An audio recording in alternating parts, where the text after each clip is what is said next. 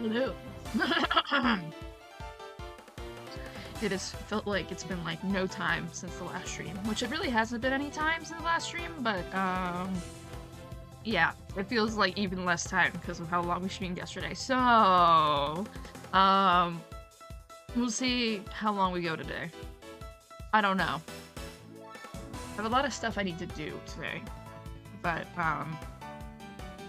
I don't know is what I'm saying. I don't know. We'll see when we get there.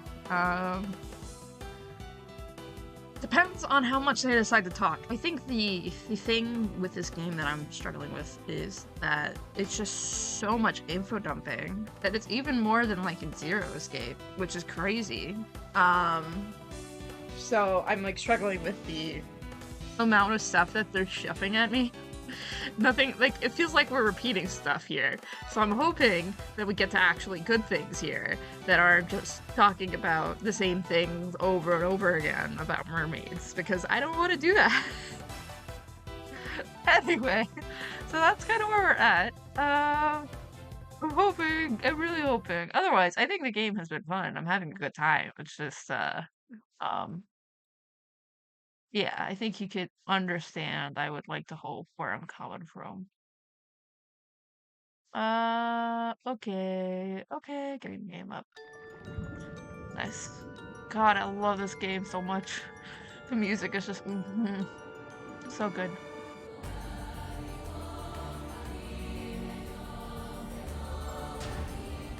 Wait, so it's just start game? Oh. Okay, so there's no save file. Okay, so I'm thinking we should go do these first, and then go to Sato, because Sato clearly has more stuff going on because she's immortal. I'm super interested to see how this relates to Yumeko, though, because I feel like this is so disconnected from all of this. If there's a massacre that happens, then maybe it's because these are like weirdly stained or whatnot, you know? So that's where we're at. I don't know. Okay. After collecting information about mermaids and returning to the inn, Ave and Circe has a meeting to plan for their true objective, the treasure hunt. Okay. Ryokan guest room. Oh, look at that. Cute. Now then, I believe it is time to discuss our strategy. 1 second. Sure, what do you mean by strategy? It should be obvious. We should reflect on all we've learned if we want to move forward. Oh.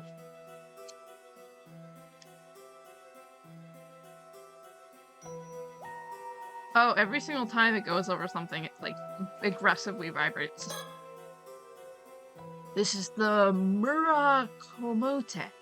It's a small inn located in Toba. It's a laid-back inn that feels more like a private residence than a hotel thanks to an attentive staff. Could barely count all the different fresh fish we were all served for dinner last night. I have not felt so full in a while. That's a bit scary. I don't trust that for a second. The hanging scroll perfectly complements the tatami room. This room may not have a dedicated alcove, but the scroll still really ties the room together. How lovely. The door to our room. Outside is a hallway with a restroom and a wash basin for communal use. Guests place their shoes in the cubbies at the entrance and wear slippers while inside the inn.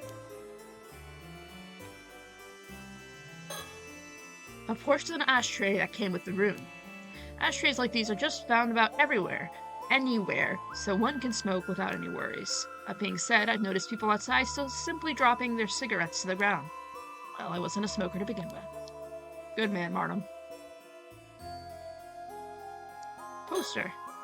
This is a poster advertising the island of Kamishima. I'd love to pay visit to a remote island like that. The name is intriguing, too. Ah, Kame meets turtle, doesn't it? Interesting. I just can't shake this weird feeling. Huh? Why? Is there something wrong with the island or the poster? The poster, I believe. Do you mind if I take a closer look? My hunch was right. There is a presence here. No way. Come on, don't scare me like that. What? What? It may resemble an L-shaped dividing screen, but I think this is actually a towel rack. You're close. It's a small clothes rack. I see, so that's what it is. Yes, normally it's used to hang kimonos, but this one is quite small, so I suppose it'd work well for towels and other garments. You're quite knowledgeable. Plug. Briefcase. My bag. A faithful travel companion of several decades. A good bag. Light is passing through the windows. It's hot outside, so I'll leave them closed. Dried flowers. I suppose this is the embodiment of the Japanese concept wabi wabi, or however you say it.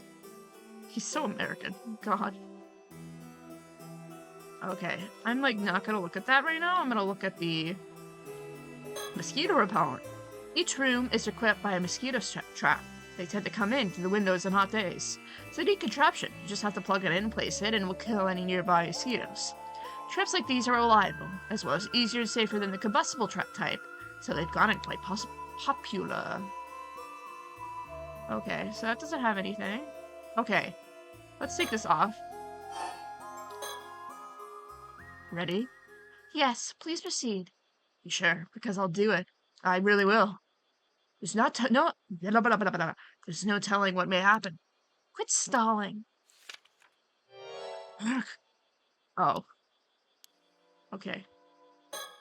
I thought it was something more sinister. Oh my god, there's so much stuff. Like, nice. Look at them. Kitten Killer. Albatross Boss. Dawn Heron. The Turninator. What? From the story chart screen? What? Okay, we'll continue, but I'm looking at that later. I worried yesterday that Circe may struggle to sleep on just a futon in a tatami room like this, but she looks well rested, so I suppose she's used to it. I, on the other hand, was too excited to get much sleep. Well, I trust your strategizing is going well. Indeed. There's just a few things I have to check. Like what? Okay. Alright. Business card. Oh, is this a business card from the guy we met earlier? It is. We managed to glean some surprisingly good information from that exchange.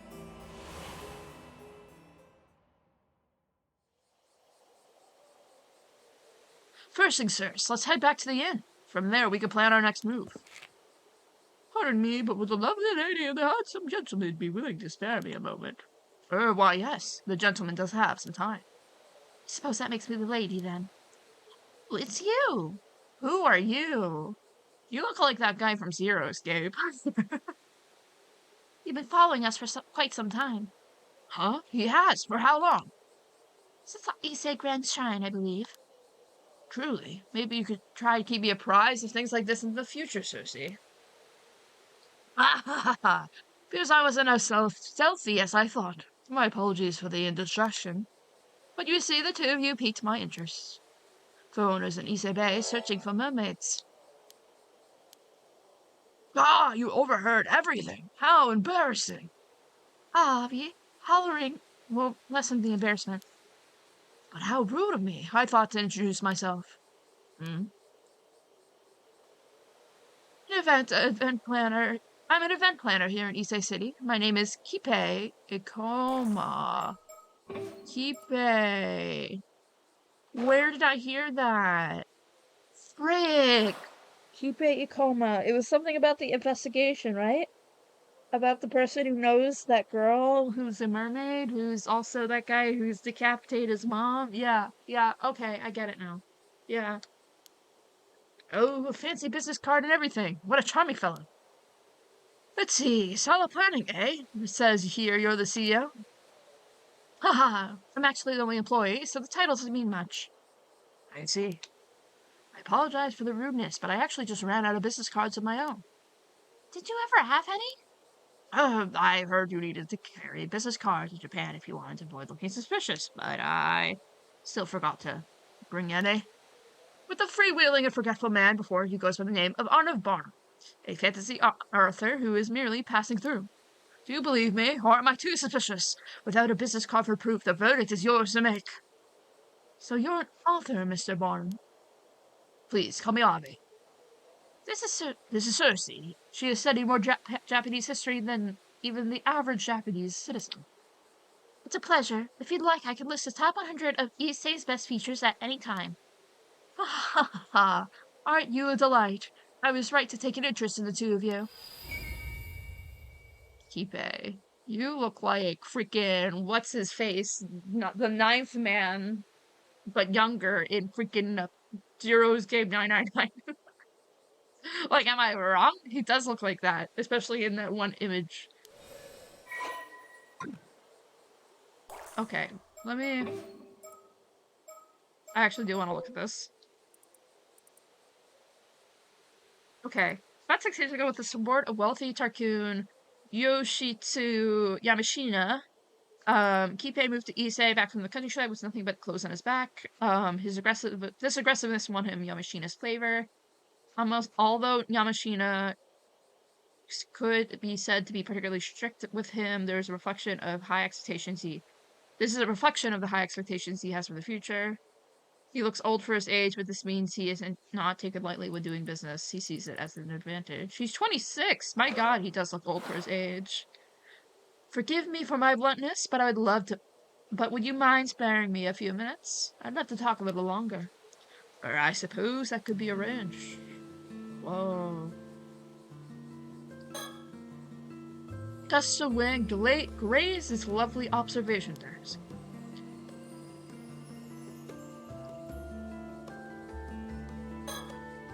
I thought she was totally absorbed in our sightseeing, yet she noticed we were being tailed. Impressive, if I do say so myself. What do you think, Cersei? Feels like a scammer who targets foreign tourists. Ha ha! Quite the blunt one, aren't you, young lady?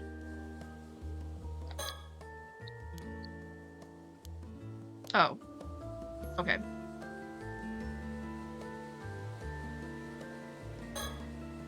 So this young man is actually a CEO, though I'm not sure if I'd call him young. His gaze has a piercing quality to it, and there's something off about him something off about his smile. Everything about him feels older than he looks. I believe these oversized suits, known as soft suits, are currently quite popular in Japan. Perhaps he's trying to be taken seriously as a CEO. He certainly is putting a lot of effort into his appearance.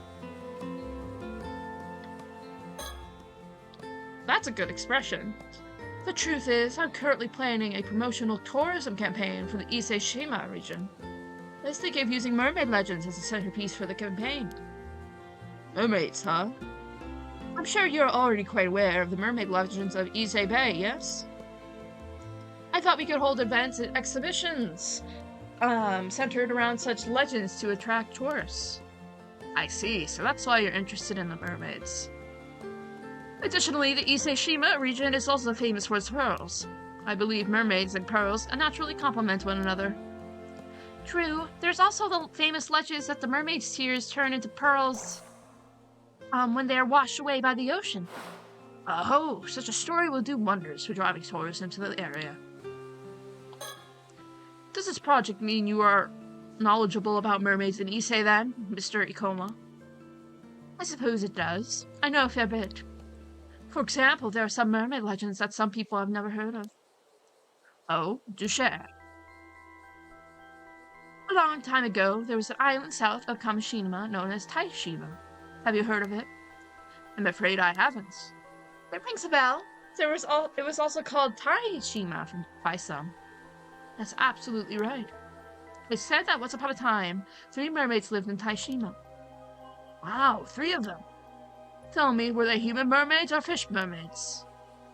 Human mermaids? Well, I suppose their upper bodies were human, so I suppose you could describe them as such. I see, so that would separate them from the 3 mermaids discovered in Bitsuo during the Heian period. Oh, this is the first I've ever heard of this tale. Really? We've heard this like 5 times. Because this game loved repeating info for me all the time. However, Taishima sunk about 400 years ago during a natural disaster. The mermaids seem to have vanished after that. What? That's such a shame. Regardless, it is said that 3 mermaids were named Sobe, Nagami, and Haise. So the mermaids were named too, huh? Definitely adds more to the authenticity of the story. Pardon me, Mr. Ikoma. I never came across such concrete information. Where did you learn this? I don't blame you for questioning my sources. I also haven't managed to find any records of this tale. You see, the story was passed down through word of mouth.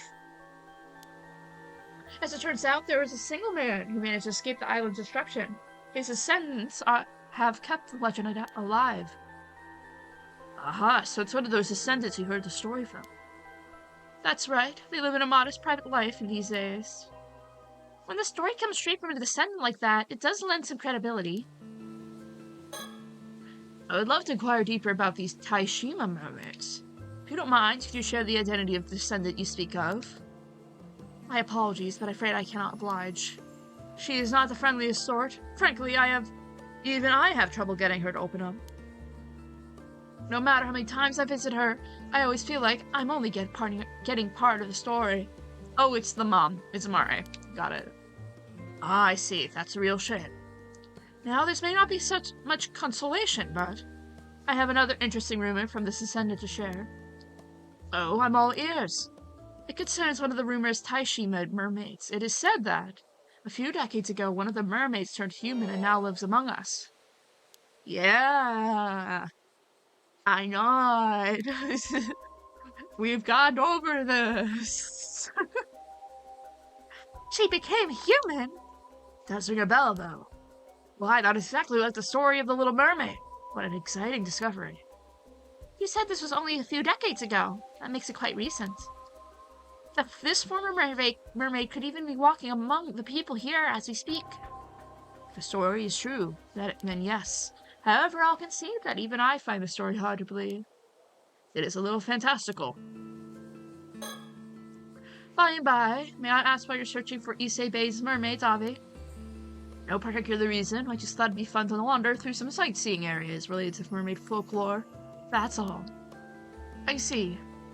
Well, since you've traveled all the way to Japan to sightsee, I'd love to ask you some questions.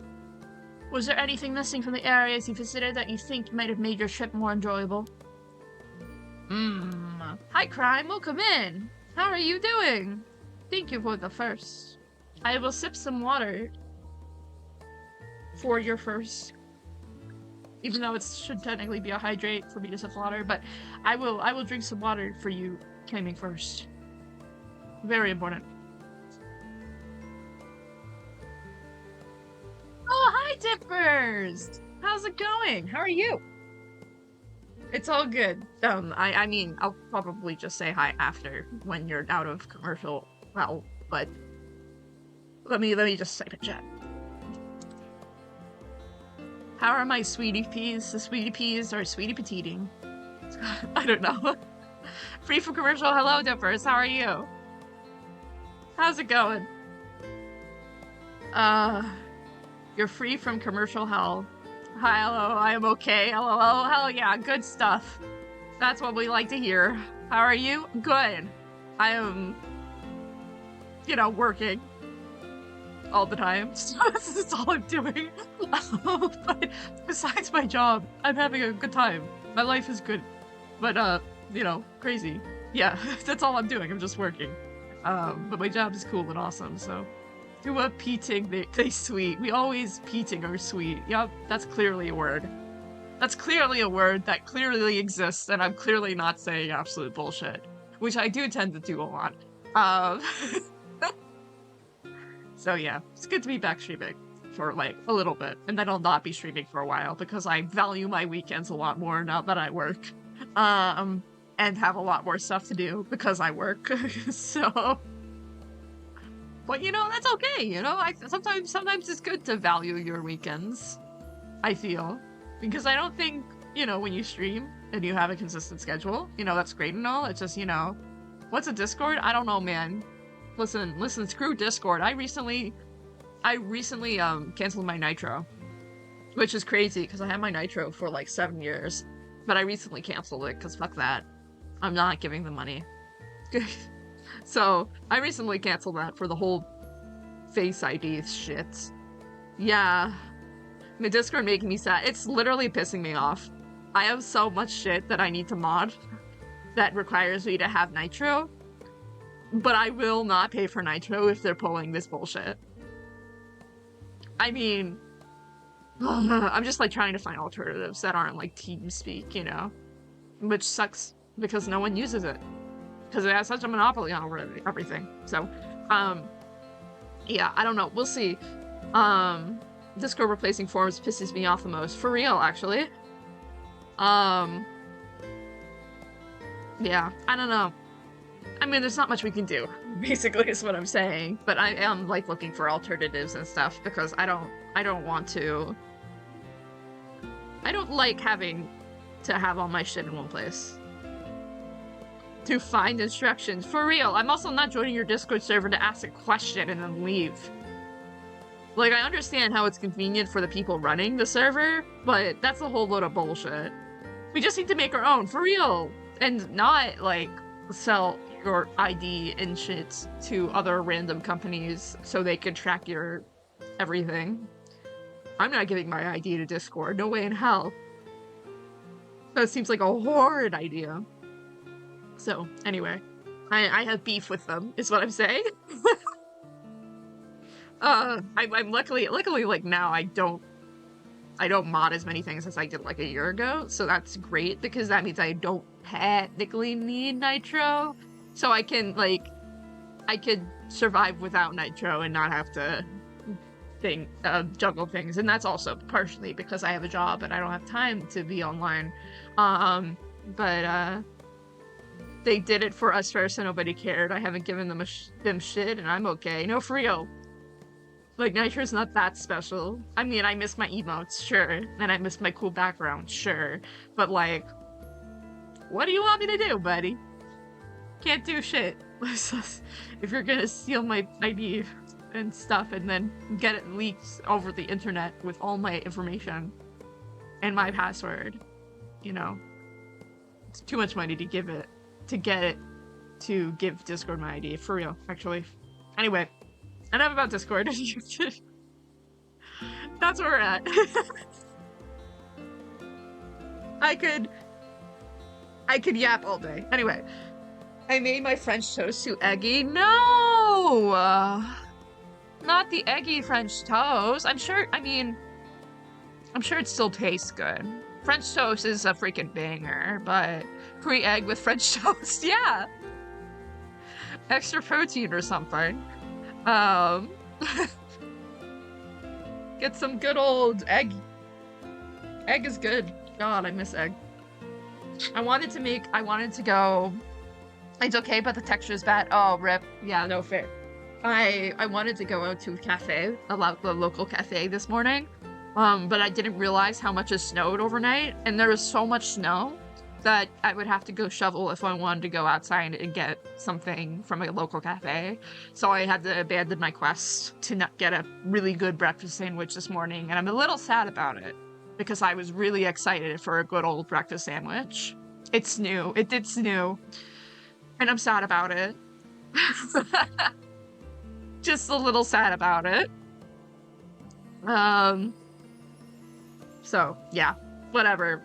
I had other food, but whatever. I had an English muffin, I had yogurt, so, I'll be fine. I'm just sad about it. I haven't seen snow in a week. God, wish that were me.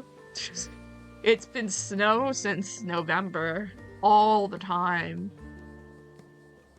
It was like 70. Oh, rip. That's too hot. Yeah. Yeah, it was, a few weeks ago, I was in LA, for a unrelated reason, not work-related.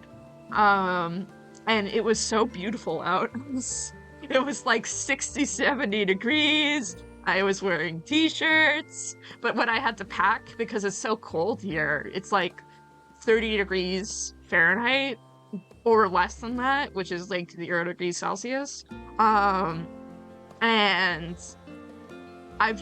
it was so unnerving because I was packing like t-shirts and shit for this trip when it's like freezing cold outside here. And so I just had some temperature shock, I feel. So it started snowing the other day and it stopped and it's been raining. It said, oh, rip. That's even worse though, because that makes it slushy and gross. Yeah.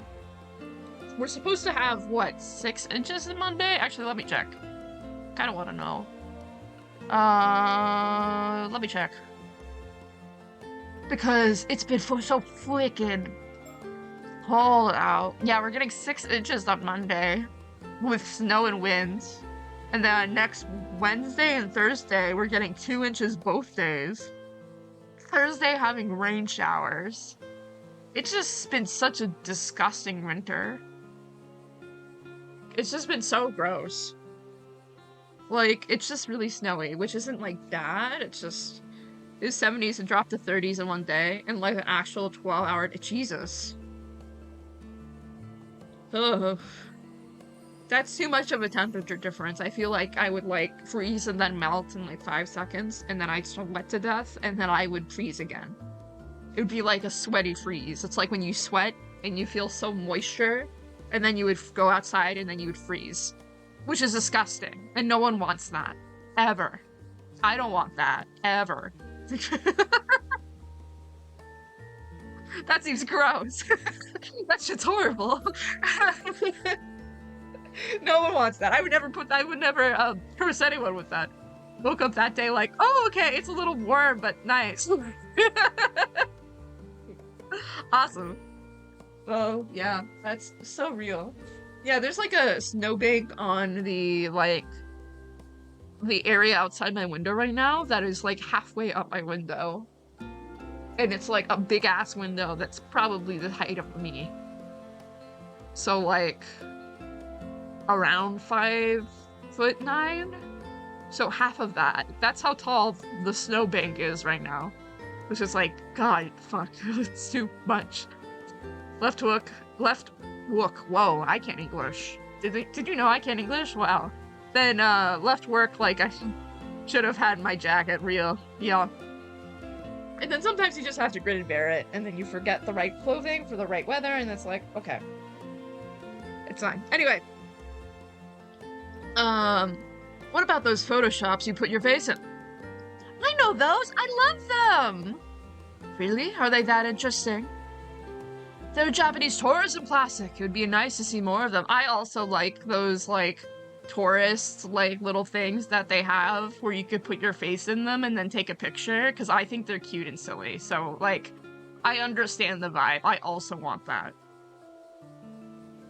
I forgot this is a game show. Yeah. Yeah. It's gonna be a long one. They've just been yapping at me. Dippers, this is supposed to be a scary game, but they've been yapping at me for 7 hours. Like, shut up. And scare me a little bit. Anyway. And by 7 hours, I mean last stream was 7 hours long, and for that game, and they were just yapping. They were like, oh man, I love mermaids. Is that a fish mermaid or a human mermaid? Oh man, I really wonder why this guy's being really, really aggressive towards this thing. Oh yeah. And then some guy got his head cut off, but you know, we don't need to talk about him. His head was only momentarily cut off. And then there's no freaking, give me the scares. Like, I just need it. This is a scary game. Why is there no scares? Fish mermaid. No, they have like a whole thing. There's a whole freaking thing in the files.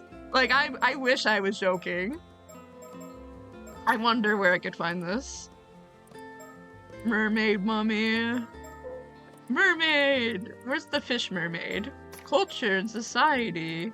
I have no idea where all, mermaids! Fish mermaid! Isabe, yes, in Japan. So this is a fish mermaid, and then there's mermaids that are more human, and they're human mermaids. So there's a difference between fish mermaid and human mermaid. And then there's people that eat mermaid flesh, and then they're immortal forever and ever and ever. And then there's, yeah, look at that. There's so many mermaid. They really love mermaiding it up. So anyway, makes sense. Yeah. So agreed. If I saw one, I would certainly take a photo with it, because I'm cool and we'll take photos with those cool photo up things. Mating it up. True. What game was it when the mermaid, with the mermaid flesh eating? There's always mermaid flesh eating. This will be forced into my vocabulary for sure. Me every day. Me when I hear something and I'm like, yeah, that's gonna be in the vernacular for a second. Oh, and please sell more of those little petted fags. I can't resist them. I see. I truly appreciate the input, but perhaps things are fine as they are. I can't look, but hi, hello, Managi! Welcome in! Hello! Don't look, close your eyes! This is a new game! How are you doing? Just, close your eyes, just pretend it doesn't exist. Flags?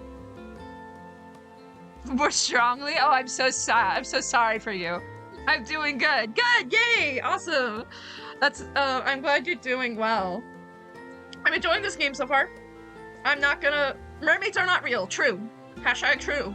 This is what I feel whenever, like, actually, should I even say anything?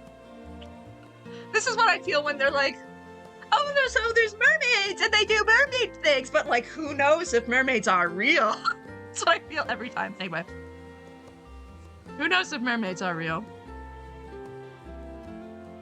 Maybe mermaids are real. Maybe they're not real. Queso. Peter Pan mermaid things. Yeah. Queso. Queso. Queso. Yeah. No, yeah, I know that guy. I know that guy. I've never watched that guy, but I've heard of that guy because he's the cheese man. Is he the cheese man? I actually don't know who this guy is, but I've seen that people have made like VTubers of him. So mermaids are not real. They were manatees and sailors needed glasses. This is hashtag true. He starts talking about Chris Redfield. No? What? Hey man. Hey Dippers, can you please send that to me? That's awesome. I love that. God, Chris Redfield. What a guy. I've seen him only in a cameo in Quarantine Zone. Oh, I see. Let me find it. Thank you. Oh man, he's so real for that, actually. Guys, Resident Evil 9 coming out soon. I'm not playing it on stream. I'm also just gonna watch it, because I don't stream much. If you guys don't know, I'm only streaming this game because it came out and I love Paranormasight, so, but I won't be streaming after this. Sorry. Unless if I'm, like, particularly enthused. I love me having some weekends to myself, but, anyway. So, yeah. It's kind of where we're at. Excited to bite on this one. I don't stream much. I haven't streamed since October. Loving it, decided to bite into this one. I'm enjoying this one so far. I have thoughts, but I'm not gonna say them. Because you should experience it for yourself. And I stand by that. You stream more than I do. Well, I mean, this is true, but I also... Yeah, you can send it here, yeah. I do technically stream more than you do. But I also haven't streamed since October. Thank you. Let me watch this. I'm not putting it on screen, by the way. You'll just need to...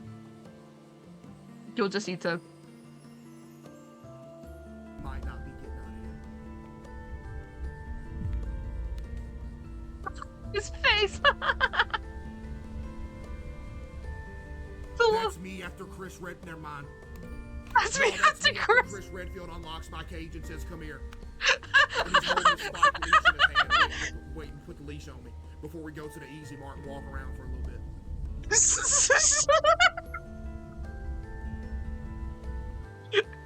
Y'all about to cut the stream off.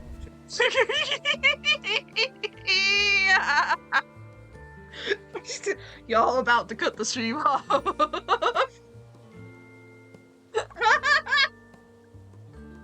Oh no! Oh no!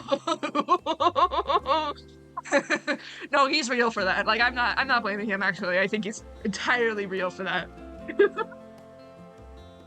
Anyway, but have a good one. Thank you for that, Ray. Have a good one. Go play it. Go enjoy that Paranormasight. Enjoy it thoroughly to the best of your ability. He's best known for Chris Redfield Love and Water Park Simulator. And more, but that's what I know him for. Awesome. Love that for them. Love that for him. Thank you for the hydrate. I'm drinking so much water, and I know I'm going to be streaming this in probably 7 hours, because this game's going to be long as hell. So, yeah, anyway. I need to pace my water drinking, I feel. If I drink my water too quick, then I'm just going to be suffering in like 7 hours, you know, sort of thing. But, God, he's funny. Anyway. Anywho. Monongi. Have a good one. Thank you for stopping by. Streamer will become the sweetie pea. Also true. Anyway, thank you for stopping by. Good seeing you. Are you streaming today? Question mark. Anywho, I'll stop by when you stream next. I don't know when your schedule is. But whenever you have your schedule, then let me know. Or I'll see it, maybe, potentially, depending on Twitch, if Twitch likes me or not. But anyway. We shall continue! Hi, boy. I've been using my mouse too much. Hi, boy. Twitch hates me. Twitch hates my ass. Twitch hates my ass so bad. It's so annoying. Did you discover anything new regarding the area's mermaids? Please let me know. Understood. We hope you'll do the same for us. This guy's name is Barnum, by the way, and makes me really happy because I think of Zach Byrne. Freezes and never tells me anything. No! Are you using mobile? I think it just may be homophobic. Amazing, a brand new mermaid legend! The real question is why? Why? There's a long history of people making up legends to drive tourism. Such stories linger on, despite their veracity being entirely unverifiable. Only knew you were on because of Discord. Jesus H. Christ. Well, thank God for Discord. Actually, don't thank God for Discord. Discord, I hate your ass. We've gone over this already. But it also does the same on desktop. Damn. That sucks. Yeah. I always have to, when I watch Twitch VODs, I always have to, like, be very aggressive with ad blocks. Because it's so annoying, because it pushes so many ads. Sometimes I just purposely wait for the people to upload their VODs on YouTube so I can watch them without ads, because I'm not listening to ads. Once they put ads on my screen, I am closing the freaking tab. Stream is literally on 360p. Why does it hate me? Oh no. Oh no. They love giving you crunchies. They love you the crunchies. I suppose. Is something the matter? It's nothing. It's nothing. Well, it is about time for us to get going. Yes, of course. Thank you, and I apologize again for taking so much of your time. Actually, since you've come all this way to Japan. If anything happens to you during your vacation here, or you need any help at all, please feel free to give me a call. I'm quite familiar with all sorts of business in the area. For example, I could put you in touch with someone should you be looking to interview AMA divers. Oh, really? That's very kind. You're not just saying it as a formality, are you? A free-spirited lad like myself will not hesitate to take you up on an offer like this. I will call you. Love this guy. He's so funny. He's just so entertaining to me. I will call you / threat. Please do not hold back. I'll leave you two to your sightseeing. Please have a good time. This guy would threaten someone to get more information. If mermaids really did live in Taishima, certainly worth investigating. Okay, so that one's done. I think. Cool. Okay, that one's done now, officially. Alright, which one next? Research material? Some of the notes I've taken. The information in them is not substantive and likely of no use. Oh, so he's telling us that his research materials are, a little bit shit. This is a sketch of a mermaid mummy that I found in our family storage. Your family storage? Bro, what is your family doing? Having a mermaid mummy just kind of chilling out in the freezer? Guy came from a family of, like, serial killers or something. I mean, he is an American. Like, come on here.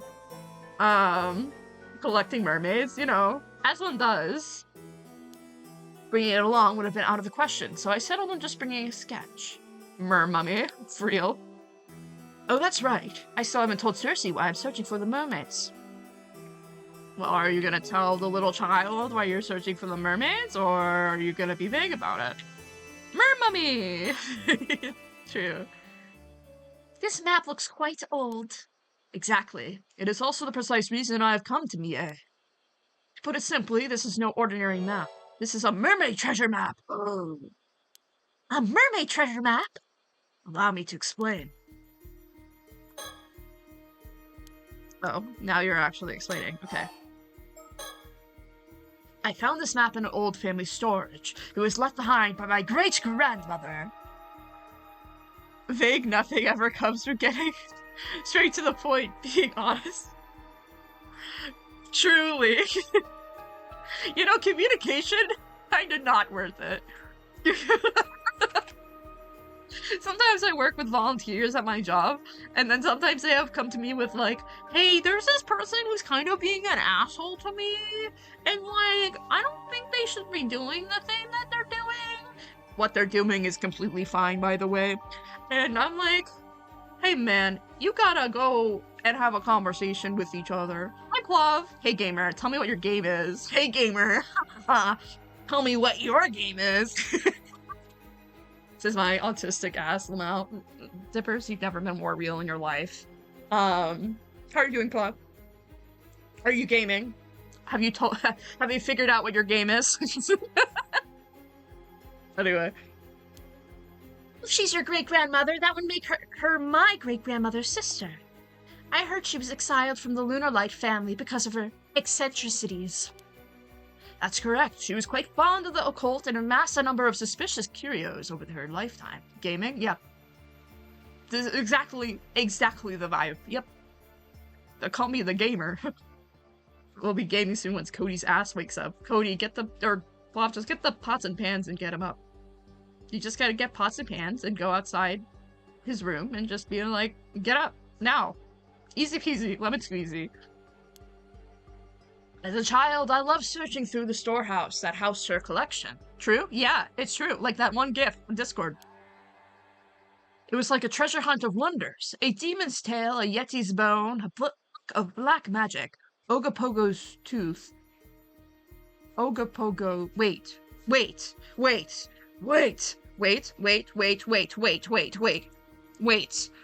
I'm having a moment. Oh. Ogopogo is an actual thing.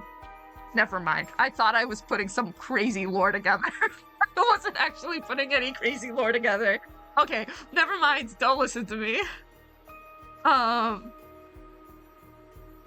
The Discord that someone is not looking at because they're streaming for 8 hours again. Well, I'm sorry that I have a stream to play. Said the crosswalk. It's just... True. I thought, because Ogopogo is the name of one of the characters in the previous game's dog. So I heard Ogopogo and went, what? The dog? No, it's like a serpent. Oh, yeah, yeah. I was like, Ogopogo? The fuck is Ogopogo? Anyway, we're gonna Ogopogo it up, I fear. I cannot vouch for if any of it was authentic, but it was still so exciting to look through. It's no exaggeration when I say this very storehouse is what led me down the path of becoming a fantasy author. I have connected the dogs. Stop. Toby Fox humor. For real, actually. That's something that Toby would put in Underhill or Deltarune. I've connected the dogs. I suppose that's where this kind of formative experience. I suppose that's the kind of formative experience a cult writer needs. Just so, I have to thank my great-grandmother. She's the reason I can put food on the table. Aggressive smiley. And among the items in that collection was this.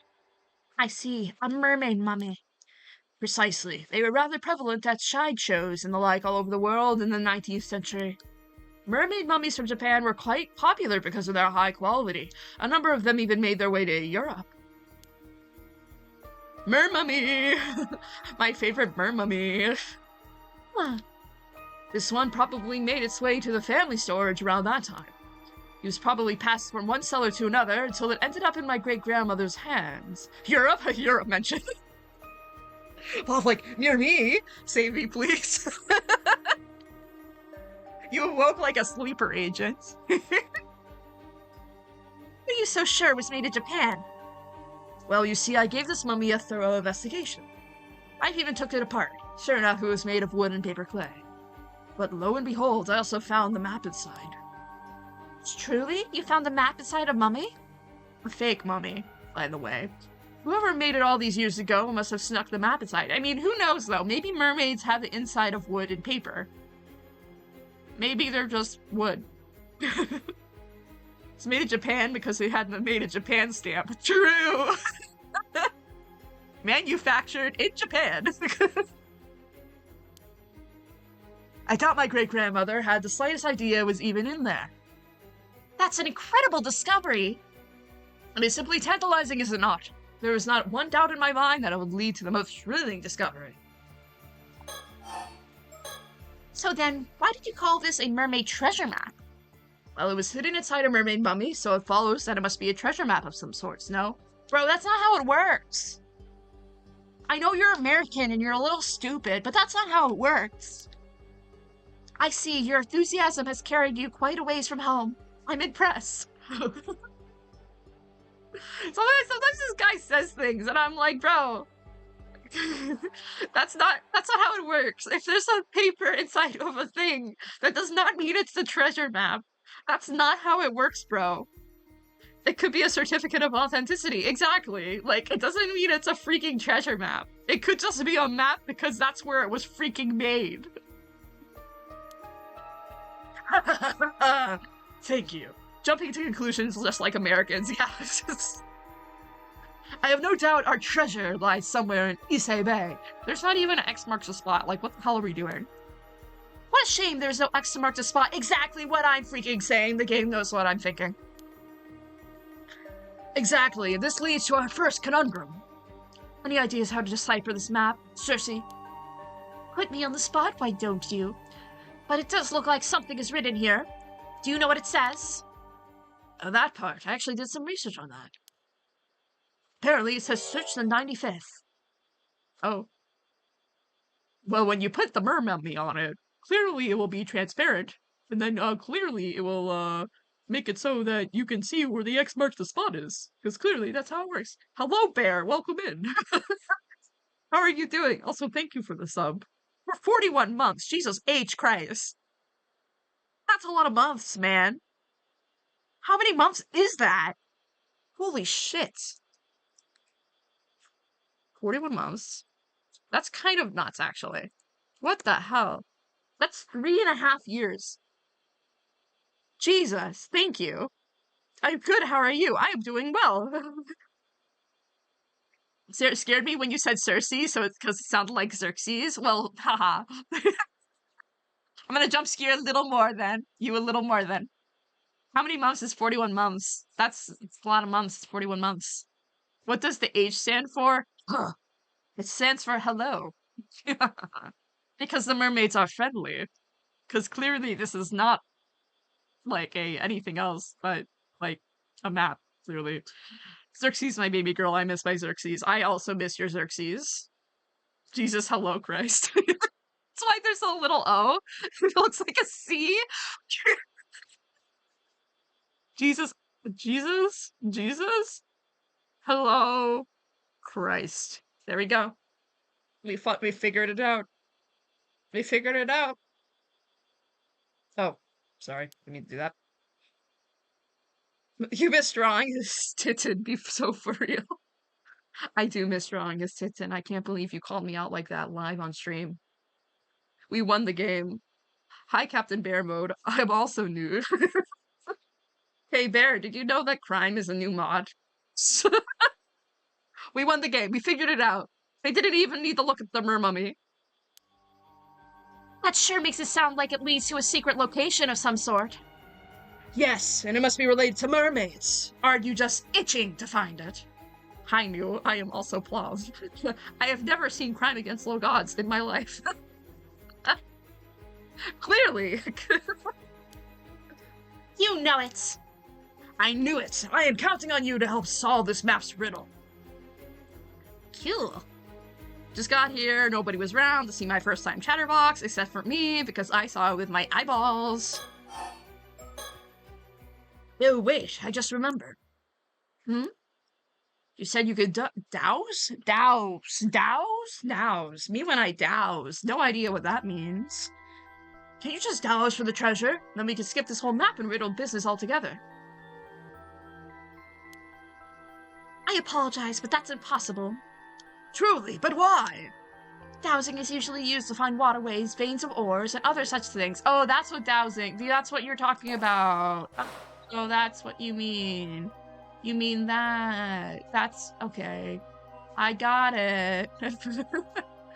My dowsing, however, can be used to find people and objects imbued with spiritual power. However, I must be familiar with the spiritual power that I'm looking for. I see. In other words, you won't be able to find a treasure you've never seen or heard of. Yeah, because your map is stupid and bad. Your staff is idiot. Your map, I mean. Your map is idiot. Yes, the distance from when I can detect the source also depends on how strong the spiritual power is. It is not quite the superpower that I thought it was. I say we've had enough of diversion. Let's get back to investigating your map. Jesus, we can't stop talking about the map! This game does not shut up. I want to go up to every single character and put, like, my finger up to their mouth and be like... You can't even hear that. I'm saying shush. But you can't hear it because my mic isn't opening. It's not picking it up. And I can see it's not picking it up. Anyway. I say we've had enough of diversion. Let's get back to investigating your map. Oh, thank frickin' Christ. Superpowers like the Superman? Hi, Magpie! Hello! How are you doing? Yeah, exactly like Superman. Superman was here in this game. This girl right here, Superman in disguise. That's clearly how it works. Clearly me as a Superman fanatic. I am not a Superman fanatic. Clearly I would know this. To be frank, my name is not Frank. I didn't just come here to solve the master riddle. My real goal is to find an actual mermaid. Yeah, no shit, Sherlock. I clicked the douse. Shut up. You did not do that. Love, you're so... Oh, you get to hear me not know anything about dowsing forever and ever and ever and ever on the clips on this Astrophiish page. The difference in line art is freaking me out. Well, that's a skill issue, because I think it's awesome. Go on Discord to see. No, I'm not going on Discord. Patience, young Padawan. I will stream for 8 hours first. I sent you the link. Fine.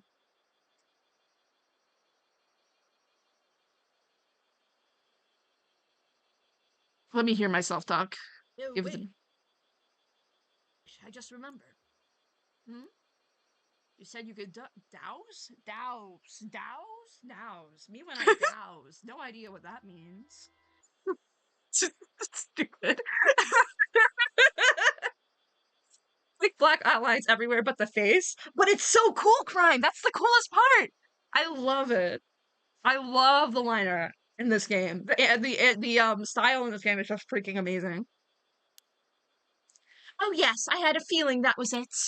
So you already knew. Exorcists sure have some keen instincts. I sent you a link. Please respond. Flaw speech bubble. Uh, what will you do if you find a mermaid? Do you want to become immortal? I'm gonna go eat it like a freaking cannibal. You can't stop me. Nom nom nom nom nom. I suppose. Might as well, considering all the trouble finding one will be. Being immortal will suck. Yeah, exactly what I think. This is what I think. This whole game is talking about, oh wow, wouldn't being immortal be really cool? And it's like, bro, no, it does not. You freaking idiot. Clearly you have not read any sort of literature or fanfiction or whatever about how being immortal sucks ass. Someone needs to read more books. Your reasoning is unexpectedly uninspired. And like, what's the rules of Immortal? True. Well, the rules in Immortal for this game is that if you get, like, a wound, you'll survive. Or if you get a wound, just generally survive, and your body will just regrow itself.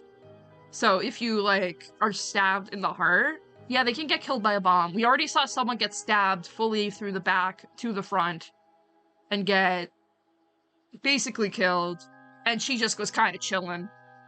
And then she ran away because she was embarrassed. Which, like, real for her, actually. I kind of get it. Nice they thought about that. Yeah, I think it's interesting. Oh, you weren't here for last stream. Magpie's like, oh boy, you weren't here for last stream. Last stream was a wild. You missed an awesome moment. There was a lot of awesome moments that were really, really funny. Anyway, we had a good time. Fonts on the YouTube channel. If you want to hear me yap about stupid shit.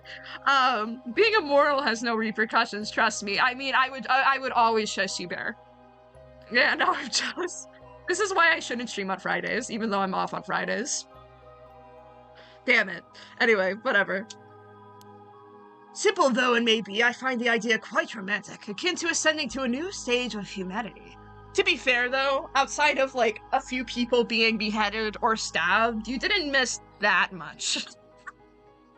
Thank you for the posture check and the blink. I will sit up like a normal person. Fuka! Okay. My back. Anyway. Sure, I guess. I take it that you disagree with my thinking, Cersei. If immortals had a baby, would the baby be immortal too? No, I don't think so. I'm pretty sure we have a parent that had a kid who's immortal. Who isn't... The kid isn't immortal. But I have a theory about that, and that could be a wrong theory. Does that make sense? Shrimps together strong. My back would be sad if I shrimp. Well, if like two freaking Xerxes. I'm coming over to your house to hit you with a bat. Love. I'm getting a baseball bat ready right now. Well, if like two immortals, fair. I wonder, yeah, if two immortals.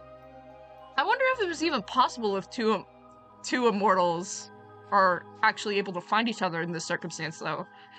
I mean, maybe. From what I've heard is that they just tend to become nomads and just travel the country because they can't really do anything. And they can only stay in like different places for like 6 years at a time, because after 6 years it'll clearly be shown that the people will figure out that either they're immortal or they'll have to move or, you know. And then it becomes urban legend, because everything becomes urban legend in these type of games. Why 6? Because these people aren't entirely immortal, they live for 800 years. And I don't remember the exact math, but I believe by at least a decade. Yeah, fair. I think they just divided it by, like, each specific section. So they had, like, 6 years in each area. So then they'll be there and they'll be able to meet people, but they won't be entirely prominent. I love it. It's so interesting. But I guess this is all they've been talking about for 8 hours. 8 hours! Anyway, it's good lore. It's really tasty lore. But this is all that they've been talking about in a horror game for 8 hours. So, I'm enjoying it. But please kill someone, please. This is also partially because I'm yapping. So, like, it's not all their fault. Like, I must mention that I am, like, yapping and I don't shut up. God forbid they find a passion to the picture. They're just info dumping like crazy. Gotta know the stakes. Yeah, I need someone to die. Like, that's all. We've had 4 people die in, like, 5 minutes, and that's it. I fail to see why my opinion should matter here. What you do is your decision to make. They did all the research, they gotta show it. Yeah, and it's real research, too. Like, I went on Google Maps and found every single place that they were inspired by. Or a majority of the places, which is cool. But, they did their research study and they wanted to show it. Though I'm not certain that a mortal can still be called a human. Still, your decision is irrelevant to my duty, so I'll try not to interfere. Actually, meeting an immortal will be a rare, once-in-a-lifetime chance. Please transcend the humanity and let me examine you. Girl, you can't say that. What game is this? This is Paranormasight, a Mermaid's Curse. The first game is Paranormasight, The 7 Mysteries of Hangzhou, which is a phenomenal game. She's like 10 dippers. But also cool. Well, I don't care. But she wants her knowledge, like, cool. Never mind. Dipper's like, never mind, actually. She's like Maria Gori, let me examine you. Yeah, she is like Maria Gori, exactly. But the Paranormasight 7 Mysteries of Hangzhou is a phenomenal scary game that I recently rewatched. I finished rewatching it last night, and it's really good. But this game is completely separated. It's a sequel, kind of, but it's completely separated in terms of characters, so the concepts and everything are completely different. So, like, you experiencing this game now is not a spoiler, really. You're not gonna get spoiled for the first game. So, if you're interested in this, please play the first Paranormasight game, because it's awesome, and I love it. It's really interesting. Lots of stuff about curses and magic, and a lot of murder, and a lot of scary shit. But this game doesn't have as much scary shit, and not as much murder, so I'm, like, waiting for the slow burn to do the slow burn. I would prefer if you don't speak to me as a research specimen, but I'll overlook it for now. Though I do wonder if immortality would actually bring you any happiness. When you look at the old folk tales, it tends to be less of a blessing and more of a curse. There we go. Geez, don't say that after I already made up my mind and everything. Well, I'm sure you'll be alright. If you tire of immortality, you only need to embark on a journey like modern-day Yao Bikini. That is one way to look at it, though I think the nun part may be an issue. American nun. I mean, yeah, Americans can be nuns. But it's just really funny that this big, broad American man is like, what if I become a nun? He's also a little stupid. Well, I shouldn't get too far ahead of myself. There's no immortality to be had till I find mermaid flesh to bite into. So let's start there. Understood. I'm also quite interested in finding a mermaid myself. Maybe in 800 years he could finally write a good fantasy book. Oh my god, that's such a roast. God damn. Man's gonna have a million aliases. Okay. They're like, please shut up about that. Searching for just mermaid meat alone seems like a waste. Agreed. The best way to go about this would to find a living human mermaid. And I have no doubt this map will lead us to the place that's related to the mermaids and immortality. You are risking it all for a biscuit. That is quite exciting. Now this is what I call a true adventure. No matter the era, there's nothing better than a quest for the unknown. Okay. Oh, now we talk about the map. Say we've had enough of diversion. Bro, what do you mean? I've looked at everything. Why is it being mean to me? Oh, look at the map. Let's take a good look. Oh? Did you notice something? It looks like something's written on the other side. Uh-oh. Uh-oh. I see, I must have missed something. You didn't look at the other side of the freaking map? You are a fucking moron!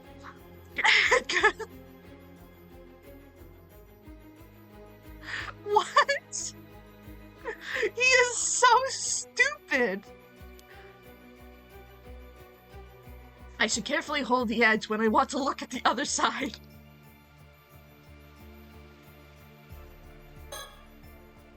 Circe, do you recognize the symbol on the lower right? Barnum! The exam essay Barnum! God, Barnum would never.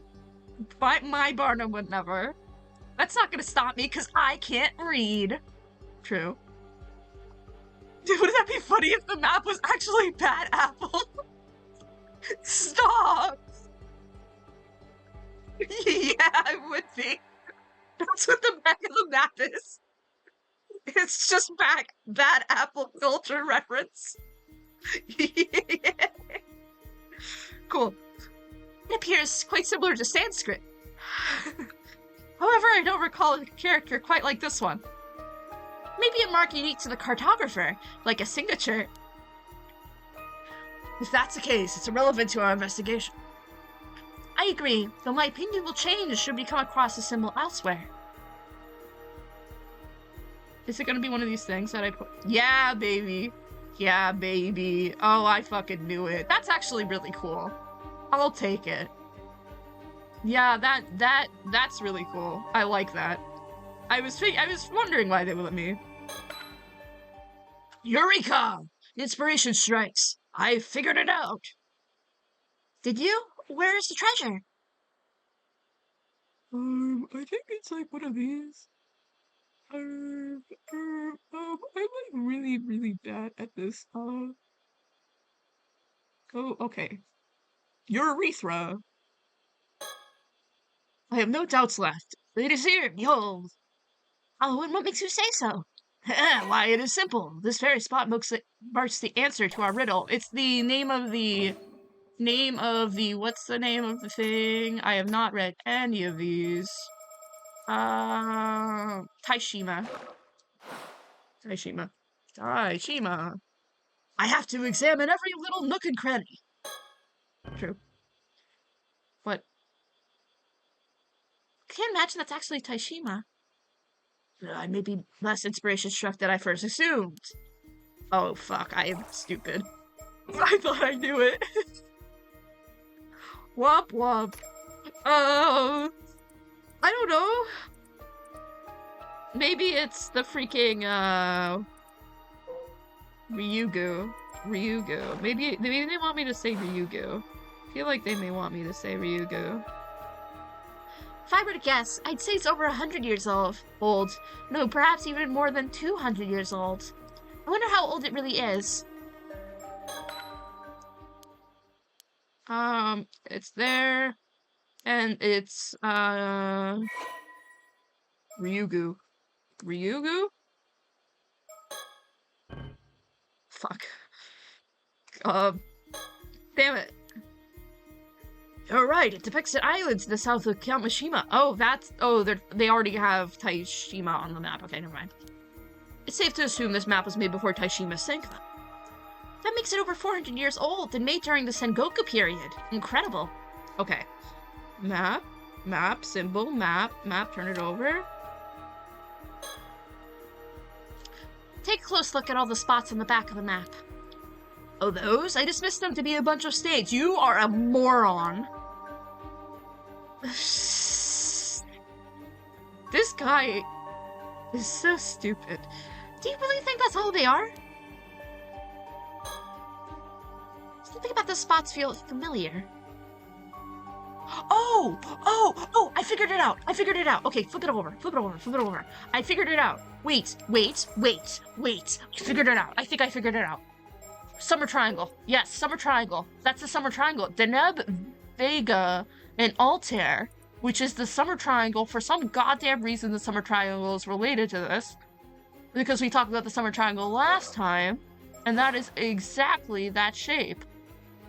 Okay, so that's Altair. That's Altair Hikoboshi. Hikoboshi, okay. I'm on fire now. You are so on fire. I've got to go for now. Well, Dippers, thank you for being here. But have fun. Thank you! Have a good one. Have a good one. I hope you have a wonderful time. Have a good day. Yeah, it's nice seeing you. It's been so long.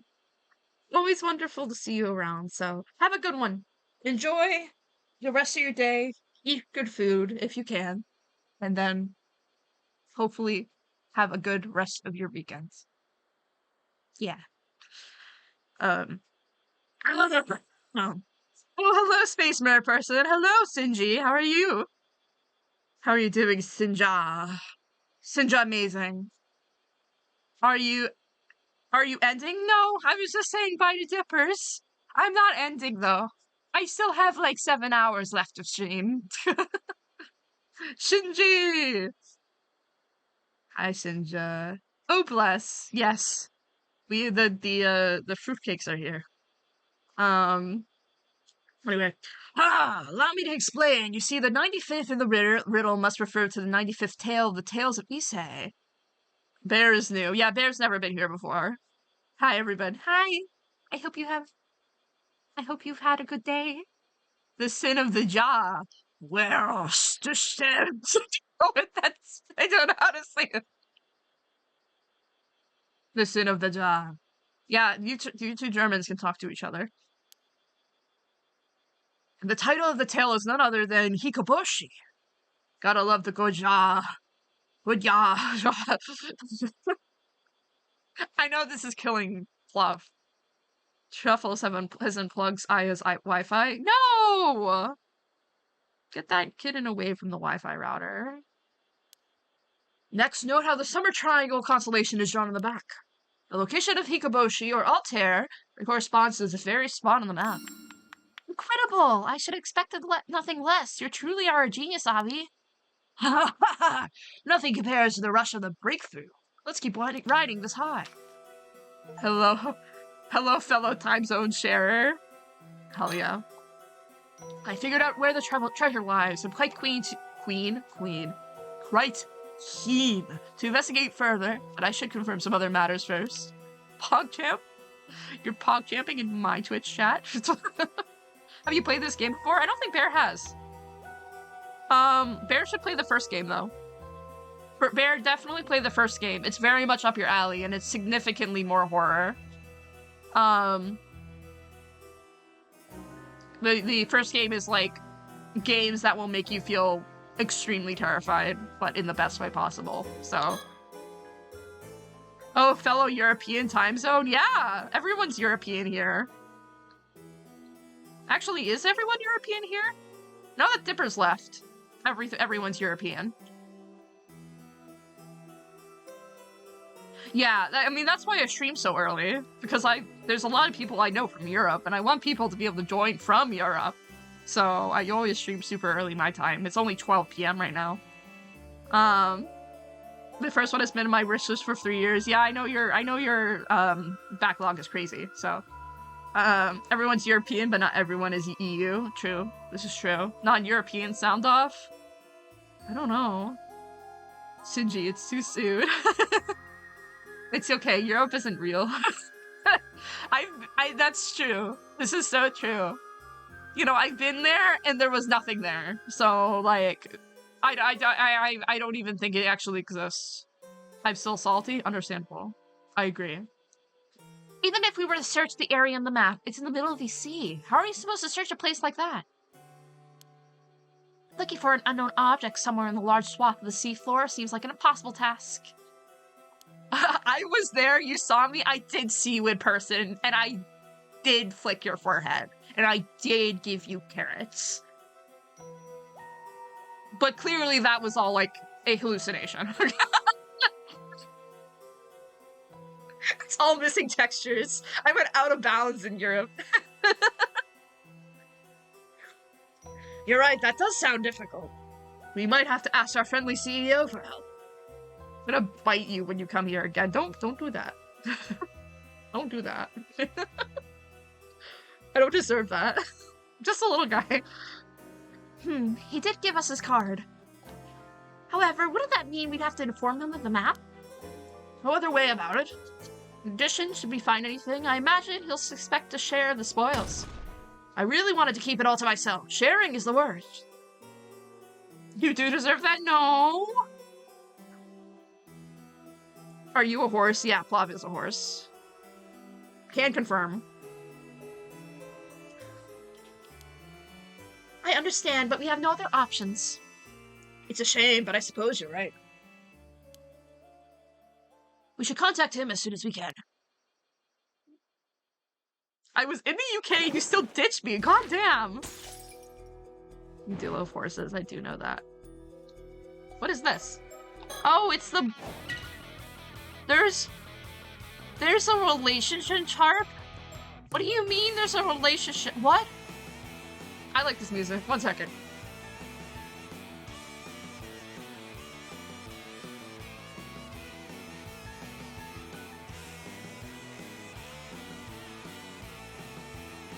Cannot calm down. My heart is bleeding. Ah, the agony. A relationship chart for random ass birds you could find in this game. Awesome. The kazoo is really good. This is important for the murders, yeah. That's Aya with the kazoo. True. I didn't just Sinja, I just didn't show up. And a recorder. That's awesome. Hell yeah. Why is this important? Oh my god, they freaking made lore for their stupid collectibles? This is awesome. Dawn Herald! The Terminator! Awesome. Anyway. We go back. That's awesome. Anyway, we're sacrificed. That's scary. We're gonna go on the boat? What the fuck is this game? Good freaking question. The next day. Cool. Hello, this is Ikoma. I'm calling about the seafloor investigation.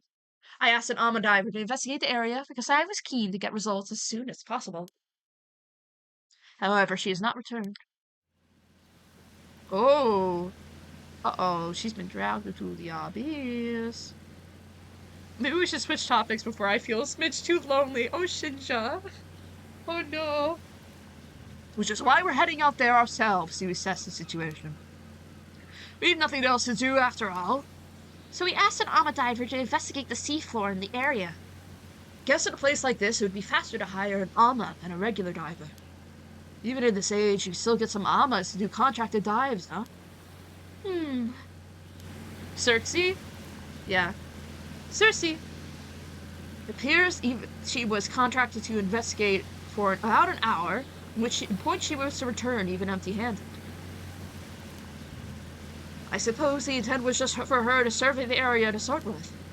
However, several hours passed with no word from the diver. I could see when Koma is worried. Lunar Light, true. Xerxes. My OC, Xerxes. We'll start by checking out a location. We need to request a police search after if need be. My OC, Xerxes. I can't believe horses can have OCs. Xerxes, do you have a bad feeling about this? I do, ever since we heard about this. Is someone gonna be killed? Someone get killed, someone get killed, someone get killed, someone get killed. Please, please, please, please, please, please, please, please, please. There's a strong negative spirit energy in the air that has only intensified as we approach the spot. Something happened here. The diver didn't make it back. Is it safe for us to go? Is it safe for us to go? I have a talisman that repels evil, so it should be fine. Well, if you say so. Worst comes to worst, we'll reunite in the afterlife. That's not what you should say. You have a child with you. Boy, you have a child with you. You shouldn't say, well, if we all die, then we'll reunite in the afterlife, so, like, who gives a fuck? We have a VPN, Barnum. True. Understood. Leave it to me. Cool. Cool. There's something there. That must be the Alma Diver's boat. You have a child with you. Is a very confusing sentence. He does have a child with him. I've never heard that word before. I am not a real German. Yeah, you're a fake German. Skill issue.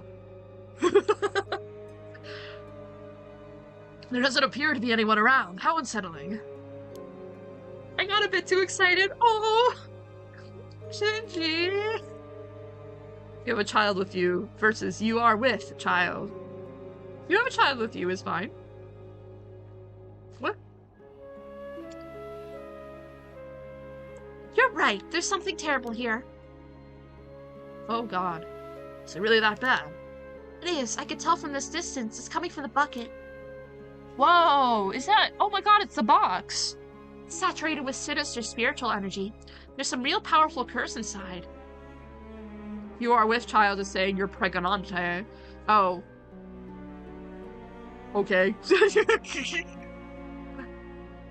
Okay. Inside the bucket. Does that mean the Alma found something on the seafloor and brought it up to the surface? Perhaps succumbed to the curse while trying to get it out? Ragunzo. Pregnant. Reggers. Pregnant. Yes, unfortunately. As we cannot say for certain what misfortune this curse may call forth, I need you to remain cautious. Can you spell curses, Circe? I don't know. Can you bleed when you're pregnant? Can you bleed when you're pregnant? Depends on the curse itself, but I believe I may be able to handle one of this caliber. That's a relief. Is it really safe for us to approach that boat, though? Yes, it's fine. For me, at least. Understood. If anything happens to me, then I'll leave the rest to you. And I'll meet you in the afterlife, because that's a really normal thing to say to a child. Oh my, there's a small metal box in the bucket. This has to be the source. There's zeros in. Can we take it? Yes, provided I can overpower its malice, it's engulfed in. Ah! My headphones have low battery. I need to charge them. Bye. I am deaf now.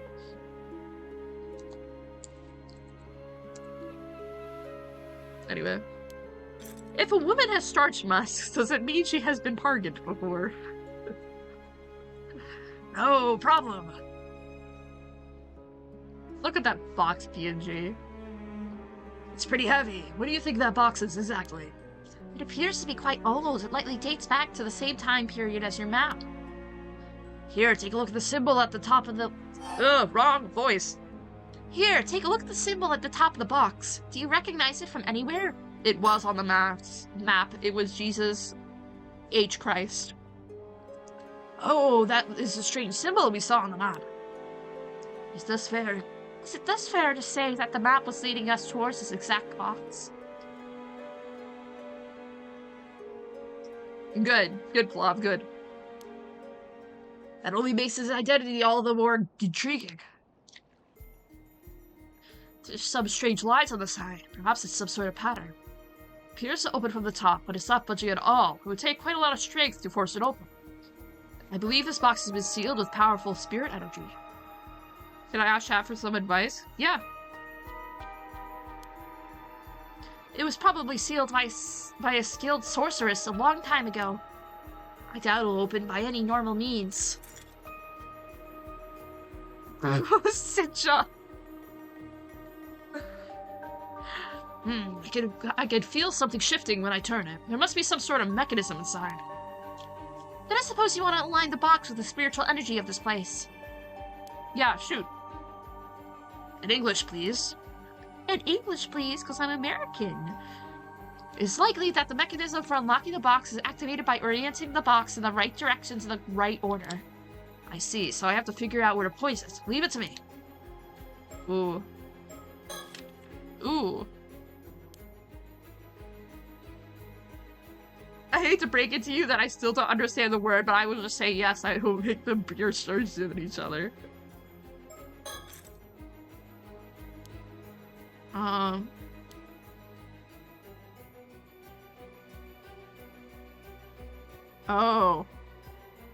How much do you bet it's pointing it at the sun? No? There has to be a reason why we can do that.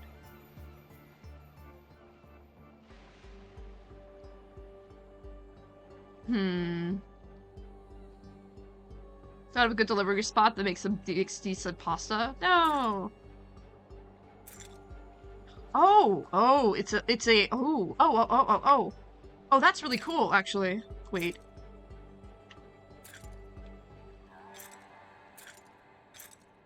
Oh, shit. Okay. Yes, yes, yes! That was satisfying. That was a good brain click there. That was really cool. I can't believe that's how that works, though. Do that. Do what Pop said.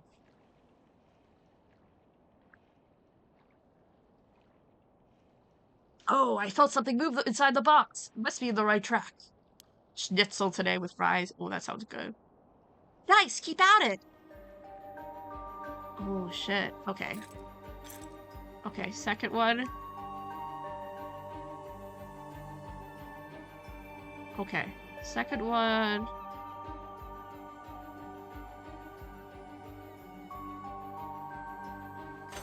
Okay. I'm on fire, that's two. Okay.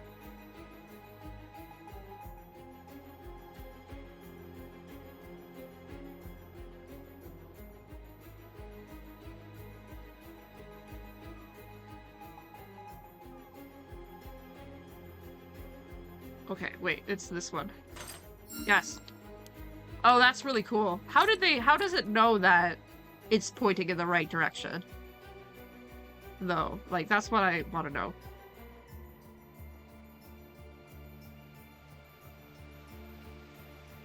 Okay.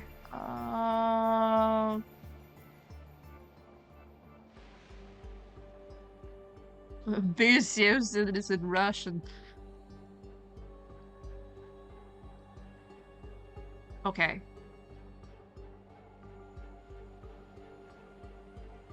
Okay, wait, where is this one?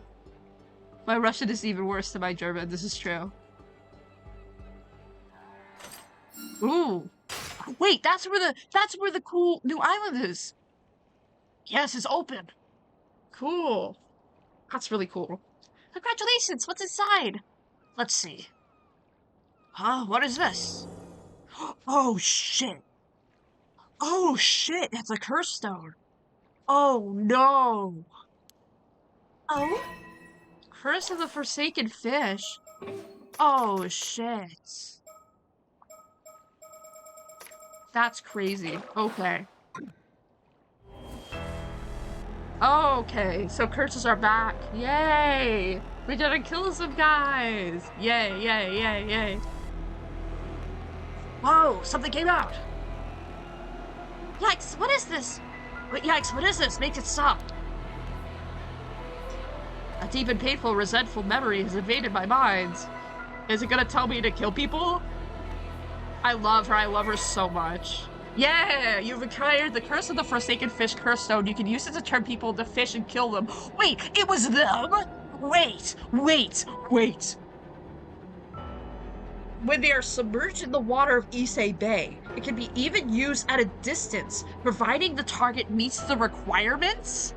Use the curse button to see when you wish to use the curse. Oh, I'm so excited. Yay! Finally, after like 9 hours, we finally get to kill things. Oh, that is crazy. Wrong place to start a fight about the definition of what a fish is. Yeah, bro. A fish can be whatever he wants to be. Don't be fish phobic. What the hell was that? I'm not certain, but I believe we may have just acquired a curse tool known as a curse stone. But why the hell would he go commit a murder? We know that there's someone that used that curse stone to commit a murder. We found a fish that had that done to it. So why would Javi, of all people, kill a fish or kill a person by making it a fish? However, they are rarely possessed by such powerful curse echoes. How lucky! If you truly are congratulating me, then I'll happily celebrate with you, but can I ask you something first? Of course. If I curse, am I gonna die? I'm a fish hater. Sorry, Pastor, this is very personal. Fish famously have hair, a human face, and the power to kill people with curses from the beyond. This is true. I wouldn't say you're cursed, per se. There was a similar case in Tokyo last year. Yeah, in the first game. Hold on for a minute. I cannot think straight. This is far too overwhelming. An incredible amount of information flooded my mind just now. I need a moment to settle before I could take in anything else. I need to look at the file for the Curse of the Forsaken Fish. Okay. A curse born by the final moments of Hyase. Oh, so each of the mermaids that are the 3 mermaids have a curse stone. That makes a lot more sense. It's a really pretty design, by the way. Brutally tortured to death by humans in Taishima around 400 years ago. The curse has the power to kill any human submerged in water in Ise Bay. However, the excruciating pain suffered during the transformation often results into them dying before the metamorphosis is complete. The bodies of those who succumb to the curse decay almost instantly, shriveling up into desiccated fibrous masses. The curse can be triggered remotely, provided that the curse bearer knows the victim's exact location. Mermaids inherently possess the ability to turn humans into fish at will. The curse of the forsaken fish is a result of that ability being turned into a conditional curse and sealed within a curse stone. That is absolutely nuts. The curse stone thingy reminds me of a plant. I think it's a desert rose in its dry state. Oh yeah, no, I can see it. I can see it. I love the color and shape of the hair and the fins. It's so cool. That's clearly like a fish mermaid, not a human mermaid. That's crazy, though. You must mean the resentful memory held in that curse. It's a phenomenon where the events leading up to the curse forming are passed on to the curse bearer, so its grudge will be spared. Oh, and curse bearer refers to someone who is haunted by curse echoes. Yeah. Already told you I can't take any new information. You're doing this on purpose, aren't you? I think I just learned why Taishima sunk 400 years ago. Let me sort all this out first. Really? Tell me. Yeah, give me a minute. I'm crazy. Interesting. Really interesting. So this is before they got to the islands. But they didn't have the samurai Kazuma Sogi. They didn't have the Kazuma Sogi curse, though. Thank you for investigating the situation for me. I was involved in an accident many years ago, so I can't bring myself to go out to sea anymore. You've been a tremendous help. Oh, I'm sorry to hear that. We've actually got our hands on something quite valuable, so we owe you thanks as well. That's great. I'd love to hear more about what you discovered, if you don't mind. Don't give this man any freaking information. He's trying to get information from you, you freaking dumbass. You dumbass American that would rather sell all your information to the freaking government. Let me explain in a way that you can understand. You are the buns, and you're being haunted by the burger within. Stop. You are the buns, and you are being haunted by the burger within. True. Don't trust men, period. Here, Freon. Don't trust men, Freon. Of course. Oh, this is such a cool curse stone. Currently at the mouth of Kama River, there's a residential area further upstream.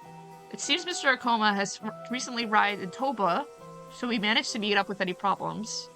Priod, I tell you. True. Truth nuke? Even when the curse fell to our lap, she managed to remain calm. Only a consummate professional like her can be so calm and collected with all that happens. Priod. Priod. Me when I priod. Priod. Will he believe us if we suddenly start talking about curses? Why are you telling him about curses? Can we just not bring it up? You think you could explain it all without bringing them up?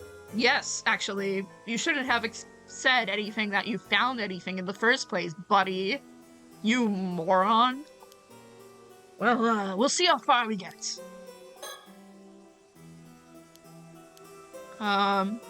So, okay. He may look scary, but his demeanor is surprisingly gentle and kind. He's a very polite young man. People like him tend to be misunderstood because they're a little awkward. He must struggle with that kind of thing a lot. Priod. The diver I hired to perform the search was an Ama diver living in Toba City by the name of Tamiko Suma. Tamiko Suma. Do we know that?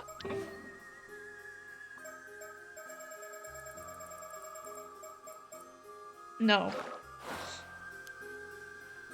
I thought there was no way we could pull off the search, but that's when she agreed to take on my request.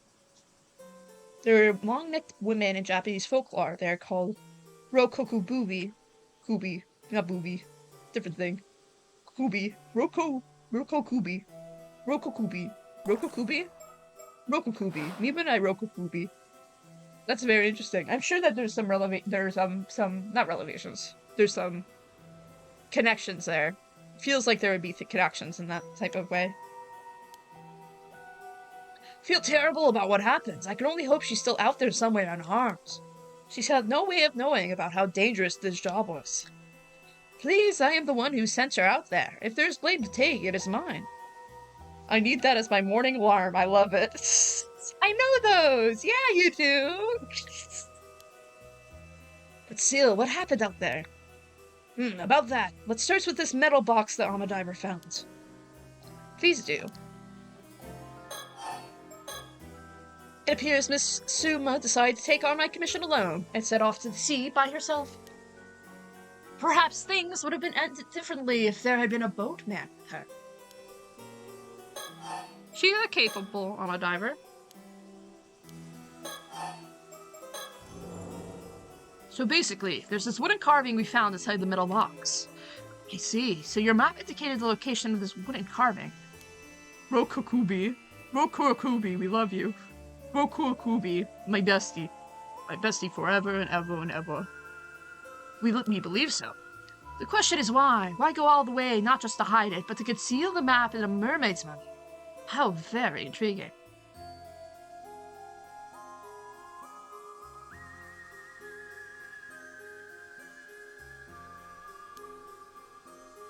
I suppose a carving like that would have had some value back in the day, but to go through all the effort to preserve it like this. I believe what was preserved was not the carving itself, but the mermaid's memory that was stored inside the curse. Da da da da! A curse? What now? That's right! In other words, the one who made it the box entrusted it with a message, and we are the recipients. Please calm down, I'm feeling quite lost. I know you're quite excited, but I think we had no choice but to start explaining the curse. That's right, it's curse chit-chat time. You may be a bit too rational to believe what I'm about to tell you, Mr. Ikoma. Even so, I may ask you try your best. Huh? If you are ready to hear it, I'm ready to say it. Come, give me your answer in the next 3 seconds. 3. I'm prepared, please tell me. He's so fucking weird. But it's funny. It's funny to me. I enjoy his silly Billy. I see. So the Taisha mermaid known as Hyacin was killed by raiders. That type of animation is so interesting. Not sure how to say it. It is really cool. The art style is just freaking phenomenal. It's so both super somewhat uncanny, but not uncanny. It's just really cool how they make still images really become a part of the scene. Because everything is technically 2D, but they make it so 3D looking. The images are still, for the most part. They're not 3D. They're painted over. A lot of them are painted over to make it look like photos. But these images, these portraits, are very, very still. Oh god, okay. Yeah, it's really interesting. Mine are kind of moving. Oh, yeah, well, I have in the settings, I have post-processing and chromatic aberration on, but without it, it would look different. I'm not changing it, taking it off though. But I see. So the Taisha mermaid known as Hyacin was killed by raiders. The hatred she left behind became a curse that entered the wooded carving. You, Avi, then inherited her curse, in addition to the information from 400 years ago in the form of a resentful memory.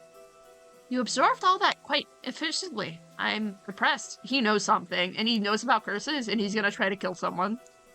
This is not the first time I've heard of what can happen if one touches the curse stone. Like, they have a still image moving the background so it looks like the waves are moving, but besides that, nothing else is moving. Like, the clouds are still. Oh.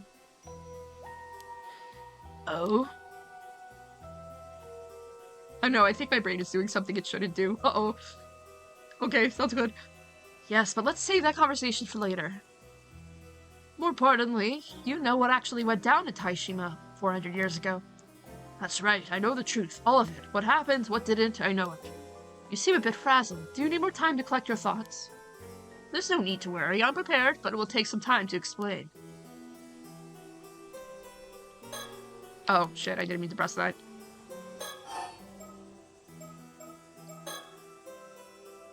I meant to ask about the metal box. It's been lying in the seafloor for 400 years. How come it wasn't discovered until now? It was most likely sealed inside a rock or something until a few months ago. So it was sealed away until a certain amount of time has passed. No, I believe the box and sealing may have been triggered by something. Probably, because isn't there a thing about 400 years being a specific year that they have to be worried about? Because it's halfway between the 800-year immortal, so 400 would be halfway.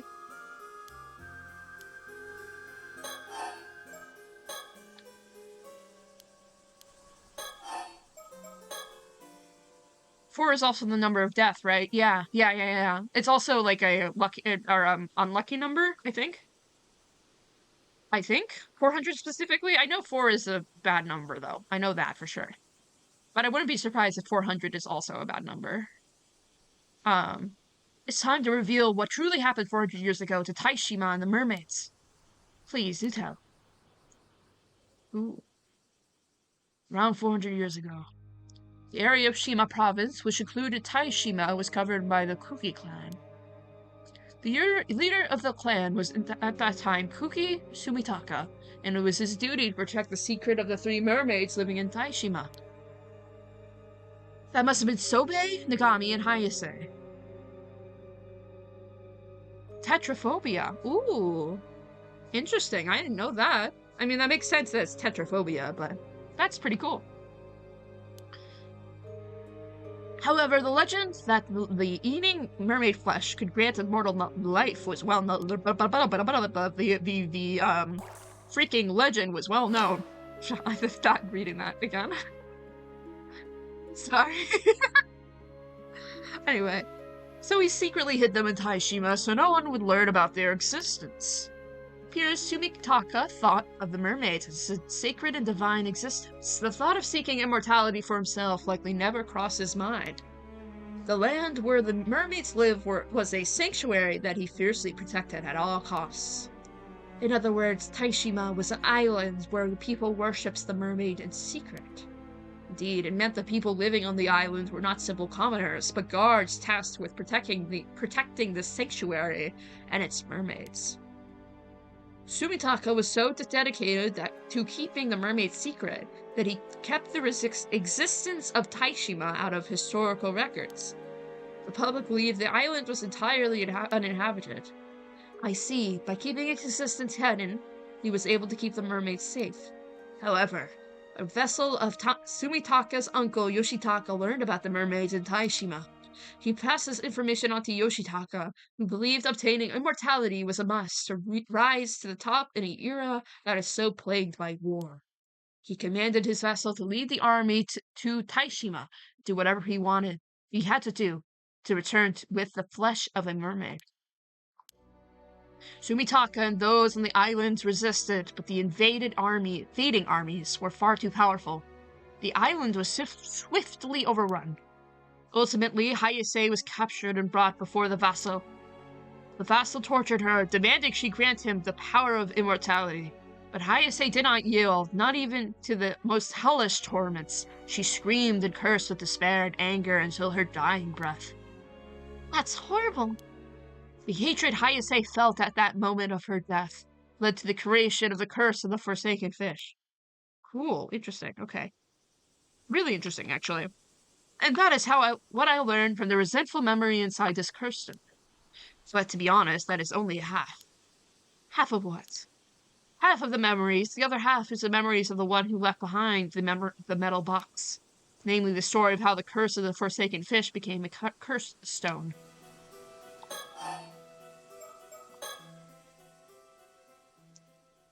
Having failed to obtain immortality, the vassal flew into a rage.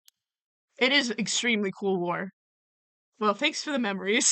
Thanks for traumatizing me. He had all inhabitants of Taishima slaughtered as a revenge for keeping this secret. That guy was the worst. He was worsties. Finally, he continued his advance into the sanctuary of the islanders had protected down to the last man.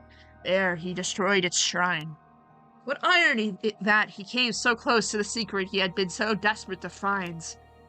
Are you saying the other two mermaids were still in the sanctuary? No, they had already fled Taishima. Actually, there were two other survivors. Sumitaka's adopted daughter, Princess Hatsune, also escaped the chaos of the invasion unscathed. There was one other islander who managed to survive as well, taking with him the treasure the mermaids had protected. The mermaid's treasure. This may shed some light on the descendant you spoke of earlier. Of course, she must be a descendant of the man that escaped that day. We now know she was correct when she spoke of the 3 mermaids living on Taishima. So we do. Putting descendants aside for now, let's return to 400 years ago. The vassal's invasion and destruction of the sanctuary was like a trigger.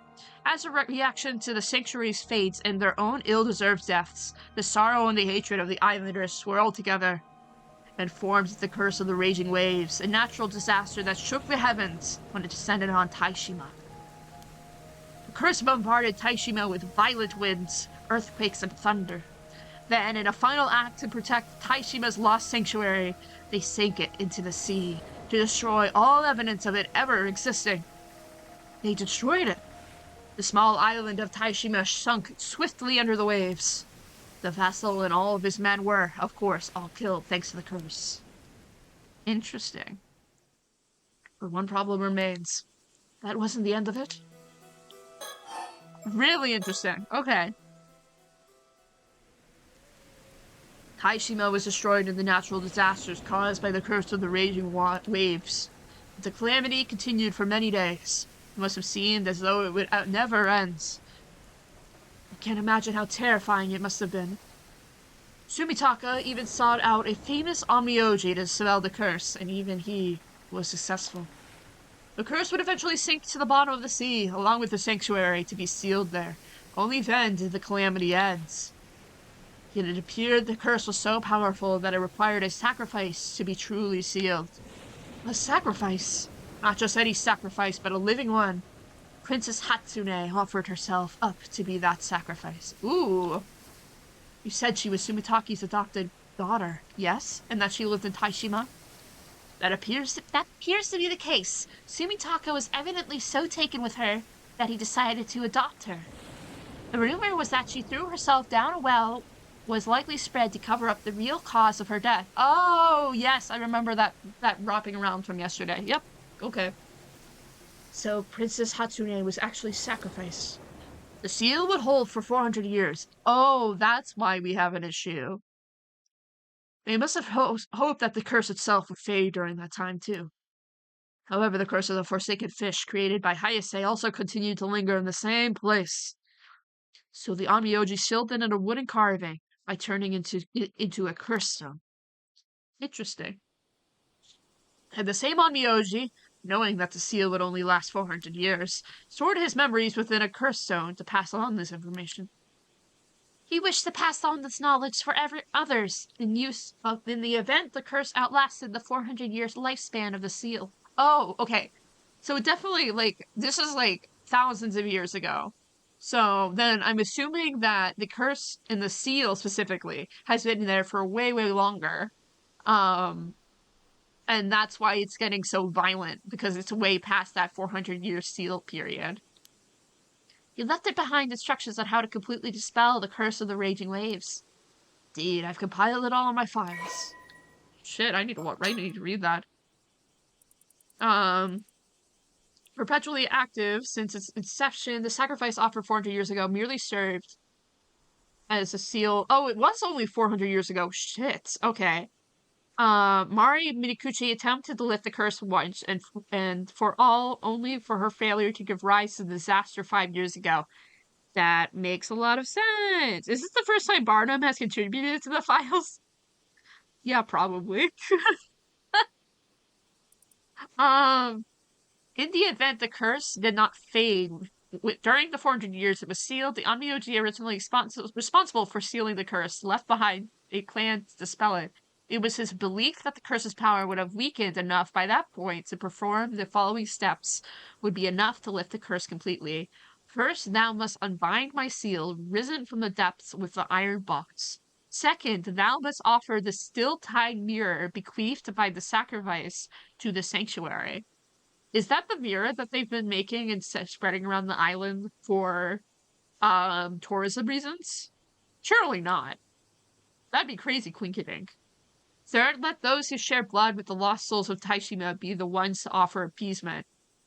I don't know how to tell you that, but that guy lost his head. And he's probably dead. But, you know, tomato tomato. Ah, so that's what happened. That wraps it up. I got all that info beamed into my brain in a flash, and yet I still managed to present it as an enticing narrative, eh? How amazing was that? You're utterly astounding. Wow, incredible. Cool. Okay. And fourth, thou must offer the spirits some of those sick Taishima t-shirts. They're gonna be fully dripped out. Oh, thank you. After Miss Suba found the metal blocks, you mean to tell me she died? It is likely. If we consider that the curse of the Forsaken Fish has completely saturated the metal box, it is likely already too late for her. How horrible! Since she likely turned into a fish and died soon after, there is a high chance her transformed body will wash up on shore soon. Wait. No. Never mind. I'm trying to do, like, sick murder board things in my brain.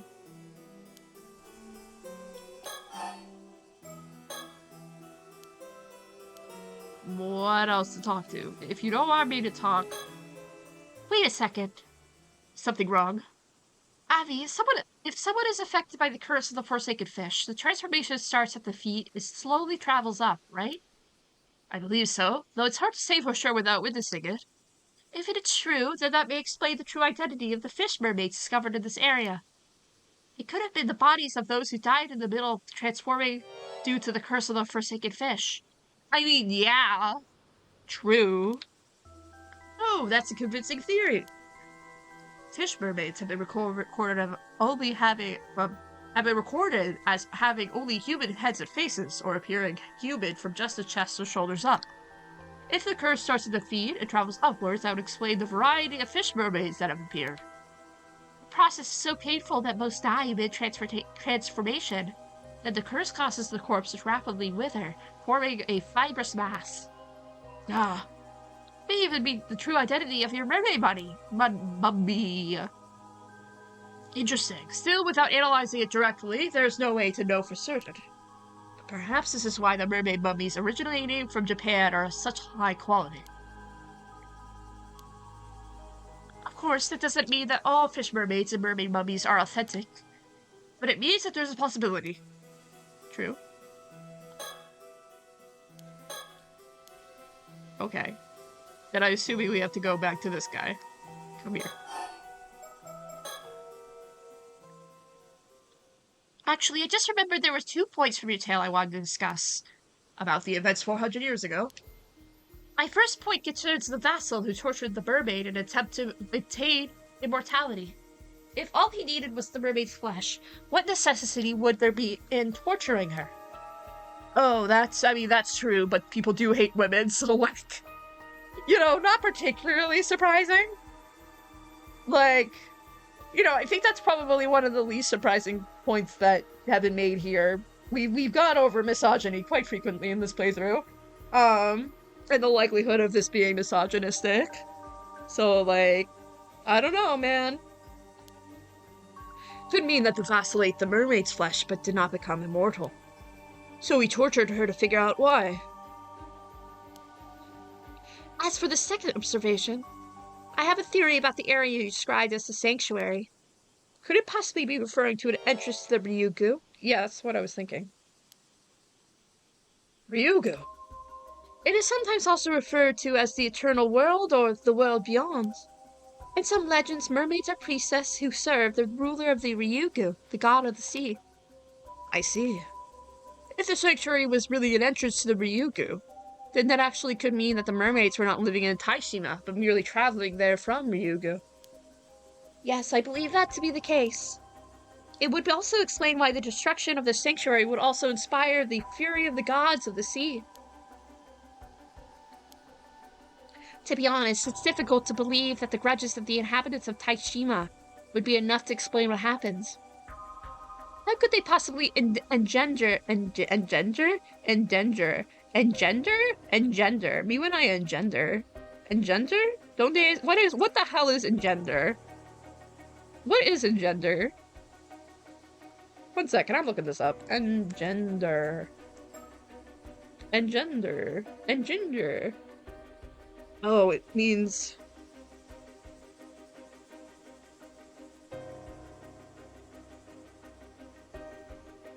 It means to develop.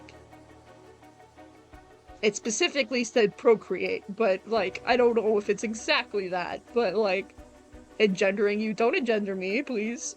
You know what? Actually, you know what? Why not? Me for real. However, it's quite easy to believe that the curse from Yugu can maintain such power. That also explains the necessity of a living sacrifice. Of course one would be required to seal an entrance to Ryugu. But if the entrance to Ryugu was sealed, what became of the 2 mermaids that fled Taishima? I doubt Sobe and Nagami managed to return to Ryugu. I believe they may have been living here in human world for the past 400 years, waiting for the seal to be lifted. They just hid somewhere away from human eyes. If that is true, then they've been successfully hiding for over 400 years. Of course, if they were to hide themselves at the bottom of the sea, it'd be practically impossible to find them. It is also possible they've been wandering the globe rather than lingering in one place. That could explain all the mermaid sightings around the world. They could have been these same too. All this discussion of hiding made me realize something. What is it? Do you recall the story of Mr. Ikoma told us yesterday of the mermaid who became human? Suggesting she decided to join human society because she could not return to Ryugu.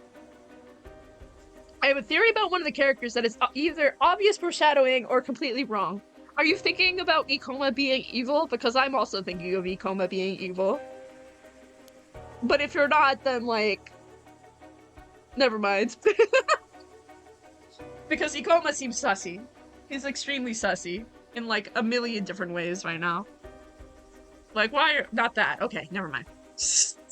Never mind. That occurred only a few decades ago. Why would she decide to become a human just before the seal was released?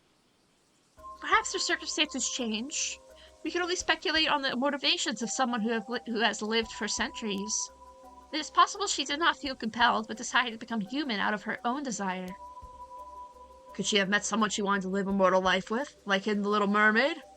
And they had a kid that I kind of know, who kind of lost his head, but, like, we don't talk about it. That is certainly possible, and quite romantic, too. I'll have to write this down. It could make a solid novel. Oh, I just realized something! You realized something again? What is it? You have heard about this mermaid from the descendant of Taishima survivor, yes? That's correct. I feel it's only right that they are informed of the things we learned. We'd love to talk with her. We are quite curious about this mermaid treasure, too. It must have been passed down to them through the generations.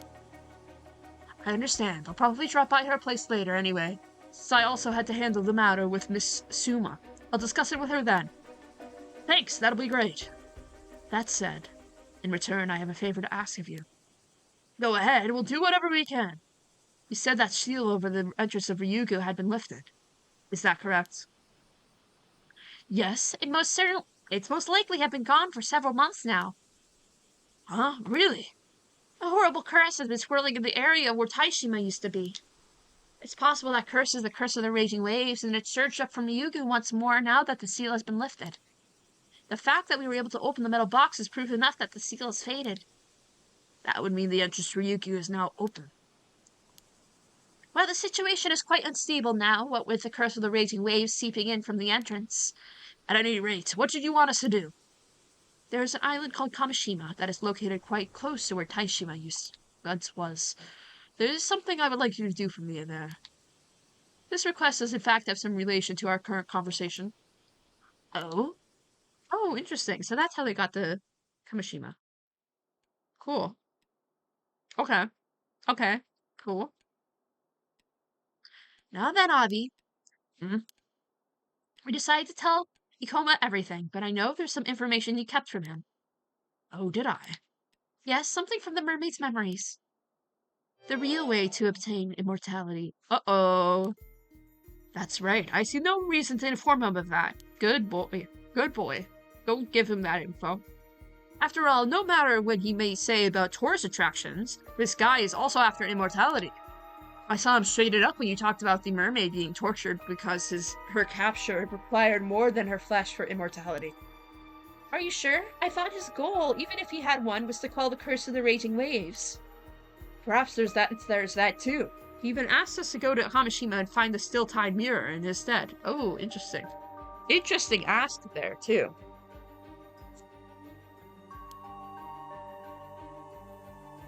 You did mention lifting the curse required a mirror as well as the help of a Taishima resident, correct?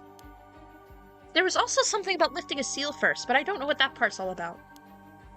Well, I see no harm in quelling the curse, so I say we continue to cooperate for now. He wants a t-shirt and a mirror and a notepad, and he wants all of the tourist attractions. Agreed, though I do wish we did not have to approach Kamishima at all. The evil atmosphere is nauseating. However, we must consider the possibility that Ikoma actually has his eyes set on the mermaids in Ryugu. It is possible he may be searching for mermaids like us. I suppose that discussion can wait for later. First, we must find the treasure that the survivor managed to slip out of Taishima. You mean the treasure required in addition to the mermaid flesh when attempting to gain immortality, there's treasure required? Yes, it is a treasure known as the Tamibako. Mermaid flesh has to be put inside and purified by it to have any effects.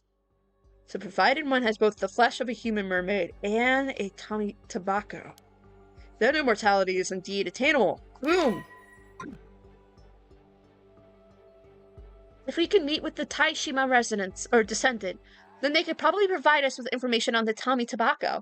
Okay, so what's interesting, though, is about Sato, though, because we know she's immortal, because she's been stabbed thoroughly and survived. Does that mean that they have a Tamibako at the village she used to live in? How many years ago?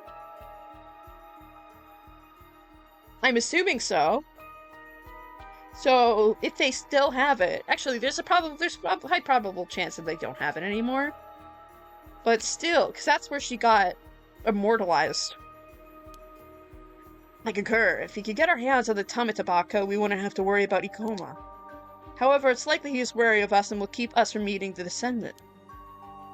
At the very least, we know he's cautious enough to keep her name a secret. Well, that's why I asked him to hand her our little souvenir. What was that all about anyway? You sure we're not gonna need that iron box? I doubt we will need it again. Plus, you could think of it as a backup plan. Regardless of what happens, regardless of what happens, we'll be able to meet with the Descendant tomorrow. Ooh. There's also the wooded box the mom-turned-traveler woman was said to carry. Yeah, I feel like that's another curse stone. That feels like another curse stone, and it feels like there's a curse inside that box. But maybe it is a Tama Tabako. Like, maybe it is just also a Tama Tabako, now that we know that they exist as well. Let's get our hands on that mermaid's treasure. Time to find that Tama Tabako. Okay. Okie dokie, artichoke. Chokey, arty, chokey, mokey. Oh my god.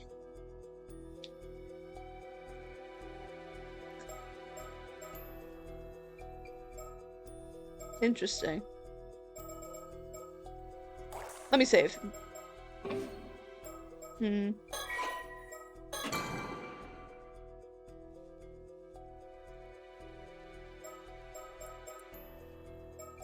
Okay.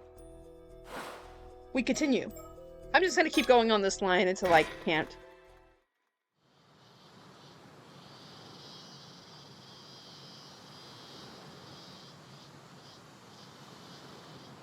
Hello again. Arnav Barnum's back on the scene. Allow me to summarize. As expected, Ikoma contacted us today, telling us we'd have to wait a little longer before we can meet the Descendant. Thus figuring he had no intention of letting us meet her anyway. Bro, who are you talking to? We decided to use Cersei's ability to go looking for a Descendant ourselves. Who exactly are you talking to?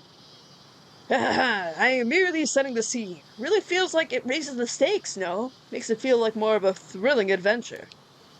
Sure, you got me all worked up. But I'm trying to concentrate, so can you please stop distracting me? Please shut up. Oh, right, sorry. Part of the fourth wall, you can't do that. Oh, we're here! Oh, shit. Okay, so this is near where the bones are found. For that whole other case that we haven't even talked about in such a long time. This is the town of Ichika in Toba City. The area is one of the many in the area renowned for its ama divers. Cool.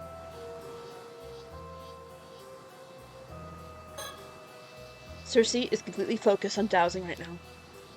There are several types of dowsing techniques, but it seems like she's using the pendulum. It seems that the necklace she wears can be used for such a purpose. The closest you get to the target, the stronger the pendulum swings. She seems focused. Best not interrupt her now.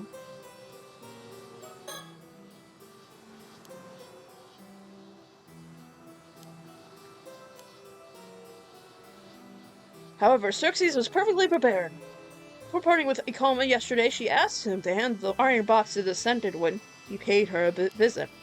She said the Descendant ought to have it, since it's so deeply connected to Taishima's history. Ikoma agreed on the matter and would apparently go through with it, assuming he did hand it over. The iron box, with its massive amount of spiritual energy, has fallen right in the laps of our target. Now Xerxes just has to use her dowsing to locate the box. At least that's the plan. However, her dowsing range is limited. With the spiritual energy the iron box possesses, its range is probably just 2 to 3 kilometers. So we had to narrow down the target area somewhat before starting our search. So, any idea where to start looking for the Descendant? I think Mr. Koma said something about visiting her several times before she finally agreed to talk, didn't he? He did, which would mean that...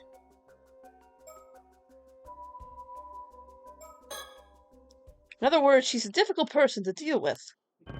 Well, yes, Mr. Akoma did say as much, but that doesn't relate to her location. Dang. What I mean is that if he visited her several times, wouldn't that mean she doesn't live too far from here? Oh, right, I see what you mean. So I think it'd be best to start by searching the towns within Toba. I see, but there are quite a few towns in the area, right? About that, when we parted yesterday, Mr. Ikoma mentioned something else that struck with me. When you asked to meet the Descendant, he said he'd probably drop by later anyway, since he also had to handle the stuff with Miss Suma. Alright, he did say that. So basically, the Descendant lived close to Suma. He said it like he would drop by while he was in the area, so they likely lived close to one another. Yes, I was thinking the same. Those towns with that many Ava divers are our top candidates. So if that means we should probably start by searching all the towns in Toba that are home to a lot of Ama divers. That's right. We can make our way up by searching along the coast for starters. It'd be nice if we could at least learn the descendant's name. We might have a lead on that. Think of your research into the past of this place. Oh, right. I believe the name was...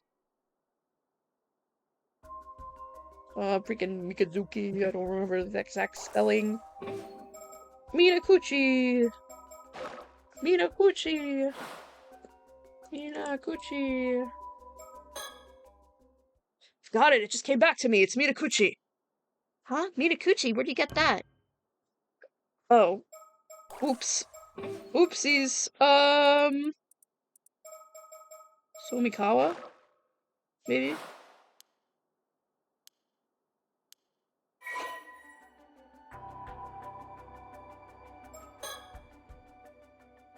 Sumikawa! That's what the Taishima survivor was called. If there are any descendants, then they may still bear the same name. That's right. It's another clue we can follow. Okay, cool. So we ended up spending the morning traveling along the coast, from one fishing town to another. This is the 4th town we searched so far. It's about time we actually find something. So, Cersei, what is the situation? Want to give it a try? No, really? Will it still work if it's me? I'll still be holding the pendulum, but you can see for yourself if you like. Color me intrigued, I'm in. Ooh, interesting. Alright, just like this. I'll hold the pendulum. Direct me to move in different directions to see where it reacts. Very well, bring it on. The pendulum won't respond right away, so the trick is to point it in one direction and wait for a while. Once you find the spot where it reacts the strongest, just shout that you figured it out. Got it. When it comes to yelling, I'm your guy. We know, boy. We know.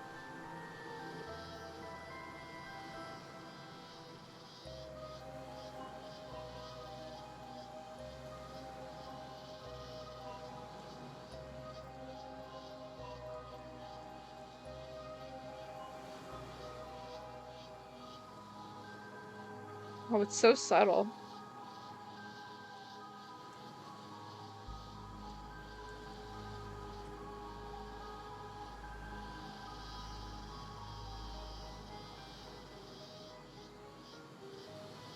I think it's here.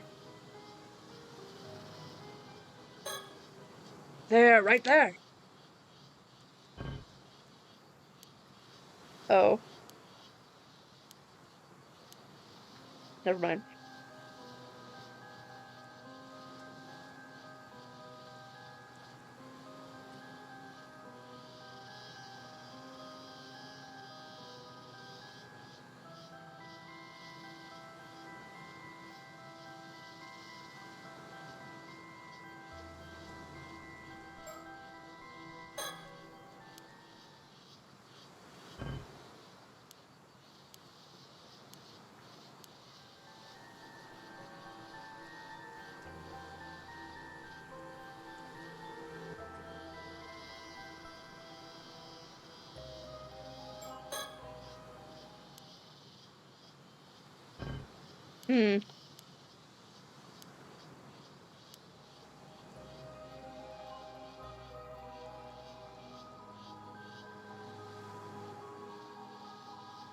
Oh, now that... Okay, I see what they wanted from me.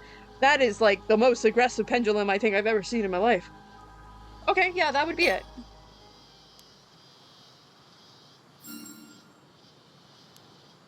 So that means it's somewhere up there. Well, it may still be a bit further out, but at least we figured out what direction to go. It was about time we hit the right spot. Alright, let's follow this thing and see where it leads us. Right.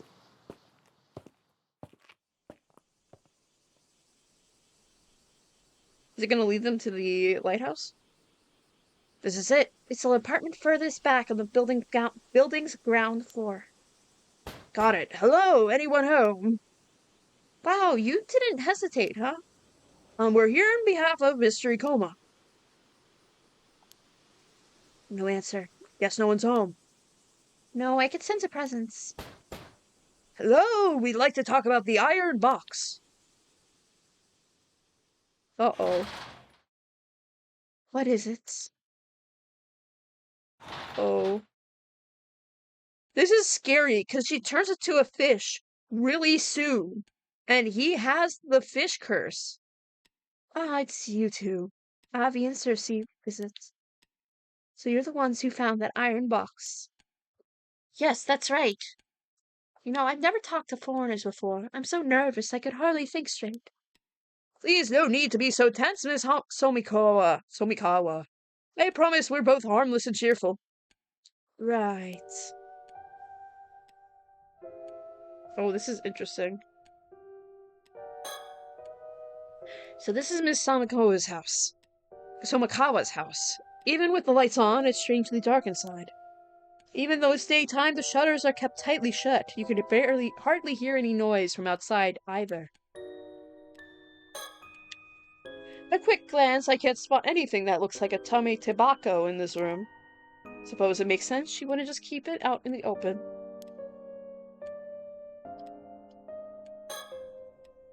She was more willing to meet us than expected.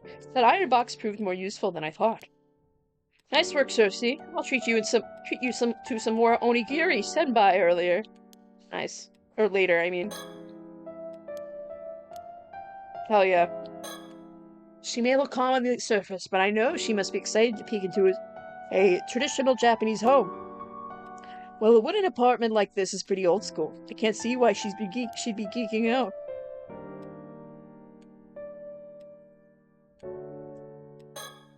So she is the descendant of the last Taishima survivor. The way she dresses makes her look older, but see, she's probably around my age. I thought she'd be difficult to deal with, but now that we're actually met her... How old are you, by the way? Where are you, Barnum? 40? Okay. Yeah, fair. Say it's more like she's extremely cautious, the type that never lets her guard down. Can't even begin to imagine the kind of life she'd led. Sorry. So the fact that she's wearing traditional clothing is actually quite charming. Hardly seen anyone wear traditional clothes since coming to Japan, which is a bit of a shock, to be honest. Oh, he definitely thinks everyone from Japan wears traditional clothing at all times. Yeah, that's very American. Allow me to emphasize on what an honor it is to meet a descendant of Taishima. Who's to say it's even true? I suppose your family must have lived in this town for generations. Nah, I moved here a couple years back. Oh, why's that? That's got nothing to do with the two of you. Ah, fair enough. Then if you don't mind me asking, do you have any other family or relatives, Miss Somikawa? Why? Apologies, I was merely wondering if there were any other descendants. Don't know, but I'm probably the only one left. That too will come to an end soon enough. Oh, what do you mean by that? No more than what I said. Interesting thing to say. So do you live by yourself, Miss Somikawa? That's right. Where exactly did you come across the iron box? Follow this map that was in my family's possession. Supposedly it was left behind by the Omnioji who sealed away the curse of Taishima. A map, you say? It led us to the iron box. It must have been resting at the bottom of the Ise Bay. Since it's such a valuable artifact deeply connected to Taishima's lost history, we felt we absolutely had to tell you about it, Miss Somikawa. Oh yeah? If I may say so, I noticed your interest in the iron box. Could it be that you already knew of its existence? I didn't know it was a box, but I've been told that something still remained of it on the island. Remained of the islands. That makes sense.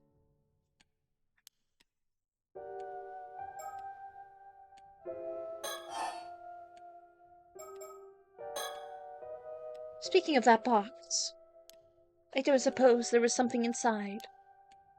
Yes, inside was a record detailing on how Taishima was destroyed, along with the information on the curse of the raging waves.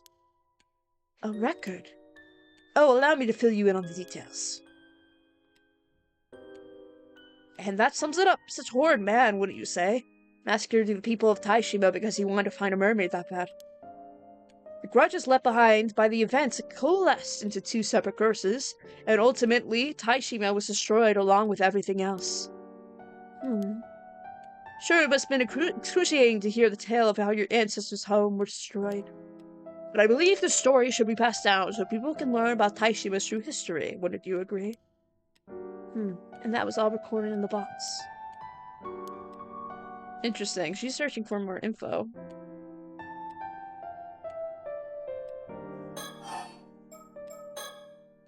And that was all recorded in that box. Interesting. Now we better wait before broaching this topic. She realized we're after the Tommy Tobacco. Will only make her more cautious. Good. By the way, you may consider this the curious whims of a fantasy author, but would you be able to elucidate me on some of the stories that have been passed down in your family? Now I get it. You also came here because you want to talk about mermaids, eh?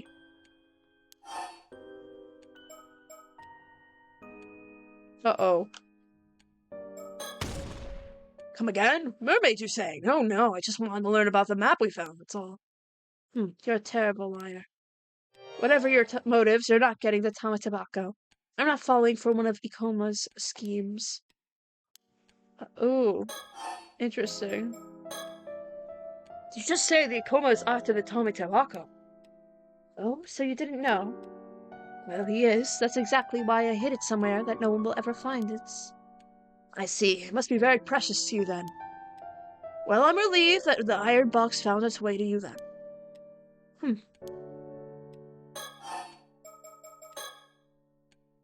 I'm not going to share the family's legends of Taishima with just anyone. Understandable. So, was there a curse stone inside the iron box? A curse what? Don't play dumb. There must have been one. Oh, God. Well, whatever you mean. Curse stone? I've never heard of such a thing. What is it? Oh, well, if there isn't one then, we've got nothing else to tell you. Get out of here. Oh, shit. Yep, I just remembered. Stupid.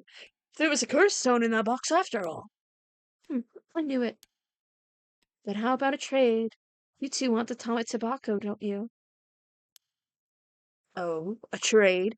A trade? No, you freaking idiot! Don't do that! You fucking idiot! The curse stone's powerful. I didn't think you'd be going this far out. You certainly shook me when you said we have to take a boat all of a sudden. To think that the Tama Tobacco would be hidden at sea. What an incredible plot twist. My apologies. I guess that's just the water in me coming through. This is all too thrilling. Wait, did he actually kill her, though? You sure can talk. Oh, believe it or not, I'm actually holding back. I can actually go on and on at great length once I get started. We know, idiot. That wasn't praise. There's nowhere to run on an island. No matter where you go, someone's always near.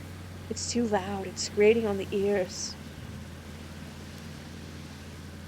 The sea, though, once you get this far out, it's nice and quiet. Nothing but the sound of the waves. No talking, no irritating folk or commotion. Only fish swimming without a sound. This is fine. Stop the boat.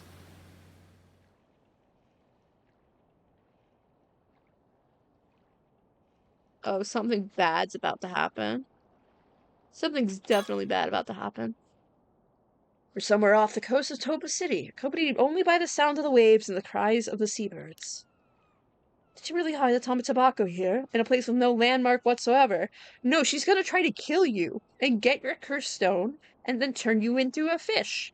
And that's gonna fail, and she's gonna die. If it's at the bottom of the ocean here, how are we supposed to retrieve it? Miss Tomikawa used to be a Hama diver. Could she be planning to go down and get it herself? Interesting.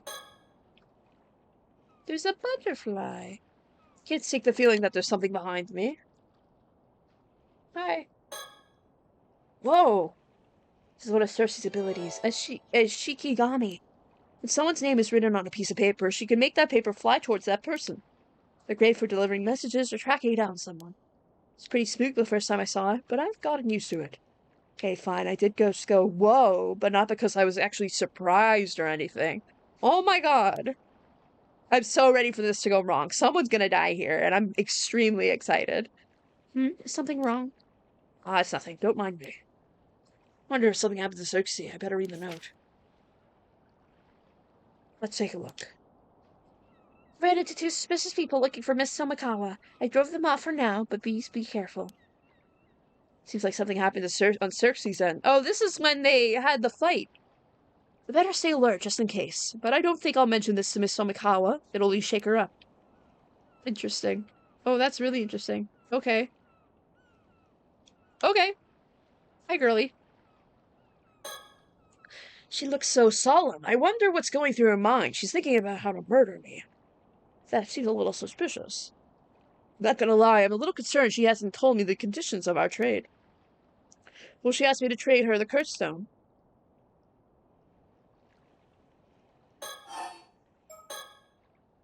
So will you tell me what you want to trade for the Tommy Tobacco now?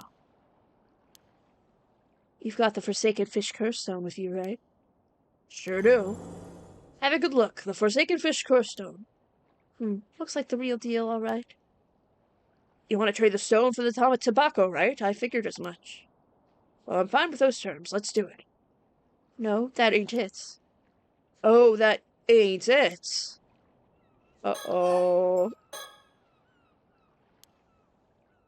You know, I once had a sister. Her name was Mare Somikawa. Oh. Oh. Okay. You said you had a sister. What does that mean? Yes, she's gone. Died in an accident at sea about 5 years ago.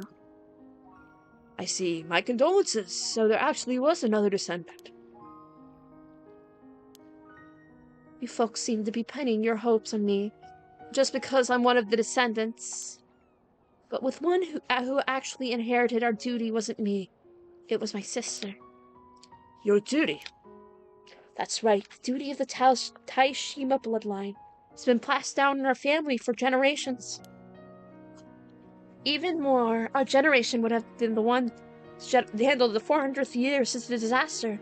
My grandpa always said that was particularly important. So there was a duty Taishima's descendants were meant to perform after 400 years. But I was young back then. I still had dreams of my own. Wanted no part in some annoying duty, so I ran away from home the first chance I could get. Pushed all that responsibility onto my sister. But I know I should have helped her. I see, so that's why your sister was the one who inherited the duty.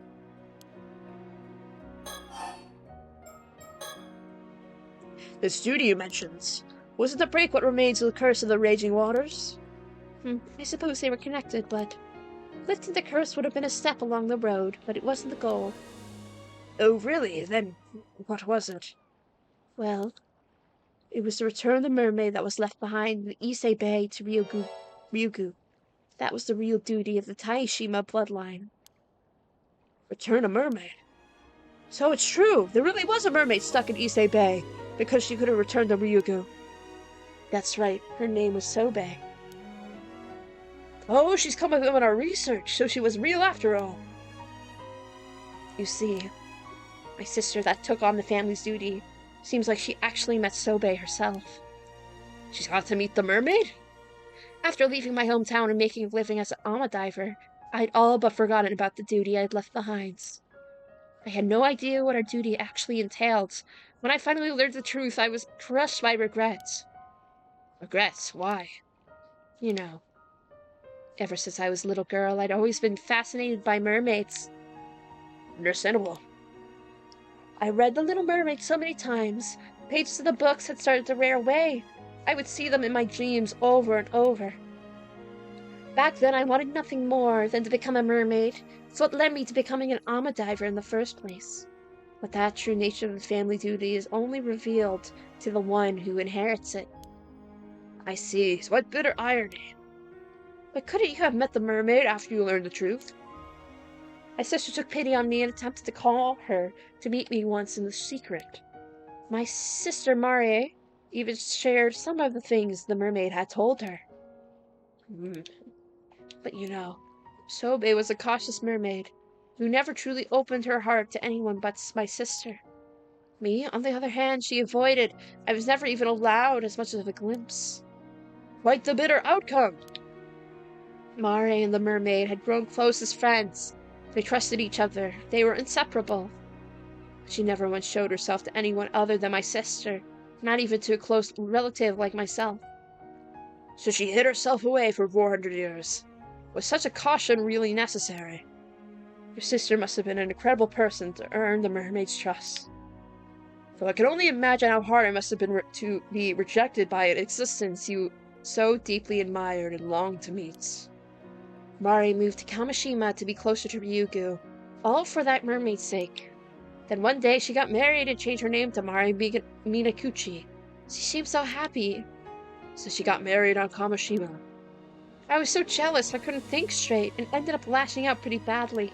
In an attempt to destroy my sister's relationship with the mermaid, I grabbed our family's heirloom and ran off. Ah, the infamous Tamatebako, yes?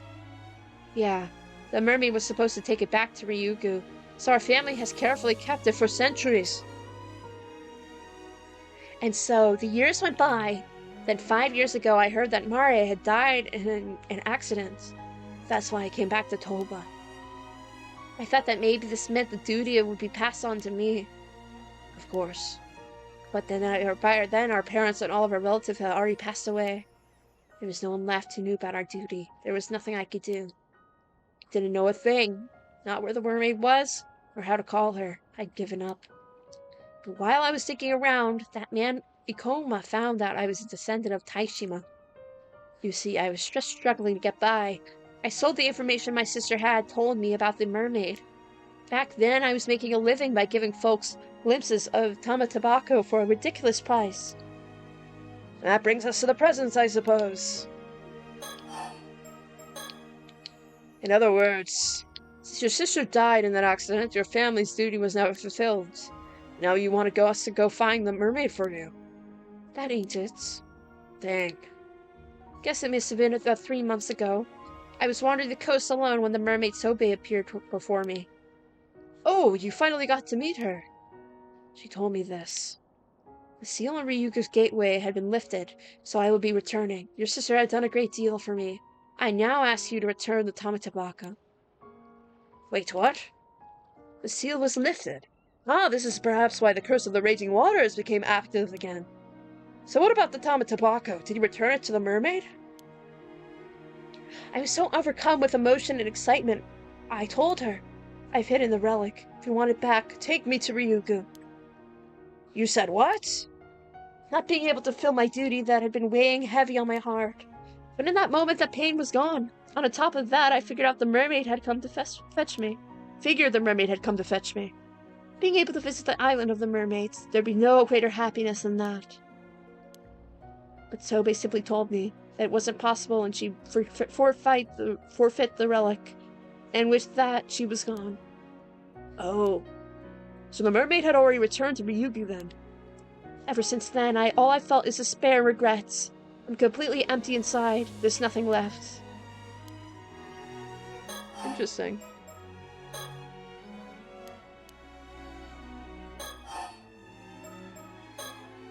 But then, the Tamatabako still exists, doesn't it? Sure does, but...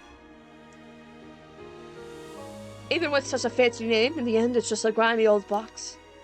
I opened it once. I was hoping there'd be some elixir of eternal youth inside or something, but it was completely empty. I see, even so, I'd still like to trade for it. Are you sure? I don't see why, but whatever. It's not like anything matters anymore. I'm just sick and tired of it all. Ah. Did she use the curse bearer stone on herself? Because it was her that became a fish.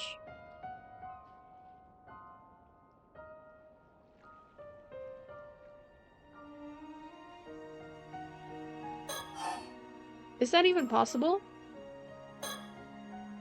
In the end, I never did figure out what the Tama Tobacco really was. The mermaid forfeited it just like that, so maybe it never had any meaning to begin with. Cinema incoming then. No, for real, actually. Oh god.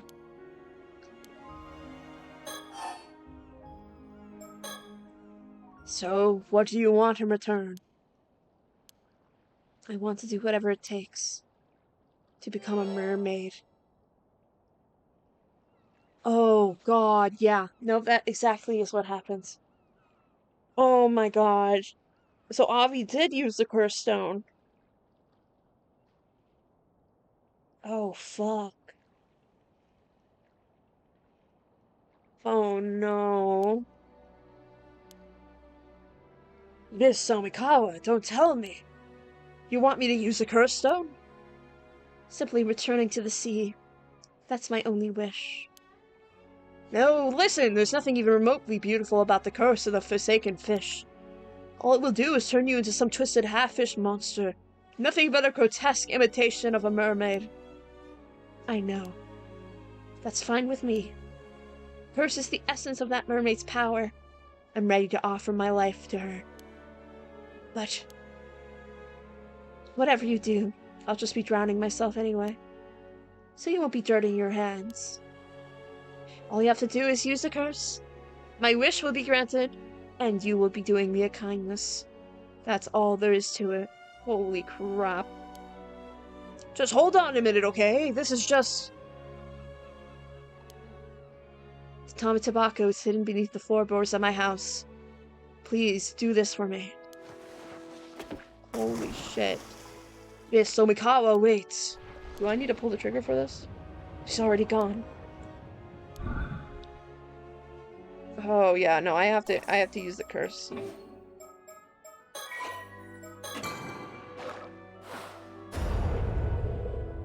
Ah.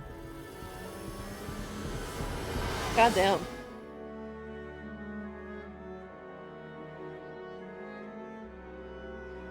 That's such a rough decision to make.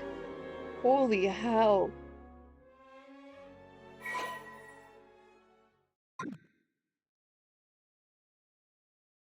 After that, we managed to quietly retrieve the Tama Tobacco from beneath the floor in Miss Somikawa's house. What was left to secure the dream of immortality was to obtain mermaid flesh. Since Sobe had already returned to Ryugu, we placed our hopes in the last remaining mermaid, Ngame. But we had to act fast. Yeah. Might have been the after effects of using the curse, but I got sick the next day and had to spend the full day bedridden at the inn. How pathetic. That's when I heard the news of 2 female divers going missing near Toba. The fact that I'd been involved in both incidents made me feel even worse. God damn. Yeah, shit, that is what that was. Oh no. When Cersei heard the news, she just mumbled something with an unreadable expression on her face. I had no choice, there was simply no other way. Or at least that's what I kept telling myself as I struggled to get out of bed. The next day, August 7th, we set off to gather more information on Nagami and the other mermaids. We traveled to Kamishima, island where Mari Somikawa, or rather Mari Mina Tsukuchi, used to live. Fascinating.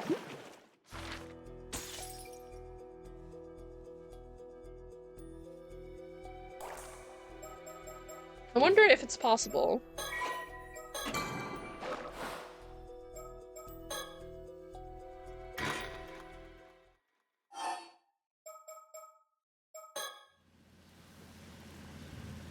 I wonder if it's possible for me to...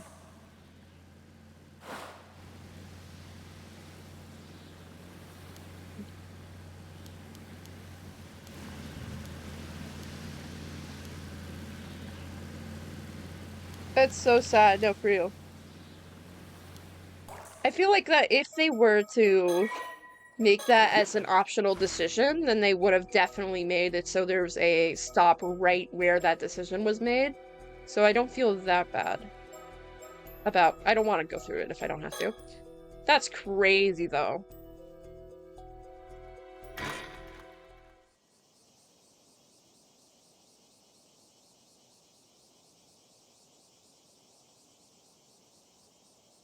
Finally, after a long, arduous journey, we have arrived at the fabled island of Kamishima. Hey, are you alright? You don't look so good. You mean you're completely fine? The whole area is literally oozing with cursed energy. I didn't think it was so bad before. Is it getting stronger? Can't you dispel curses?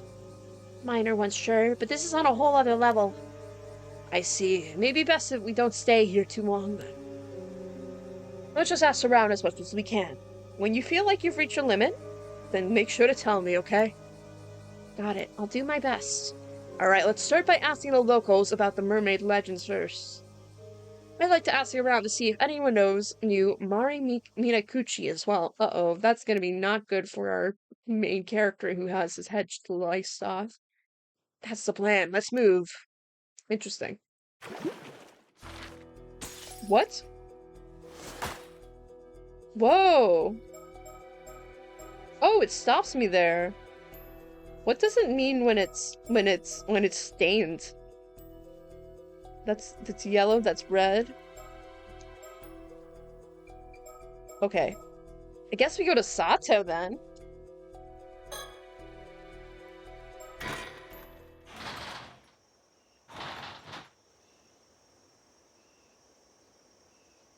Oh, Mr. Wakamura, good morning. Oh, Sato, you're back. Where have you been? Oh, I've been helping at Tsuyu's place. And that thing you got there, did Tsuyu give you that? I think Yuza, good boy, isn't fully gone. No, for real. I think that guy's just a little beheaded, but I think he's definitely gonna unbehead himself. Does that make any sense? He's definitely, he's definitely still around. He's not fully gone in any capacity. He could get better after a nap. Yeah. It's totally because he's related to mermaids, you know? All that jazz. Oh, this hand mirror? I just ran into Kikuko down the road. She gave it to me. Fine, no matter. You got a moment? I've got something important to discuss. Oh, alright. Hi, buddy. It's been like a million years since I've seen you. Kitchen. The Wakamuras have a lot of social obligations, so they usually eat out. That means his kitchen doesn't see much use these days. I'm probably the one that uses it the most. Even then, I usually don't cook anything fancy, I mostly just fillet fish. We get fresh seafood often, so I'm getting better at filleting by the day. It tastes so good! How much do you bet they're actually cannibalizing people here? I would bet a lot of money on that. Mr. Wakamura, the head of the family, and his son Shotaru are the only two actually living in this house right now. Oh, and me, I suppose. I'm just freeloading here. The family's main home has already moved over the mainland, so everyone else lives over there. This house is only used when they're staying on the islands. Mr. Wakamura only comes a few days a week, and Shotaro usually lives alone in Tokyo. So honestly, I've been here more often than not. I mean, honestly, if you want to live alone, then this is a great opportunity for you to live alone. Like, I wouldn't blame you. This is Shinobu Wakamura. He was kind enough to take me in when I was found here. He holds a bunch of posts on, both on and off the island, and from what I hear, has a lot of influence. At first glance, he could look a bit intimidating. And I've also heard him shouting at subordinates over the phone, so, well, I guess he can actually be rather intimidating, so. But with me, he's never been harsh. He's always been very generous and patient.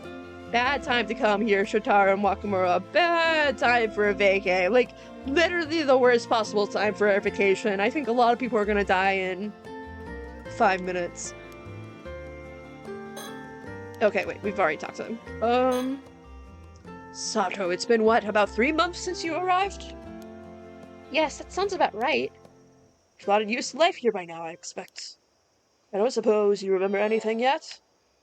Oh, I forgot she has amnesia. She has amnesia, but she's immortal. I wonder how that works. No, nothing yet. Still not sure who you are then. Oh, I forgot that plot point. Let us think back a bit. Around 3 months ago, the night of the earthquake. Whoa! I happened to pass by the bay, where I found you washed up on the shore, completely naked. Right, I still can't remember how that came to be. How much do you bet she's lying? Scared me good, I'll tell you that. Grabbed the blanket and carried you back here right away. But even after you woke up, you didn't remember anything but your name. You didn't have any belongings either. It was like you had run from somewhere with nothing at all. Not even your clothes. I'm so sorry you had to find me like that. Thank God for the, like, very specifically placed seaweed that covered everything. Very specifically. Very tasteful, seaweed placement, I would like to say. Tastefully placed algae. Unintentionally tastefully placed. Very good. Not to mention that you didn't seem to know a thing about everyday life. Maybe you just grew way out in the hills or were overly sheltered. But you couldn't even put clothes on properly. You didn't even know how to put the lights on. Must have felt like you didn't know a first damn thing. Safer work, seaweed. True? Yes, but since then I've watched loads of TV. I've learned so much. Honestly, I'm kind of impressed with how fast I managed to pick everything up. Either way, I figured you were a special case, and that there had to be some special circumstance. So I decided to say you were a relative of mine and keep you here until you remembered something. Yet you still haven't remembered a thing. That's right. I'm sorry for all the trouble. I was really hoping you'd have remembered something by now. I'm running out of time. We need to move on. Running out of time? Sorry, Sato. There's something I need you to do. Me? But I can hardly do anything right. Yes, you. Let's stop dancing about it. I had a reason for taking you in. Put it plainly, Sato. You aren't human, are you? Uh-oh. Huh? Where'd that come from? What's that supposed to mean? Whether you can't remember or you're just playing dumb, enough is enough. I haven't told a soul on the island, not even Shotaro. Told them what? Though he thinks she's a mermaid. At night when I found you washed up on the bay, you were already dead. Oh. Oh. Well, no, she's just immortal. She's not a mermaid. What? Seen my share of drowned bodies before. You had no pulse and you weren't breathing. You were without doubt nothing but a corpse. Nothing could have saved you. Figured that was that, turning around to call the police. And right before my eyes, your body mended itself and you started breathing again. The rest is as I told you before. When I said you scared me good, that was because you suddenly came back to life. I only took you in because I realized there was no way you could be a regular human. I don't know what to say. Are you saying I could come back to life if I die? Yes. Do you really not know who you are? Oh, maybe it's like that in the movie. The one with the zombies. Maybe I'm one of those. I mean, you don't look rotten enough to be a zombie to me. But honestly, you can call it whatever you want. I did wonder why you took me in and treated me so well. You never wondered why the cuts from cooking healed instantly. Literally, like, I feel like she's playing dumb, to be honest. She's definitely, like, she's smarter than than people think she is, but she's playing dumb so she can stay here. Like, I wouldn't be surprised if that's just a tactic that she, like, had to pick up because she's immortal. I guess if you knew I died and come back, then the reason you were being so kind was... Well, yes. Wanted to know your secret. If I could figure out how you came back, it'd be worth a fortune. Right, makes sense. Doesn't mean I wanted to be rough with you. Plan was to let you settle in, and once you remembered, we'd talk. Oh, that was very gentlemanly of you. Thank you. Well, I did wonder whether that was a one-off thing or something you could do again and again. Even thought about taking a blade to you to test it. Excuse me? If it really was a one-off thing, that would have been too risky, so I decided to wait and see. Right, maybe not quite as gentlemanly as I, thought? You're kind of an asshole. Anyway, things have changed now. There's no time to be kind anymore. What does that mean, girl? You can't just say that. I'm out of options. This is an emergency. I don't want this to get ugly. First, I want you to hear me out. Okay? Alright.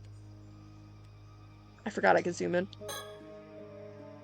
Ever since I was a young'un, I had support from a certain benefactor. Getting out this far in one lifetime, all my money, connections to success. It was all thanks to his backing and advice. Uh-huh. Why bring this up now? Be quiet and listen. Those who owe him called him Unakakudono, a title given to those elevated above the clouds. That's how highly we regard him. Oh, it's that Greek with the beard. Elevated above the crowds? Sounds pretty important.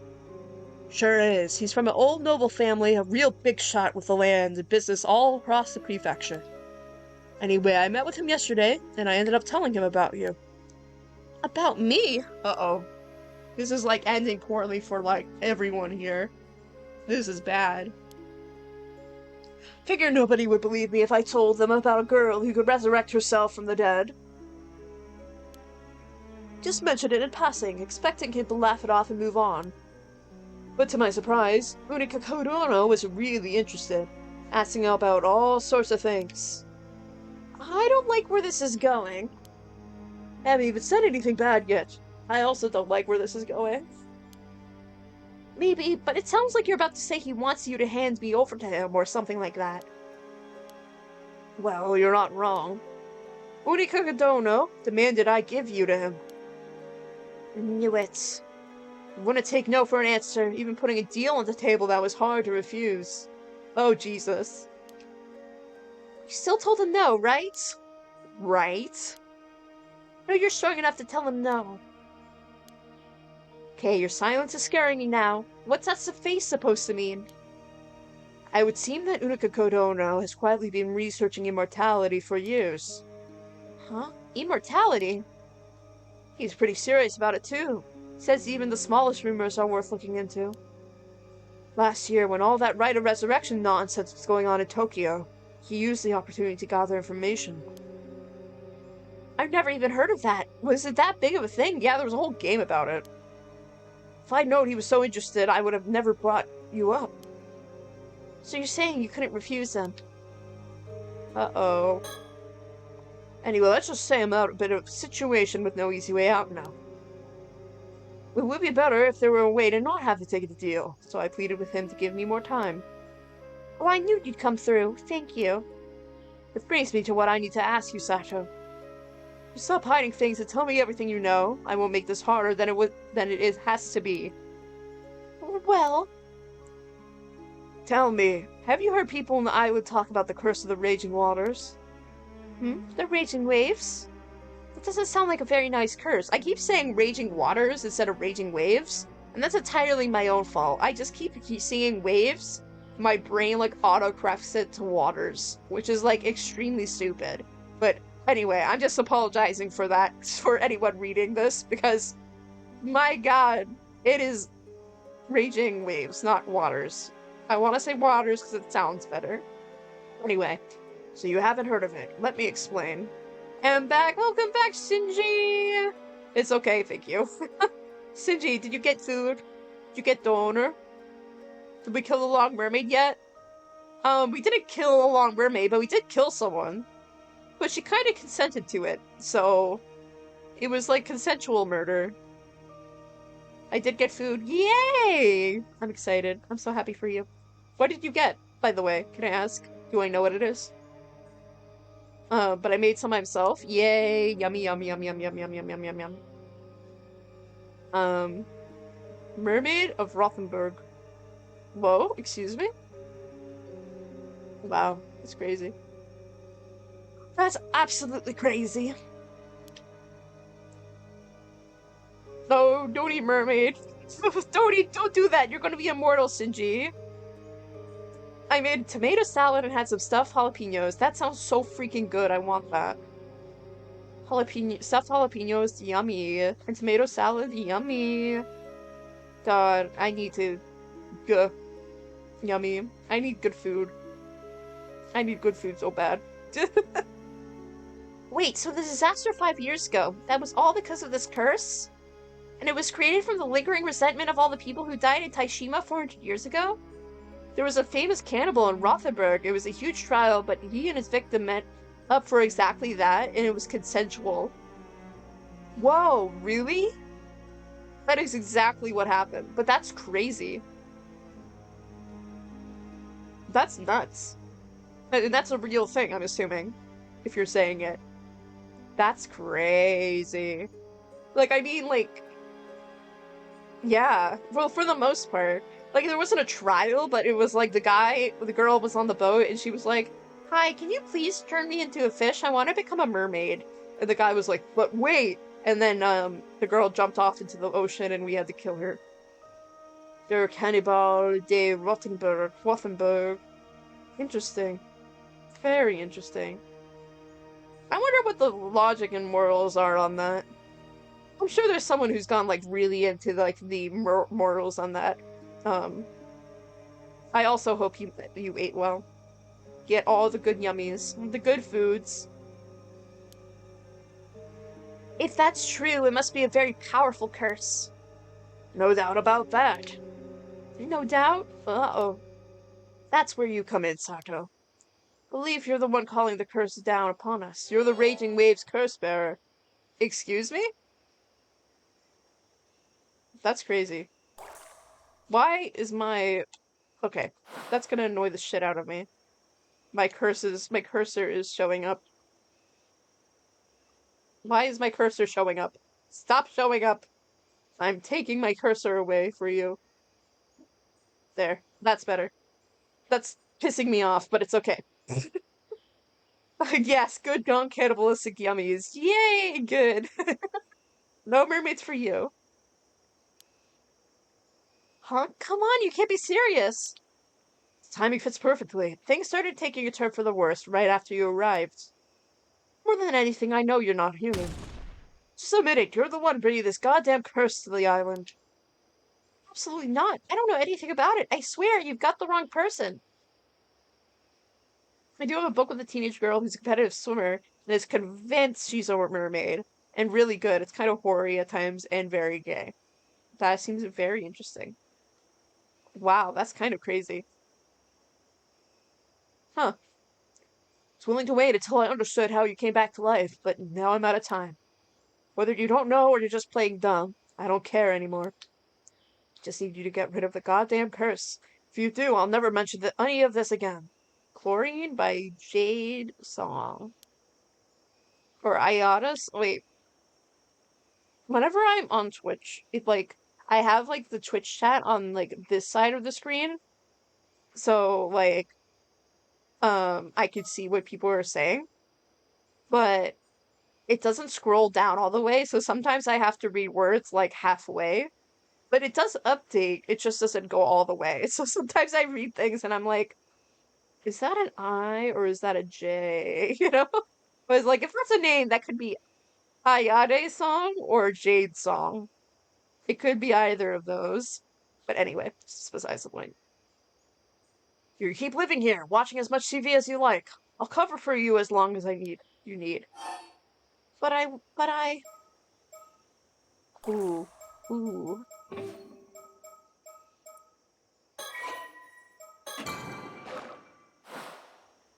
Very well, and I can't. No, you said it correctly. If you want to, I could send it to you on Discord as well. Yeah, please send it to me. Very much would love to read that. I'm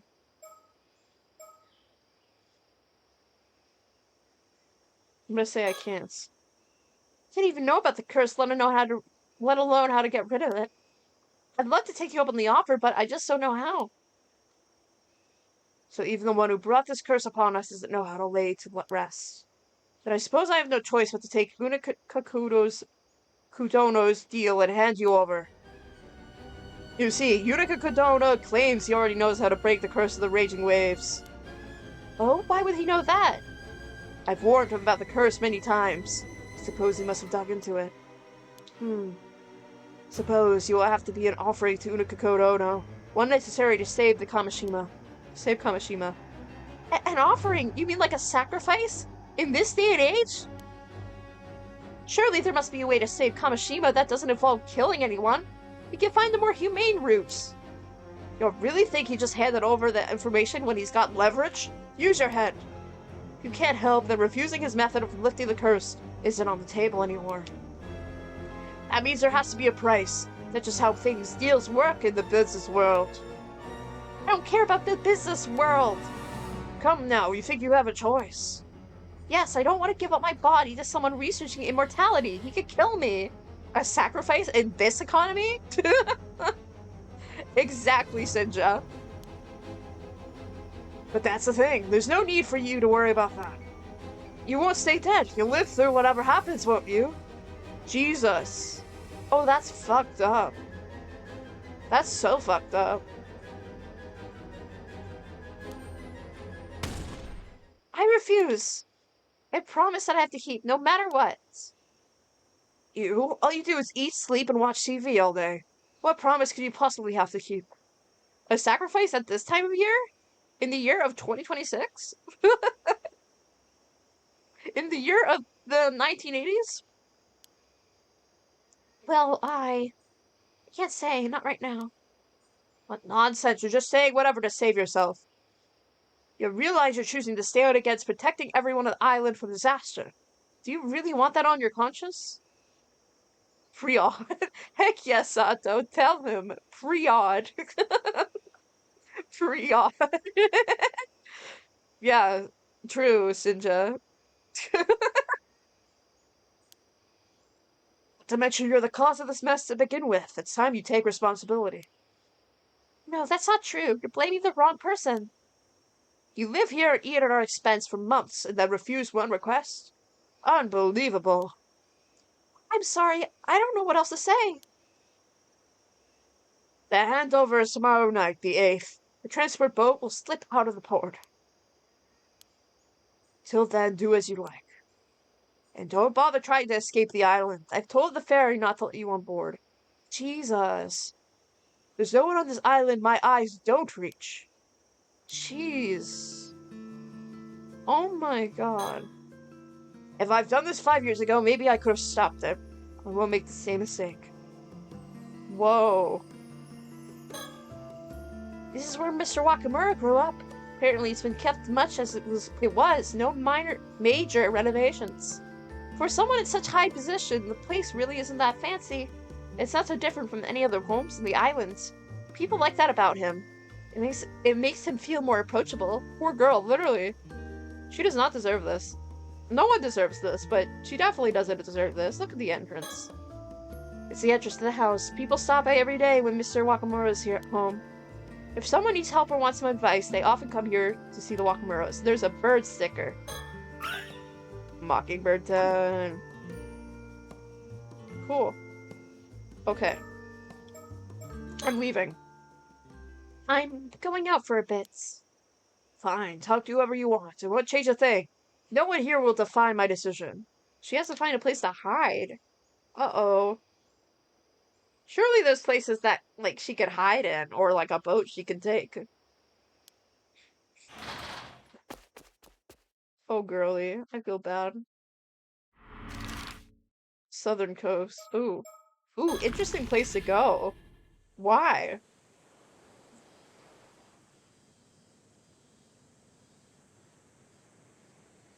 I panicked and came all the way out here, but...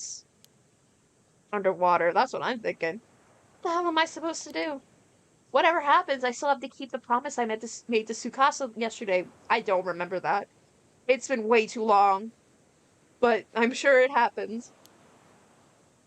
Hey, Sato! Hmm? Oh, it's this guy. Finally caught up. Do you have a minute? Shotaro? Good timing. I have something I want to ask you, too. Oh? Go ahead. God, he's so... I believe this big... There we go. Now we're back. Suddenly my recording stopped and I think I ran out of space on my computer.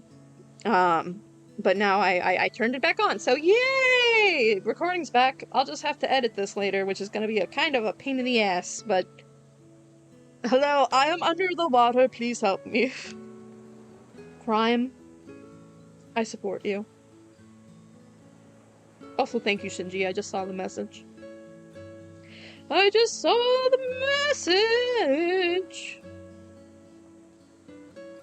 I'm getting distracted. Anyway.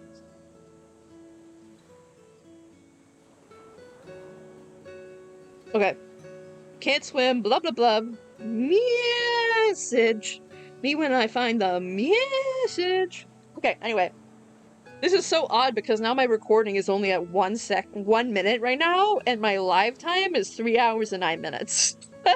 Usually they're the exact same because I have OBS set up so streaming and recording goes on at the same time. So now it's like, wow, this is like crazy different. But whatever. I believe that big rock on the coast is called Shenjo Iwa. It means something like thousand-fold rock, and it's a bit of a local landmark. Surroundings. This wide beach lies on the southern eastern side of the islands. It's blanketed by the sound of waves. How time flies! It's been a minute and it feels like 3 hours. This is the immortality that they're actually granting you here. You get immortality and 1 minute feels like 3 hours. Baby recording. Itty bitty baby recording. It's blanketed by the sound of waves. Meow, meow, meow, meow, meow. Meow, meow, meow, meow, meow. Meow, meow, meow, meow, meow, meow. Meow, meow. Immortality, baby. Shotaro came back from Tokyo about 2 weeks to visit his family here. I was already staying at the Wakamura residence, so that's when we first met. Meow. Ever since then, he's been checking in on me a lot. Like he's really concerned about me. Wow. He's maybe a really nice guy. That's crazy. He's not a bad person at all, and I can see why so many people like him. But for some reason, it feels like we come to completely different worlds. Like we see things in a completely different light. To be honest, I feel like there's a kind of distance between us as people. True. My topic. Your topic. What about our topic? I don't know. I know this is a bit sudden, but I was wondering if you have some time later this afternoon. What for? You inviting me to something? Not exactly, just something a little complicated I'd like to talk about. Could we just talk right here now? No, I still need more time to prepare. I think I see how it is. You sure this is the time for that, though? Don't you have bigger things to worry about? Well, yes, but even so, I really want you to be there. It's important. Alright, I'll be there. Just tell me when and where. Thank you. How about 1 p.m. down by the bay? Got it. I'll be there. Alright, so I want to let you know. Sorry, I overheard your conversation with my old man earlier. Wait, you did? How much did you hear? Pretty much the whole thing, I think. The house really has paper-thin walls. I heard about the curse, the sacrifice, and you coming back to life. Then yeah, you pretty much heard everything. Honestly, it caught me completely off guard. I can't believe my old man's going on all about that. So ridiculous. I mean, who actually buys that kind of superstition? But don't worry, Sato. I will let him do this. Based. I'm on your side. There's no place for something as ridiculous as sacrifices in this day and age. Oh, okay. Based. Anywho, you don't need to worry, Sato. I'll be your knight in shining armor. You're not gonna be sacrificed for anything. Okay, boy. He gets it. He's like, I love women. He's our only, not sexist man in this game. He's definitely not Kazuma. That's very reassuring. Thank you. Honestly, in a world with science as advanced as ours, talk of curses, sacrifices, and immortality, it's just nonsense. He's not our Kazuma Asogi. I think my old man has finally lost it. The bar is on the bottom of the ocean. True. Pretty sure it's all the influence of that so-called sorcerer from Tokyo. Honestly, it's disgraceful. Yeah, it's a bit out of hands. Just so you know, after hearing all that, confronted him, gave him pretty firm piece of my minds. You could cross a suspect off the list, thank God. Wait, you did? You spoke to Mr. Wakamura?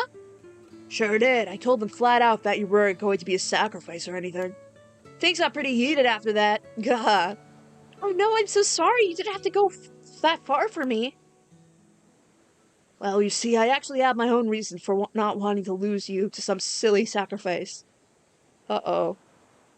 This could be bad. Hmm? Sato. Yes? I'll be direct. Whoa! Whoa! Whoa! Oh no! Oh no! Oh no! And then there's their best friend who likes him. Uh-oh. Uh-oh. Oh Jesus. That's okay. Now I don't like him. There's some sort of suspiciousness now that I don't trust. Scary sound effect. Yeah, I should probably say what, actually happens. Once this whole mess is over, would you consider dating me with marriage in mind? With marriage in mind. Jesus. Huh? Oh, wait, what? You and me? I didn't see that one coming. Carry yourself so much calmly than other girls. There's something so elegant, almost regal about you. Such a pleasure to see. Yeah, put him back on the suspect list. He could be Kazuma Asogi. Whoa, bro, this is like crazy. I think us meeting here had to be fate. We were destined to find each other. Uh-oh. Wow, you don't believe in curses, but you believe in fates? You're not like other girls. Ah, touche, but this time I feel like I have no choice but to believe. So listen, I'm heading back to Tokyo next week. I was hoping you'd come with me. Wow, Tokyo. Just think it over, okay? I think it'd be a great chance for you.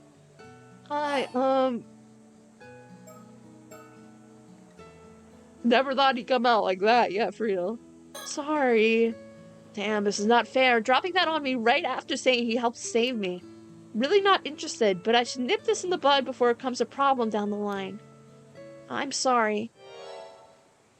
What did you just say? Uh-oh. Uh-oh. This is extremely funny music for this situation. His face looks fucked. Uh-oh, Spaghetti-O! How long have you been there? Uh-oh. Oh, I didn't know you were there, Tsukasa. Have you been eavesdropping on our secret conversation? That's not very polite. Secret conversation? So that's really how it is? Ah, Sato, I'm so sorry, I had no idea. No, wait, Tsukasa, it's not what you think. Uh-oh, uh-oh. Clearly, no one likes this guy. The two girls should just get together and figure it out themselves. Mikasa and Tsukasa.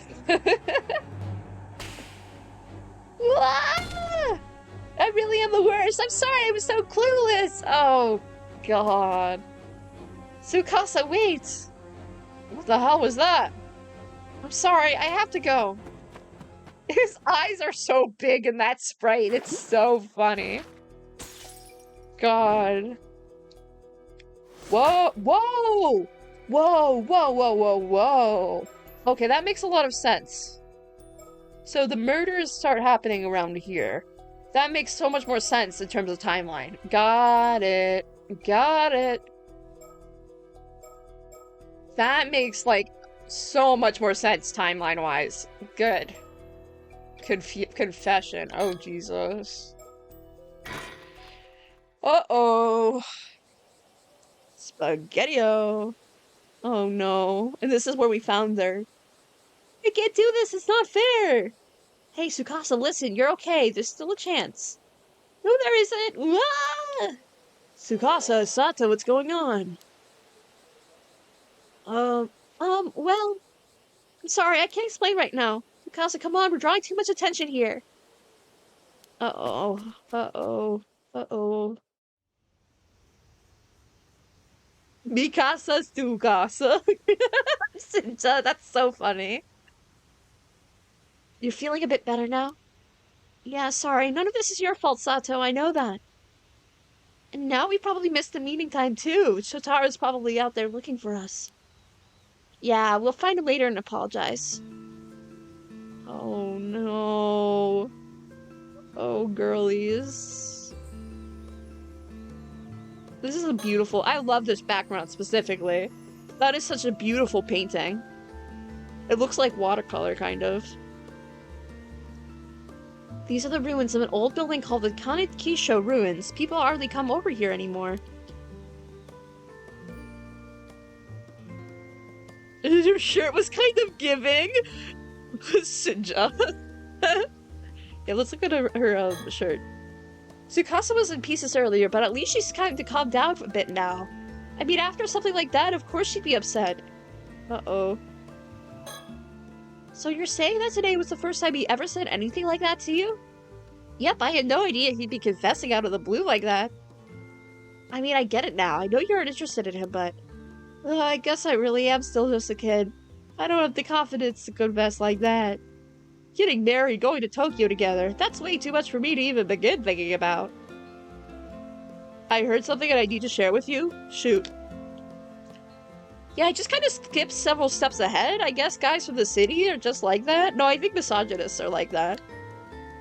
Still, you handled it so calmly. I'm seriously impressed. If you say so. You were so calm and collected. I swear I could hardly believe you're the same age as me. I wish I could stay that calm.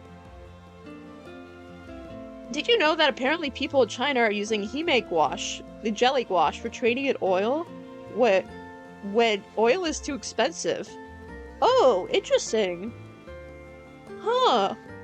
I have never heard of that, but that's interesting. So it's like, does it have the same consistency as like oil paints? That's pretty interesting. Because oil paint is pretty expensive. I have like a lot of oil paint, but I can't use it because I don't have any place for, you know, to actually use it. Similar-ish? Interesting. Very fascinating. Wow, that's good to know.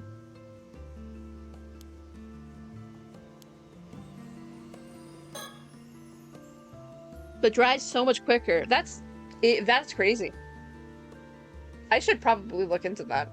I think that would be cool to try. You know, why not? Although you seem a bit different too. Did something happen? I only really caught the tail end of your conversation back there. Well... Yes, honestly it's been quite the day. But I was planning to tell you everything. Huh, tell me what? You're kind of scaring me with that serious look. Well, what I'm about to tell you is going to sound completely insane for all sorts of reasons. I did a lot of stuff with Hime wash, but never oil, so I can't compare it, but yet. Okay. Well, let me know if you do, and show me any pictures of what that you paint, because I'd love to see them. But every word of it's true. I need you to believe me, okay? Okay, scary. So this morning, Mr. Wakamura came to me. What? I don't even... You can't be serious. You're going to be offered up as a sacrifice tomorrow? And what? Some cursed storm is coming to the island? And you died and came back? Are you actually being serious? Yep, or at least Mr. Wakamura is completely convinced that's the case. Shotaro said it was all nonsense. He didn't believe a word of it. Well, you're gonna know in a few hours that it's not nonsense when you're revived and you come back because of Kazuma Sogi being a misogynist. So... Nuh-uh, that's not okay. This is all seriously messed up. You said before that you didn't really remember much about your past, right? But claiming that you died? That has to be bullshit. Sato, why aren't you saying anything? Are you gonna tell her? Girly. Oh boy. Hello? Sato, you okay? Well, I don't know. Huh? So, things have gotten a bit messed up now. But I still think you need to tell Shotaro how you feel. Trust the girlie, she's your only ally on this, literally. You really think so? But he's clearly into you, not me. I mean, I don't think his feelings are just gonna flip when you tell him. In fact, I'd be even more worried if he changed his mind that easily. I guess that's true. That said, letting him know your feelings is the best way to have him realize you're an option for him. Pretty sure up until now he just hasn't been paying attention. He hasn't noticed all the great stuff about you. Aww, they're so cute. You never know. Even if he doesn't respond right away, his feelings can always change over time. Just look at you. You're cute and you're smart and you're a great person. You've got every reason to be confident. Guys, they are so cute. You're making me blush. It does sound convincing coming from you. I mean, I was totally ready to just throw it out there and see what would happen at all. Why does Tsukasa only have one tooth? It's just because she's edgy, I don't know. But, oh, because she doesn't have, like, I see what you mean. Don't worry about it. Now you're starting to make me think I actually have a shot. Exactly. No need to rush. Just take your time and let both of your feelings develop. One edge tooth. She just feels edgy like that. Thanks, Sato. You're right. I can't just give up. I'm gonna go ahead and tell him. But you're really good at this, Sato. You must be super experienced with all this. Of course I am. They don't call me the living encyclopedia for nothing. She lost one in a fight with a scallop. Yes. Abalone attacked her, actually. Oh yes, Miss Encyclopedia. I almost forgot about that. I almost forgot too. Cute. So, did you finish writing the love letter? Well, I did finish it, but I ripped it up and threw it away. Oh, damn. Don't worry, I'll write another one today. It's probably a good thing I gotta redo. The first one was all me anyway. Yeah, that's the spirit. I suppose I'll need one more thing, Sato. You need to invite Shotaro over for me again. Yep, that I can do. I can get him to come over even if it kills me. Girlie, you can't say that. Thanks, but I'd rather you didn't get killed over this. Girl, she's gonna die in an hour. I'm sorry you're a little too late. Fate is kind of predetermined here. Alright, time to rewrite that love letter. Okay, oh god. Yeah, mind your language, Sato, for real. She's so funny, though. Like, if I were immortal, I would also say that. Like, if I were immortal for 800 years, I mean, so, you know, man, I could probably die over that. It would be really funny. Like, am I wrong? Like, I think given the circumstances, she's completely valid. Hello, Sato? You okay? Well, I don't know. Oh. I have to think first, probably. I don't know how much I can keep hiding the truth about myself much longer. Yeah, she deserves to know. I should tell her. It would be incredibly +2, yeah. About me, about my past. All that said, I feel like whatever's going on with you is way more serious. Yeah, about that. You think we could talk her a bit? I have something important to share. Whoa, that serious face again. You're kind of scaring me. Oh my gosh, is that Butterscotch Pecan? Hello, welcome in, folks. You guys are playing Professor Layton versus Phoenix Wright Ace Attorney, weren't you? I saw that on your Blue Sky and went, oh, playing Peak Cinema. How's Barnum? Wait, no, you're at the last case. How's Darklaw? You're at the last case. You wouldn't have seen Barnum, probably, unless if you finished. You know, you're at the last case, right? I think that's what I saw. I don't know. How's it going? Basically is what I'm saying. Yeah, to the first half of the final trial. Oh yeah, get some good old Darklaw moments. How are you guys doing? That's so exciting. God, it's very fun. Yeah, I love that final trial. I love Professor Layton versus Phoenix Wright Ace Attorney. Did you know that? I really love that game. You know, no one knows that, right? Anyway, yeah, that's awesome. Hell yeah. Where did you do you know where you left off, or you do? Yeah, God, I love the crossovers. It's one of my favorite Ace Attorney related games. Hell yeah. No, it's my favorite. Never first I've ever heard. Yeah, I don't man, I don't even know. I need to show you this, Butterscotch Pecan. There's this guy in this game that had Barnum without the H. Or, well, I guess without the H and the A. There's this guy named Barnum in this game. And I went, like, I woke up like a sleeper agent. My boy. So, yeah, I was like, oh my god. He's real. He's real, and literally, this is the crossover that we want them to make, the sequel of Professional Layton versus Phoenix Wright that I will hope and pray for every day of my life, which will definitely never happen. Um, he's real, yeah. Yeah, he's real. So yeah, I miss my boy. I have to actually finish. I've been playing Professional Layton versus Phoenix Wright Ace Attorney on my actual DS recently, but I haven't finished it. I was in actually just add him to the prosecutor's office. I'm so mad whenever I see Ace Attorney fan who's like, oh, I've played all the games. I've played all the way to Lesser J. Oh, I've played everything. And I'm like, no, no, no. You haven't played the crossover. You have not played all the games. Do not forget my boy. No, no, no, no, no, no. But I've been playing Professional University Right Ace Attorney on my DS, and I'm at like case 3, and I'm being so slow about it because I would miss my Barnum. I want my Barnum. Once he's gone, I'm gonna be so sad. And I love the last case, but I miss my Barnum. Yeah, the crossovers and the chronicles are the best ones. Literally, I have a friend of mine that I'm trying to who's played all the other games, who actually has written a lot of Ace Attorney fics. She's recently wrote. Yes, that's the word. A crossover of Persona 3 and Ace Attorney, and we've actually been dubbing it, in a Discord voice call that we've been in a Discord server. So we've been reading,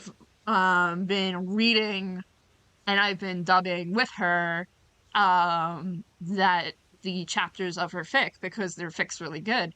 But she hasn't played the Professor Lady versus Phoenix Wright Ace Attorney. And I'm like, hey man, if you wanna play the game, I will gladly help you out. Like I will spend an absurd amount of time getting this emulator set up for you, okay? You do not have to do anything, okay? Outside of downloading the file, and hopefully it works correctly, and I don't have to troubleshoot, But anyway, I hope and pray we get another one. It's my life goal to get all the Professional Layton versus Ace Attorney fans. We need more. Barnum in the prosecutor's office would be so funny. Yeah, he would just be even more crazy. And the prosecutor's office is already like kind of nuts. But I think he needs to meet Clavier Gavin. I think that would be really funny. I think that would be crazy funny, actually. Like, he's getting reintegrated into society, I'm assuming at some point. Um, but like Clavier Gavin would be so entertaining for him to experience. I think he would be really confused. I love Barnum since he's a prosecutor who actually haunts Phoenix and stuff and helps him. Yeah, he's awesome. And no one talks about him. Him and Blackville with their swords. For real, yeah. I have a friend of mine who's been playing The Greatest Attorney recently. Actually, we played I think up to case 3 and then they dropped it for a few months. Actually more like a year. And then they've been watching the streamer Barry play it because they found it was easier to watch, and it's probably easier just because they work and stuff. And they're slowly getting to The Greatest Attorney 2 case, or The Greatest Attorney 2 just generally. And so goddamn excited because before that, their experience of Ace Attorney was only Professor Layton versus Phoenix Wright Ace Attorney. So it's like so interesting to see the alternative like experience because most people experience the Great Ace Attorney before Professor Layton versus Phoenix Wright Ace Attorney.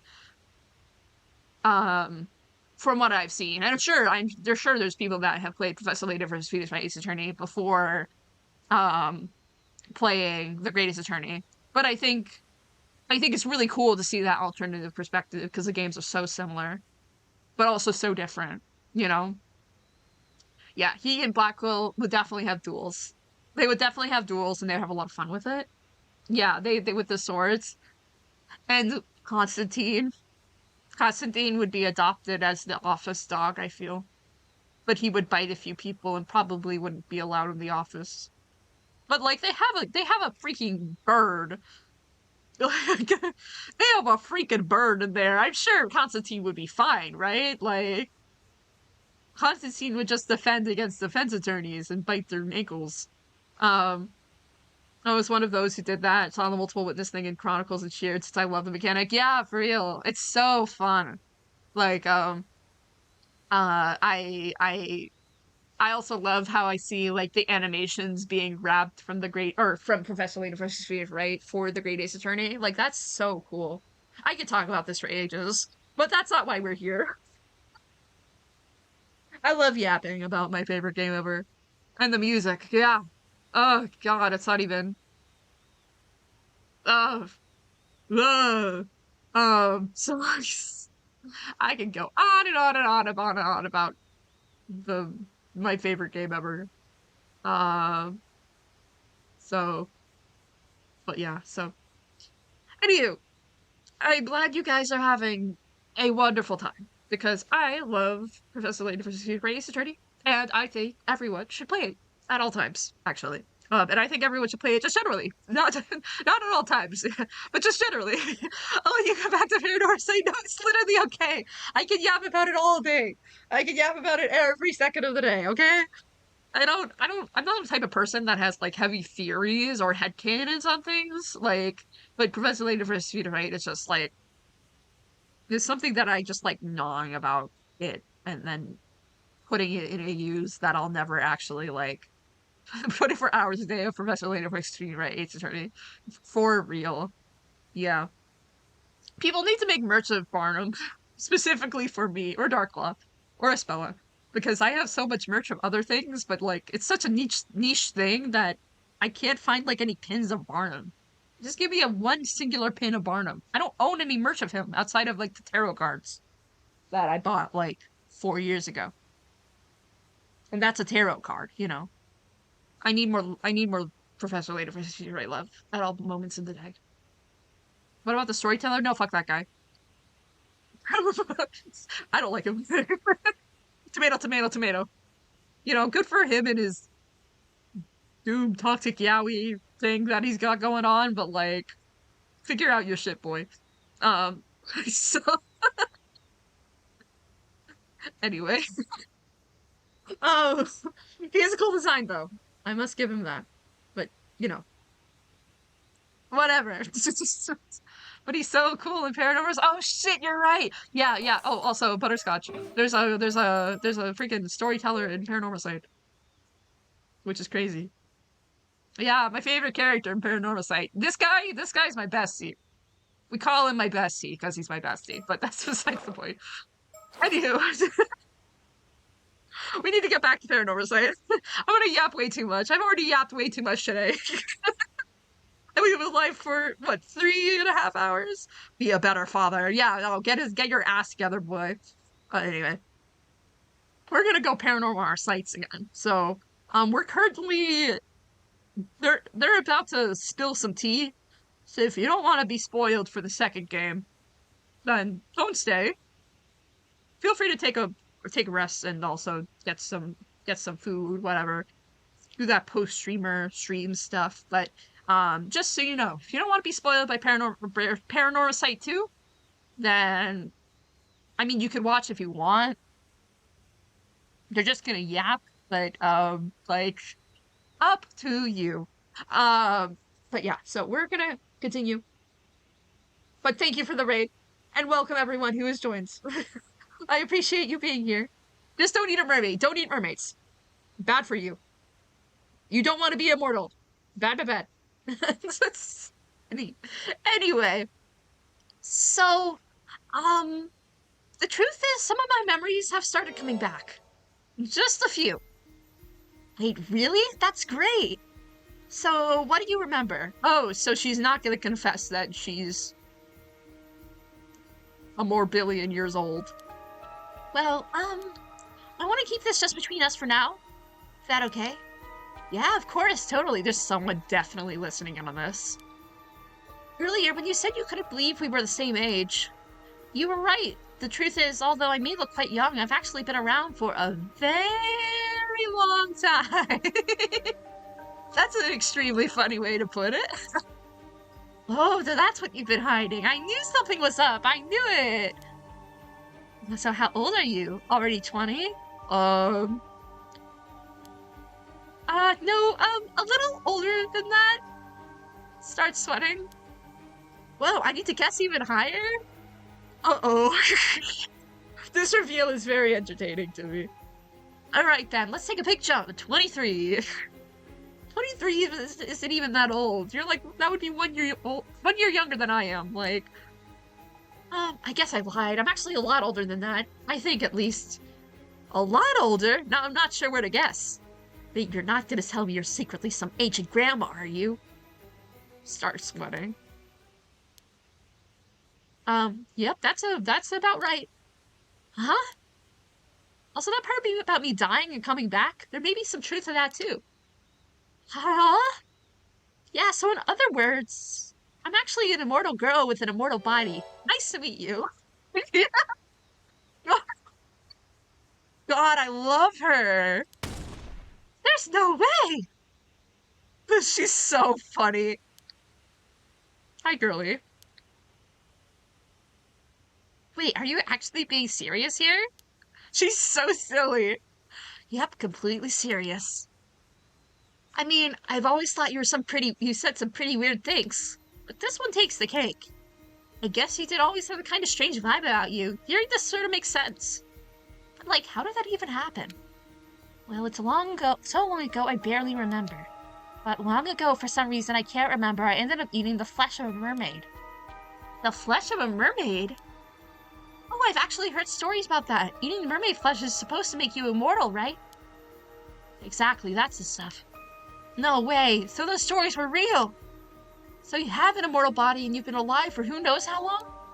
Yep, that about sums it up. So how old are you, really? Well, I'm actually not too sure. I'm not really the forgetful type, and I think there's just a human limit on how much I can ever remember. Oh, interesting. Weird things like I am glad the Haike are downeth in the waves, but I've always dismissed it as jokes, haha. I hate those guys. Fuck those guys. No one likes them. There's like silly grudges on things that happened like 400 years ago. Awesome. Good for her.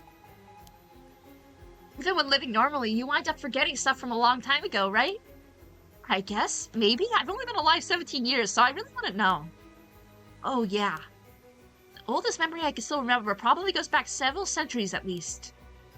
Damn, so you really are an ancient grandma. No, I was only 17 when I ate the mermaid flesh, you know? So I wasn't exactly lying about my age. In terms of looks, I'm still a spry, young 17-year-old. Well, sure, I can't argue with that.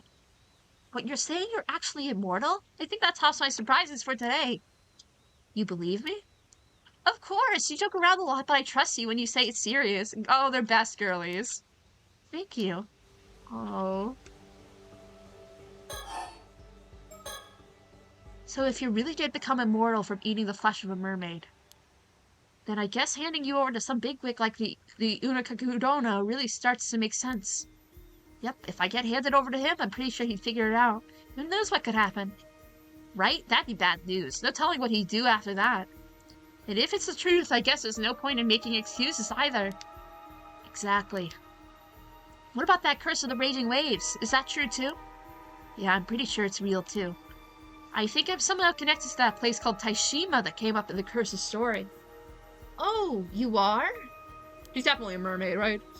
Or somehow related to the mermaids, or somehow related to Taishima. But even so, I don't think I caused the curse. At least I hope not. So you're saying you were on Taishima like 400 years ago?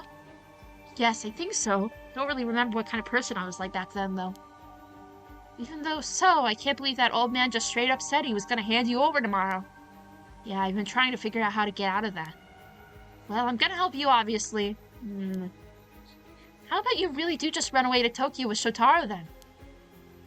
I'd rather not. There has to be a better way. Yeah, running away with some random-ass man is definitely not worth it. Yeah, even as I said it, I realized I hadn't even thought it through very much. Let's take this one step at a time. Besides, I don't think the curse will just disappear if I leave the island. Yeah, even if you were the cause, that would mean they could have just kicked you off the island, right? Just kind of feels like the old man's just trying to pin everything on you. Yeah, there has to be some reason behind it. Either way, if we could somehow stop this curse of the raging waters or whatever, it'd probably solve all my problems. But she could dump him over the boat. True. She doesn't have the curse stone, though. She can't fish that guy. Probably, yeah. But how are we supposed to stop a curse when we don't even know what it is? I always thought all this curse stuff was just occult nonsense. I never thought it could be real. Well, they are. Spirits and curses really do exist, no doubt about it. I was totally normal to live with them way back when, so it surprised me that these days everyone just acts like they're not real. No way, this is all so surreal. Well, I suppose you being here is already past surreal and into the mythical, so I guess I gotta rethink what's normal. How much do you bet to someone behind me? Thank God, no.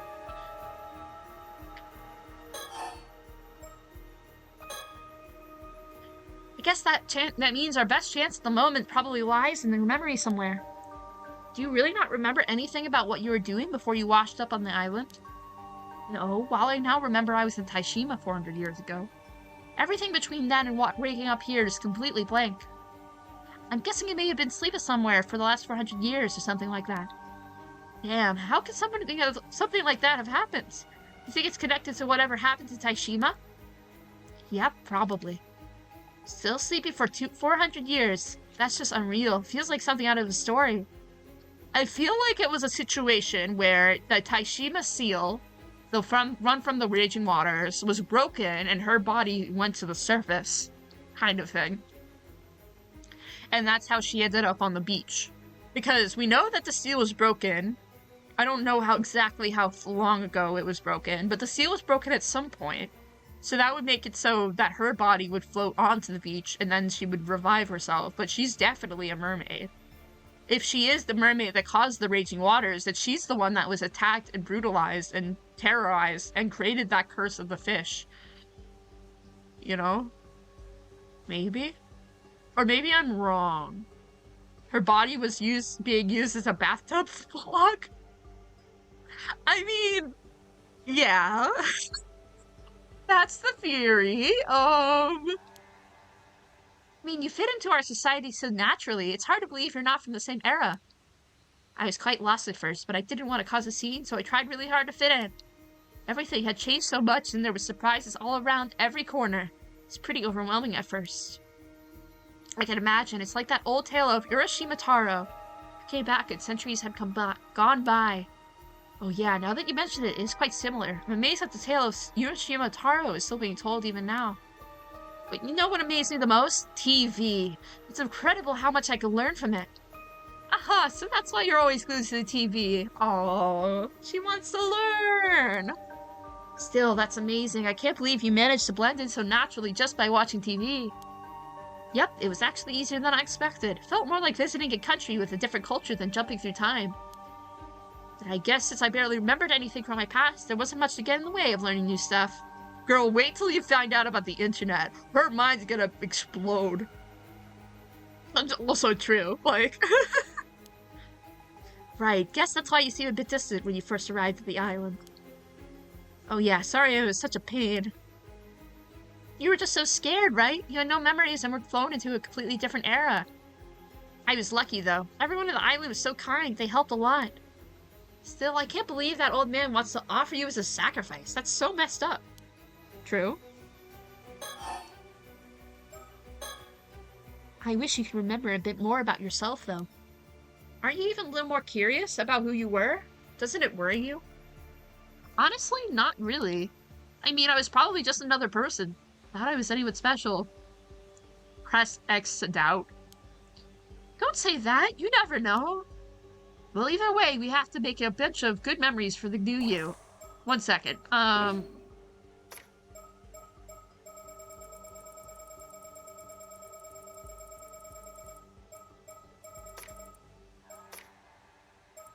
Where's the Osato? Is it in profiles?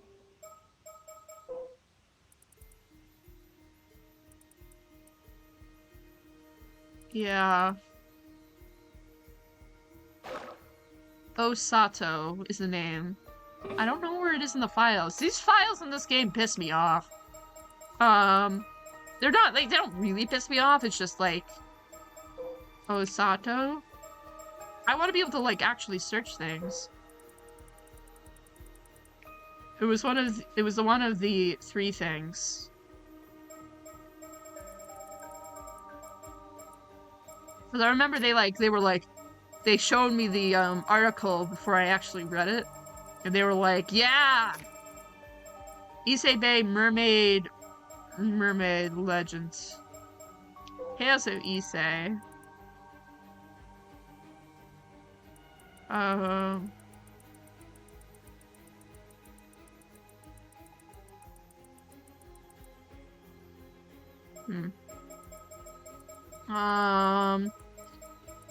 Oh, yes. Osato, although the exact... You have incredible memory, by the way. My god. Although the exact time period is unclear, legends tell of a girl named Osato from Kusawa, from the auto town of the Age district, who became immortal after eating the flesh of a mermaid, went on to become Yao Bikuti. Oh, so she's Yao Bikuti. Cool. So she's a nun who lived for 800 years. While the information is not recorded in any literature, 3 mermaids, Sobe, Nagami, and Hayase, lived in... So she's not... She's Ao Bikini. Oh, okay. Cool. Okay, so she's just Ao Bikini, just straight up. Yao Bikini, I mean. The tale of Yao Bikini, a bhikkhuni, fully ordained Buddhist nun, who acquired preternatural longevity after eating a flesh of a mermaid, can be found in every region of Japan. Although the exact details vary greatly between regions, they all share the same fundamental element: a girl who ate mermaid flesh lives for 800 years. Osada lived in Kurosawa village. When she was 17, the flesh of a mermaid was served at a village gathering. The other villagers, disturbed at the thought of eating such a strange feature, refused to eat it. She returned to Kusawa village, where her life came to an end. So that sounds like BS. But anyway. That sounds good. Even those last few months have been filled with great memories for me. Oh my god, I just realized. You're really immortal, Sato. Every time you said, even if it kills me, you kind of left out the part where that's not actually possible. Damn, you're right. That does sound bad now. Awesome. Good. +2. +2. Even if it kills me. Stupid. Nice. Good one. Wait, no, it's the opposite. It means so determined that I risk dying despite my immortality. Yeah, +2. Haha, so coming from you, it actually carries more weight. Got it. Phew, I think I spun that one pretty well. You know I can hear you, right? Oh my god, they're silly. I feel like there's definitely gonna be someone behind me at some point. That window behind me is, like, scaring me shitless. You know what? I actually feel kind of relieved. Huh? Even after learning all this about me, you aren't treating me any different. Oh! Oh yeah, you're still you. Nothing's really changed for me. Thank you. I'm glad I could tell you the truth. Usually when people find out, they freak out and quickly pull away. I was really worried you'd do the same. Yeah, I mean, I can see why some people might distance themselves since they found out. Yusa's mom was totally shunned, but people started blaming her. Hmm? Wait.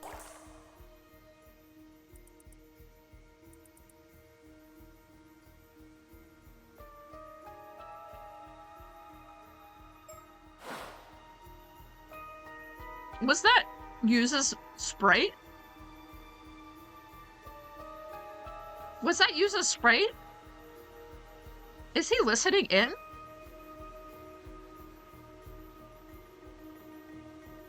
Yeah, that's definitely Yusa's sprite. I just saw it on my phone. What the fuck? No, never mind, it's not Yusa. Never mind, I think I'm being stupid. Never mind, I'm being stupid. I thought that was Yusa. I had a moment where I thought it was Yusa, and I got scared shitless that he was listening in, because that would have been really scary. Anyway, it's not him, and I'm being silly. Sorry. That would have been crazy. I almost shit myself. I kind of wish it was that. That would have been cool. Anyway. How about Yusa's mother? I mean, they have the same bangs. That's exactly what got me. I saw the bangs and I didn't see the side of her hair, so I thought it was like a man who was speaking. I thought it was Yusa. It's like straight up. Hey, you said Yusa's mom was shunned for something? That would have been cinema. That would have scared me shitless, and I definitely wouldn't have figured that out. I mean, most people wouldn't have figured that out. All that Tsuyu ever told me was that she passed away in the Kamishina Southern disaster 5 years ago. Right, you wouldn't know about it. I mean, guess it's not exactly something you'd share with the guests of the islands. Hmm? Truth is, they pinned the blame for that whole disaster on her. Said it was Mari's fault. What? Seriously? But why? No idea. People just started saying it was some sort of bad omen or something. Surely she never really fit on the islands, but there was no reason to treat her like that. That's probably why things felt so tense when Yusa came back to the island a few months back. I figured folks were just joking around, so I didn't really think too much of it. That's so cruel, even after she's gone. But you know, it's quite similar to what's happening to you right now. The old man called you the same thing they called her. What was it? The Raging Waves Curse Bearer? Wait, so they said Mari was the source of the curse too? That is weird, but what does it mean? Could it be Yusa's mom was actually like you? Like she was also immortal? Huh? Maybe she didn't really go missing, but was actually sacrificed to this Ankakudona. But Mr. Wakamura said he won't make this mistake from 5 years ago, so I don't think it's it. Right, yeah, maybe I'm overthinking it. Still, I wonder if Yusa and Tsuyu know anything about the curse of the Raging Waves. No one knows Tsuyu's gonna die in 5 minutes. Yeah, it's not exactly an easy topic to bring up, but we don't really have any other leads. Let's go talk to Tsuyu. We can ask her about Mari and the curse. Ooh. But wait, if Yusa's mom really was this curse bearer or whatever... Oh, I forgot I had that. Fuka! Okay, Bear. I will do it for you. Anything for Captain Bear Mode. Thank God it wasn't the voice higher one. If it was the voice higher one, I think I would, like, die. But wait, if Yusa's mom really was this curse bearer or whatever, that means she dragged not only herself and her family, but that whole island into the storm. That's kind of a scary thing to think about. No! Fuka! Okay, we'll do 2 minute timer. 2 minute timer. Okay? Timer. 2 minute timer. We'll do 2 minutes for low. That will start when I start, okay? Okay, alright. Ready? Actually, wait. What the Fuka? Why is this not working? Okay, start timer. Alright, guys. They call me the timer. It's 1 minute and 56 seconds right now. And then we'll do 2 minutes of voice higher, okay? Yeah, I can't imagine she did it on purpose. Maybe at the very least she didn't know about it. But even then. You said the thing, so it's not really my fault. Damn it. It's still awful. Either way, the outcome was such a terrible one. Nope, this curse bearer stuff has to be total bullshit. I'm not buying it. I'm letting her swear because I have to speak lower. Yep, I couldn't agree more. But then, where did all this curse bearer rumors come from in the first place? There's gotta be a way to prove that they're unfounded. Bet you anything it was that so-called sorcerer and that old man's been talking to. It has to be. Maybe we could go shake it out of them, so they admit it was all made up.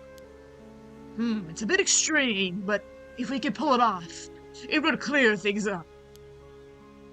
Although, if we prove that you're not the curse bearer, they're still gonna come after you for being immortal. I guess so, yeah. They just want me because I'm immortal, not because of the curse. Cool. Man, I really just want to believe all this curse bearer stuff is just nonsense. There's gotta be something else we could do. The only other people I really trust around here are Zami and Yuza. You shouldn't trust Yuza in any capacity. Why are they so grainy? They are so grainy right now. If we asked them, I bet they'd help. Would you rather I didn't tell them? I mean, I'm pretty sure they'd keep it a secret, but... yeah, I'd rather avoid telling anyone else. Gotcha. Well then. Maybe we should just hide out somewhere until tomorrow. Buy a little time. But where can we hide? Oh. But I'm not sure if that's the right choice here. Not even sure if I should mention it. Girl, you gotta mention it. Alright, it's been 2 minutes. Fuka. Okay. Alright. We're gonna go so high pitch, and it's gonna be so shitty. It's gonna be so bad. Because I have to go higher than I was doing previously before, so now we're just gonna go something like this. And everyone's just gonna have to deal with it, okay? Does that sound like a plan? Okay, alright, cool. Monokomu, is that you? No! Okay, alright, so let's pause that timer and restart. Alright, we've started again. What is it? Whatever. You trusted me with your secret, so I guess it's only fair that I share one too. God damn it. Oh, you have a secret too? Is it time for a class trial? Who killed all these people? This is why Hazuma Sogi is a misogynist.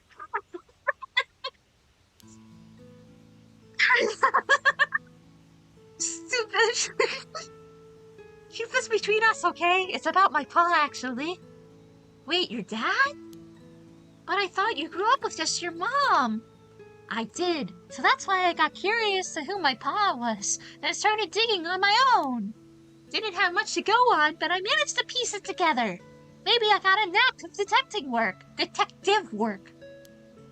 Whoa, that sounds incredible, a detective just like on TV. This is what Phoenix Wright actually sounds like. This is true, I can confirm. I actually work for, Capcom. Anyway, turns out he's a very rich guy from Issei. Apparently way back, my mom used to work as a maid at his estate. Oh, he was a freak. Okay, good to know he was a bit of a freaky. Wait, does that mean... does that mean he was a freak? You guessed it! I'm his illegitimate child. Uh-oh, he was a freak. Oof, that's a tough one. Yeah, it is a tough one. I mean, I kind of suspected it already, so it wasn't a huge shock or anything. Besides, he's been sending child support this whole time, so I'm grateful, honestly. Wait, he's alive. That's... okay. That's still kind of fucked up, but okay. Wow, your life really is like a TV show. Anyway, I've actually snuck off to meet him a few times.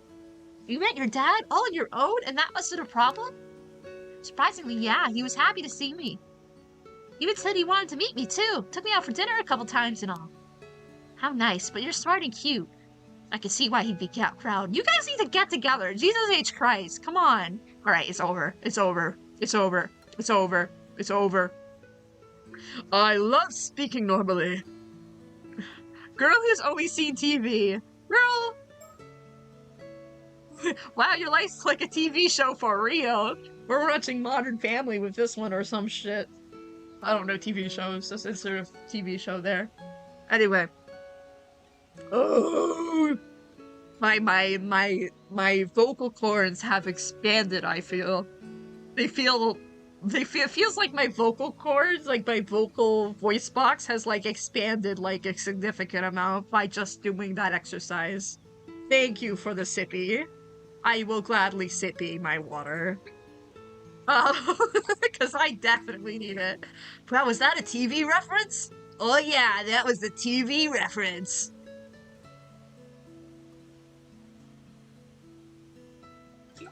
Ah, that feels so good. Oh, my jaw is gonna be so chiseled after playing this game. I'm gonna have the most chiseled jaw that has ever jawed ever. This jaw right here, the one that I am touching right now, this thing, so chiseled. Anyway, I've got no complaints about the life I have now with Ma. I'm not out to shake him down for trash or stir up trouble or anything. That said, I've never told Ma that I met with him. There's still bad blood there, apparently. Oh, that's not good. Nobody on the island knows about this. You're the first person I've told. Oh, they trust each other. Whoa, this turned into a full-on secret swap. No, literally. Can you guys please Yuri? Anyway, worst case scenario, I thought we could maybe ask my pa for help. He's pretty rich, so he could probably arrange a place for you to hide for a while. Might help to buy some time to look into this curse. That's quite a connection to have. Thanks for sharing it with me. Having a place to lay low would be great, but wouldn't it be suspicious if we don't explain things? Honestly, I'm not so sure. We'd either lie to him or risk telling the truth. And personally, I'd rather not lie to him. Think it's better to keep your secret even from my pa? Yeah, sorry, I'd really rather no one know, except for you, because I trust you with this information for the Yuri on Ice, they call it. I get it.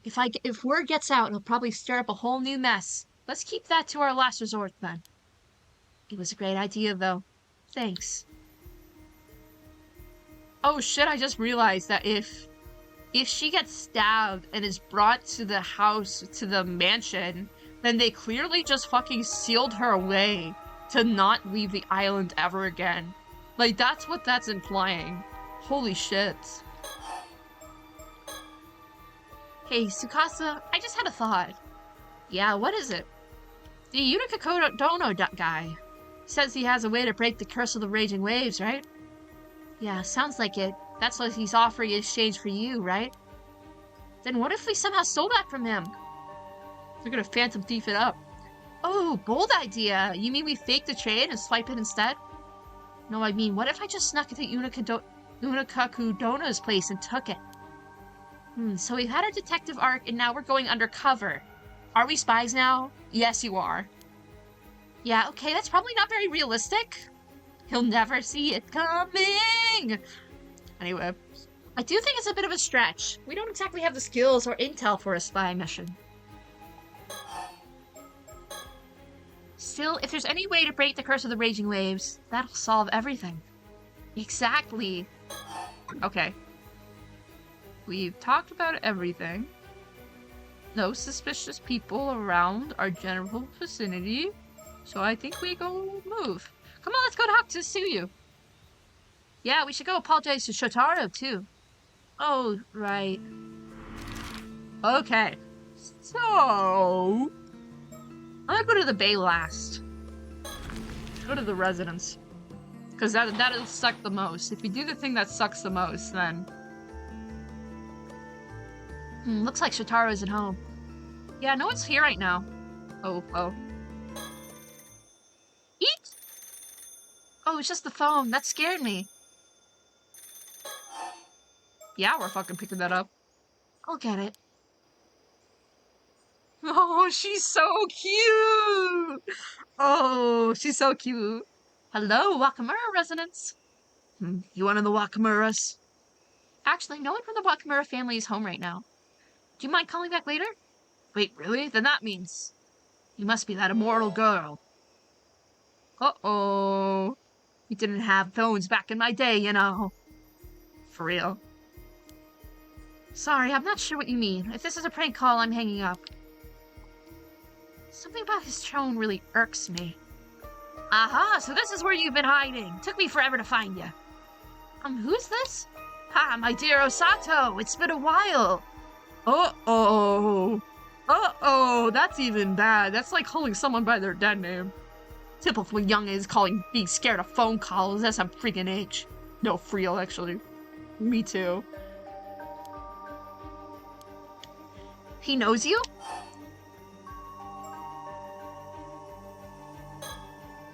Looks like you got the wrong number. Please double check the number and call again. Whoa, hold it. Don't you hang up on me, you little shit. I know exactly who I'm talking to. Sounds like he actually knows who you are, Sato. I think this may be our chance to get some new info. Oh, I got a really bad feeling about this. So, my dear little Osato, I hear Unika Kodono's got his eye on you now. You're awfully well informed. Mind telling me who you are? But of all people out there, it was Unika Kodono who found out. Damn, that geese is gonna hunt you to the ends of hell. Who the hell are you? Tell me. Whoa, you're really fired up. Hang on, wait, you're fucking serious. You don't remember me? For real? It's real harsh. After everything we had, all that passionate talk about our future together. Excuse me? Wait, what? Come on, just because I don't remember you doesn't mean you get to start spouting nonsense. Ha, you'll know if it's nonsense soon enough. That is terrifying. And listen, I'm actually the one trying to help you here, you know. Might want to hear me out. What do you mean? So this Unika Kodono, he's a psycho old man funneling cash into the researching immortality. He gets your hands on you, who used to be strapped to his table in his lab while he cuts you open alive. He'll sit there watching you die and regenerate, all part of his fucked up experiments. Once you're all healed up, slice and dice again. Rinse and repeat, over and over. Sounds fun, huh? Oh, that's straight up torture. Ugh. Ugh. Ugh, both of these men are disgusting. I'm assuming this is a man on the phone. Even if your body's immortal, the pain is all real. Becoming this sacrificial guinea pig be nothing but hell on earth. You sure know a lot about this. Well, yeah, that's why you should come to me instead. Don't sound so bad, does it, Osato? Huh? Take you into my protection before you've handed over to Unika Kodono. All you need to do is shut up and do as you're damn told, woman. Jesus. Oh, hell no. You think I ever grovel to some nameless creep like you? You've got another thing coming. I refuse. You'll remember me when we meet. I promise. Haruma! Hajima Shogi of the Asogi clan. Here's the deal. Get off the last ferry to Tobaport. Come alone. Got it? Oh, shit. Not a freaking chance. What? Not a chance. Damn right. She isn't going anywhere with you. So do us both a favor and never contact me again. Oh, come on. Is that really how you're gonna play it? Listen, if you don't show up when I say, I'll tear through every last dumbass on this island. Slice them all to fucking pieces. Sound good to you? We weren't joking. It is Kazuma Asogi. He's freaking Karumaing it up. He's gonna go stab some guys. Because he's a misogynist. You were right. You were right. That's what happened when people defy me. No mercy, just punishment. What? So I'll say it once more, my dear Osato. If you don't want this island to become a bloodbath, get on the last ferry. Come to Tobaport. Alone. This is your last chance. You get that, right? When you say no mercy, just punishment, what exactly are we talking about here? Oh, you know. I have this little curse power, and let's just say it can be pretty fucking potent. Uh-oh. Oh, another curse. Guess I could show it off by cursing every woman on the island. He is a misogynist! Whoa! Wait, does that mean that freaking, what's his name, is freaking transgender? Awesome. Good job, Yuza. He's also transphobic, apparently. God damn. Well, then why was Yuza killed? Was it because... But we thought it was just for Alma divers, and I was assuming that Yuza was killed because he's transforming too. So crazy. I was assuming because Yuza was an Alma diver, which is why he was beheaded, I mean. So that way everyone else on the island will see the one girl who doesn't die in. Well, guess your secret's out. No. So yeah, better just do as I say. No point finding it. I've already got an assassin mixed in with the locals. Whoa, shit, really? You're fucking joking.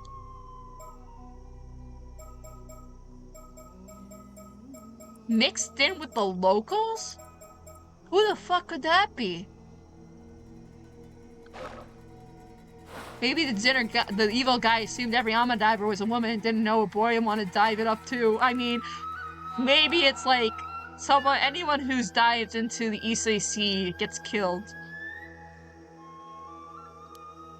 An assassin mixed in with the locals? Yup, and they're fucking nuts. Gave him a curse and they were way too thrilled to use it. Dad's serious too. Eyes like a psycho killer. You get those sometimes. Natural killers. Pretty sure they've already made their move. Unless I call them off, they sure ain't stopping. Is he being serious? I'll check with you again after the first body drops, but I really recommend you make a smart choice before that. So Taro? I mean... yeah. His eyes are crazy, I'm just joking. You're not too far-fetched, though. It could be him. But it could also not be him. It could be anyone, honestly. Like, I don't know why I'm theorizing here. It's just definitely not any of the women. Because I don't think any of them were probably that insane to do that, you know? Anywho, Fairy's leaving soon, so TikTok, my dear Osato. Don't keep me waiting. Huh? Wait! This is bad. You heard all that, right? Yeah, killing people with curses? No way, right? We're fucked. Too much of a coincidence that he happened to return to Kamishima for the summer now, I guess. I mean... and he's leaving soon, too. I had a bad feeling about that phone call. I mean, it definitely could be him. We came back here thinking Shotaro might be around. But now that I think about it, there's a good chance I may run into Mr. Rakamura, too. That could get awkward. Not even just awkward, more like physical. Yo, did he just drop a TikTok reference to the legendary 2010 singer Kesha? True. I can't believe that TikTok existed in the 1980s. I'm really glad Tsukasa's here with me. I don't think I could have handled that if I were alone. Oh, girly. The last ferry leaves in, what, less than an hour now? Oh, fuck. And if I don't get on it, the whole island's in trouble. All that talk about curses and killing people, and we still don't have any idea who that even was. Felt like he knew something about your past, too. Yeah, but as far as I can remember, I honestly have no idea who he is. They definitely knew about Unika Kadono and his research, so they're definitely involved in some way or another. Then maybe it's just someone who doesn't get along with Unika Kadono and wants to steal you away from him. Makes sense. Trying to be a help me is probably just a front, so his real goal has to be something like that. They could do a Ryunosuke Naruhodo and put Tsukasa in a trunk. True, they could just put Tsukasa in a trunk. Get in the trunk, girl. We're going to Britain. So maybe he just acted like he knew you to put you at ease. Could be, but if he really wanted to put me at ease, I don't think he had the right tone. Yeah, that attitude was anything but reassuring. Like, was he actually serious, thinking you'd go along with all that because he barked it at you? Not to mention threatening to curse the people on the island to death. It's hard to tell how serious he was. Well, one thing's clear. He's bad news. Oh wait, someone's come home. Oh well, we came back, huh, Sato? Uh-oh. Fuck. Maybe you best tell the old man about the phone call. You fucking sure? You sure that's a good goddamn idea? I don't think that's a good goddamn idea. Everything's so still up in the air that I really don't want to have to see him right now. He could have at least come home a little bit earlier and taken that damn phone call for me. What's wrong, girl? You look like you've seen a ghost. Well... We just got a strange threatening phone call. Oh, tell me more. So some nobody we don't even know wants you sent off in the last ferry today. Why the hell would you tell him? I mean, I guess he has the interests of the island at heart, but he's also the one that's threatening to ship you off and get tortured for eternity. Yes, they said if I don't go, the islands will be struck with no mercy, just punishment. Ah, he's just trying to snatch you out from under Unica Cadona's nose. Always some fools trying to play smart. Only a stunt like that wouldn't just get you on Unica Cadona's bad side. It'd be a hell of a lot worse than that. Ignore the fool's call. You're going to Unica Cadona's tomorrow, just as we planned. Okay. Oh yeah, I totally said that something earlier, but I'm totally against this whole sacrifice nonsense. Hey, old man, if we could lift that curse of raging waves before tomorrow, then Sato doesn't have to be offered as a sacrifice, right? Well, yeah, if that was possible. That curse stumped even the finest sorcerer I know. Needs solid proof that it's been broken. I need to know who this sorcerer is. That's fine. Wait, what else did he say? Something about assassin? Yes, they said that someone wielding a curse power has mixed in with the locals and is already proceeding with their plans. Think it could be true? More likely bluffing, but I'll have folks look into it just in case. Either way, if we nab the assassin first, then there ain't be nothing to worry about. This is my Kamoshida. I don't like hearing that we have unknowns mixed in with my people. Oh. Seeing that we're being threatened by a curse, couldn't you ask that sorcerer you trust to help us deal with it? Not happening. Too short notice. Even just one consultation takes a whole month of back and forth with your manager for appointment. Not to mention you can't even imagine how much it costs. You don't trouble someone like that over some damn fool's prank call when it's probably just a bluff. Seriously? They're that big of a deal? I guess neither of the two we bumped into yesterday was a sorcerer then. Who are you talking about? Yesterday we spoke to a man and a woman in traditional clothes who asked where this place was. They didn't stop by? Yeah. Oh right, some shady-looking folks came around. He said something about a great storm curse drawing near and told me I should warn everyone to prepare for evacuation. Wait, so even people from outside the island know about this curse of the raging waves? Then who exactly were they? Beats me. Claimed that they were with the police or some such, but something smelled fishy to me. They were rambling on about mummies and whatnot. Didn't make a lick of sense. I got time to mess with folks like that. Told them I already knew, and had them get lost. Anyone with the slightest spirit sense can tell the island is affected by a curse right now. They were just scam artists using that to spout nonsense to squeeze out donations. Bunch of crooked psychics, that's all. Got no time to be dealing with folks like that. Is that really all it was? Something about it's nagging me. Is this curse of the raging waves definitely real? I already told you, it's real as they get. So what are you gonna do old man? First off, Sato ain't going nowhere. Stay put till that last ferry docks back on the mainland. You sure that's safe? Curses or not, there's no way anyone is going to go around killing off a bunch of people. That just ain't practical. That said, someone sneaking in as an assassin. That could happen. I see. Ah, even if their curse was just a bluff, they're clearly planning something. Ain't no way I'll let it slide. Threatening not me, but Unica Cadona, they'll regret messing with us. I'll smoke them out myself and have them confess all their bullshit. Yikes, he's pissed. You two stay right here, got it? I'm not staying right here, fuck you. He's gone, spat out like a bullet. So what do we do now? He told us to wait here, but... well, we don't need to catch the ferry anymore. Still feels like a waste of time just sitting here. Let's go see if we can find Suyu. Sounds good. We can find a way to stop the curse of the raging waves, and there's been no reason to sacrifice you. Let's go. About a hour and a half. A yower and a half. God. Well, we definitely learned a lot more after speaking with Suyu. Huh? Tsukasa? Damn it. Listen, there's no way I'm letting them sacrifice you, not for anything. Thanks, Tsukasa. Sorry I got worked up. Don't worry about it. That's just who you are. So what would have happened if I didn't go to this guy's place first? Wakamura's place first. I guess the last ferry should have reached the mainland by now. Yeah, I think the old man managed to find that assassin. Let's go see what's going on outside. Not like we have much else to do now. Yeah. Ooh. Still, I can't get over what Suyu told us earlier.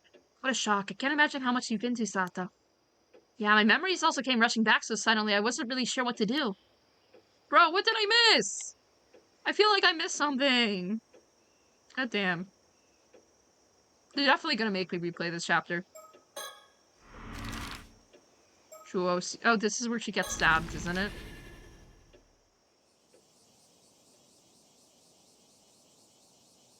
Oh. Oh, look, it's Shotaro! Hey, you two! Perfect timing. My old man's been stopping around with this wild look on his face, asking people if they've seen anything suspicious. Do you know anything about that? Oh, he's definitely evil. Actually, yeah, we do. So I guess he's trying to track down that assassin who's blending in on the island somewhere. This is not good to tell him. He's definitely evil. Wow, so people really announce fest like that all over the phone. Still, I'm glad the old man didn't take the bait. That was probably the right call. But if it's not just Unica Cordona's people after you, then we got a new problem on our hands. Yep. I don't like that he knows about this. That's kind of shitty. The sun's starting to go down. Maybe that's part of it, but something feels off. Something does feel off. Tsukasa's clearly on edge. I can't blame her. This whole situation is such a mess. Wait, why was Tsukasa not killed? Wait, pause. So, why was Tsukasa... We assumed that it was because of the divers. Those specifically the divers that were targeted. But, why was Tsukasa not killed? If it was specifically the, If it was specifically the,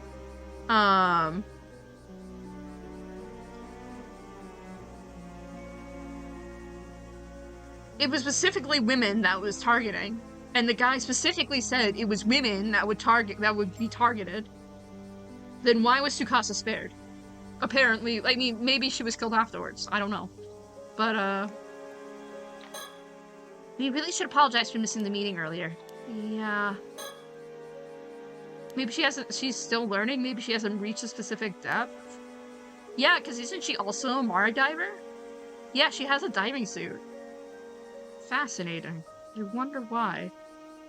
That's so specific, because she's also a diver, and she's also a woman.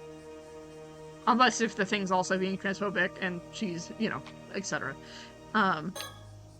Who knows? Even with everything going on, he still manages to stay calm. I know it's not fair to lean on him only when things get tough, but his confidence makes it hard not to. If this so-called assassin really has slipped in among the others, running around blindly with like my old man won't get us anywhere. I don't have enough to go on yet, so it's hard to say anything for sure. But at the very least, I'd be looking for people with regular contact with those off the island. Right, anyone who rarely leaves the island isn't really a likely suspect. So that means that people like Shotaro and me, who live off the island most of the time, are the most suspicious. Given the situation, yeah? Interesting. Like you, Shotaro? Like, points at him? He's from Tokyo, like... That's already sussy. He's a phantom thief, for sure. You know, it's also possible that the caller and this assassin are both working for Unica Kudono. Wait, why would you think that? It's possible that he either never have the means to lift the curse of the raging waters like he promised, or never intended to hand it over in the first place. Oh, I get it. So that way he could get Sato without keeping his end of the bargain. But plus he can then turn around and pin everything on your old man. Exactly. Sharp as ever, Tsukasa. Thanks. Either way, someone like that really is out there. We need to stay on guard. Definitely. Sorry about missing our meeting today. I was the one who asked and ended up sending you up. Something urgent came up and I couldn't make it. Ah, right. That. Well, stuff happens. I'm not mad or anything, but do wish you brought it up a little sooner. Right. Sorry. Mind telling me what happens? Well, something unexpected came up and kind of threw out my whole schedule. So you can't say any more than that? You're not even going to tell me what you wanted to talk about? No, you creep. Yeah, I can't tell you that either. Sorry. Right. Well, whatever. Let's just say you owe me one. Owe you one? Yeah, sometime when we need it, you'll have to do something for me. Wait, that's not fair. Hmm? It's not her fault. I'm the one who caused all the problems today. You see, I was actually the one who... Skasa, stop. This isn't the time for that. But if you don't, you'll... Hmm? Whoa. Why do I feel like I'm the bad guy here? You're the one who didn't show up. No, you're not the bad guy. It really is my fault. I'm sorry. No, it's on me. Sata didn't do anything wrong. Okay, relax. For the sake of your friendship, I'll let it slide. Let's just reschedule for another time. Right. Thank you. Thank you. Scary. Things are a bit hectic today. We can talk about that more another time. So about you getting out of this whole sacrifice mess. Ah, yes, about that. I've been thinking, maybe it's best if we leave for Tokyo together first thing tomorrow. Lay low for a while. Yeah, I know, it looks like I'm just using this chaos as an excuse, but... God, I don't like this guy. At this point, I don't think I can offer any other options. What do you think? Well, first off, thanks for thinking it over for me. But, would it be okay if I gave it a little more thought? Sure, but if you take the ferry, my old man will catch on. If you want to go, it'll have to be on a small boat. Quietly, just after dawn. You know way too much about this. I'll need time to set things up, so I need your answer by tonight. God damn, this guy sucks. Okay, I'll think it through.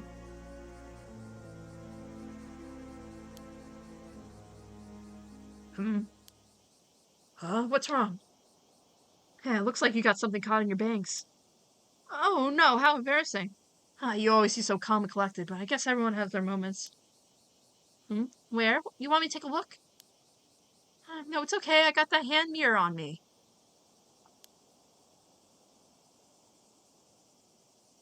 Let's take a look. Oh, fuck this. Is that a feather? When did that get there? Got it, that looks bad. Yeah, and that's when she gets stabbed. Something about the mirror. Interesting. Okay. It was a far-fetched. It was very close-fetched. Okay, but then let me think of freaking Yuza. How would he look into a mirror? Curse targeting the mirrors? I feel like it is. What the hell is that? Something wrong, Sata? There's something behind me. Huh? What was that? I should check. Oh no, it's if you turn around and look at it. Hey dude. Check behind me. What if I don't?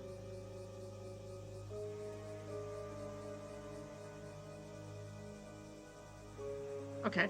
Okay, there's something behind you. What if I wait? I'm waiting. I can wait all day. Oh, I think they want me to do it. Is my bestie on the other side of me? Where is she? Okay. Took a mirror. Maybe you don't have to look at it. Yeah. Hi, girl. Hi, girly. Sata, what's wrong?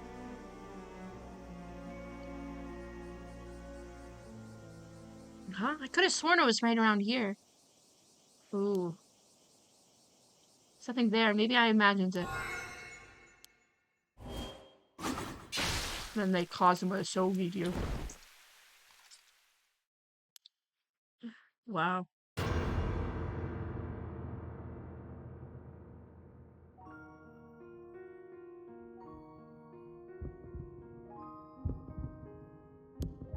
No, it hurts. Oh.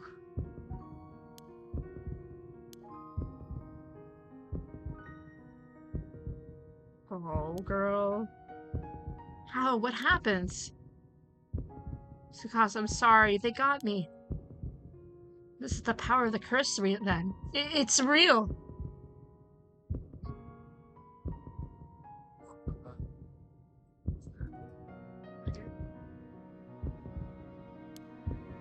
I saw something for a split second and then it cut me down.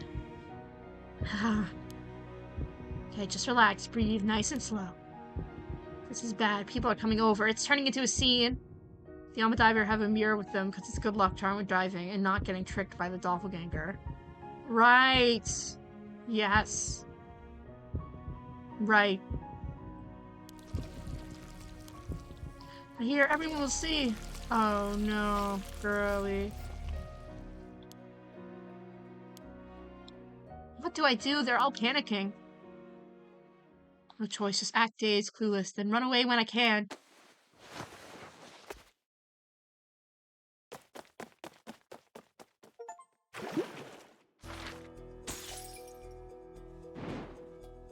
Oh no. I want to go back here.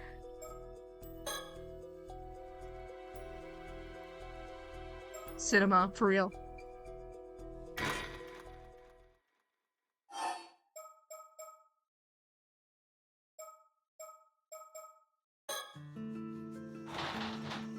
I want to see what happens when you click that phone call. I'm sure it's a branching path, no?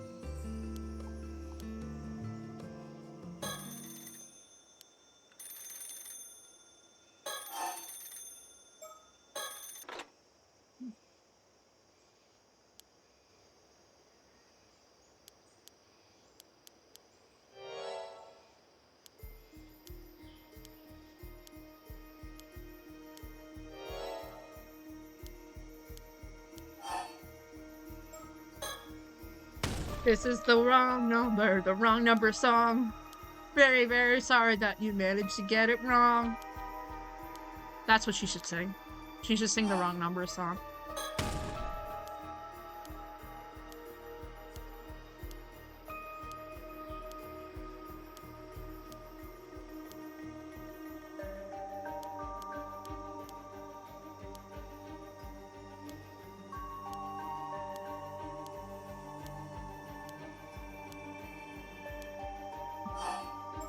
I understand. I understand. I don't know who you are, but I understand that you're rude, selfish, and absolutely not worth listening to. Ooh, yeah, girl! Okay, that was worth seeing. Hell yeah, girly. So do us both a favor and never contact me again. Wow. Let's go.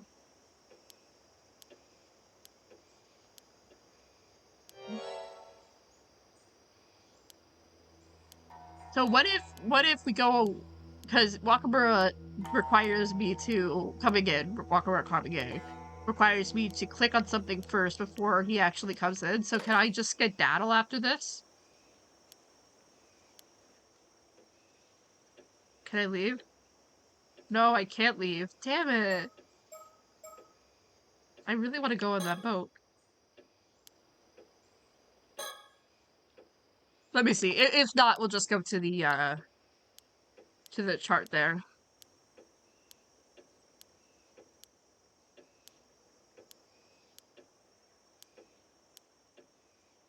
Okay, damn it. Okay. Yes. We got a new bird. Oh yeah. They're besties. I want to know who this person is. He's had like a bajillion polyamorous relationships with like 5 different birds. Which, good for them, frankly. Yeah, let's start from the beginning. Oh, this is gonna take like a bajillion years.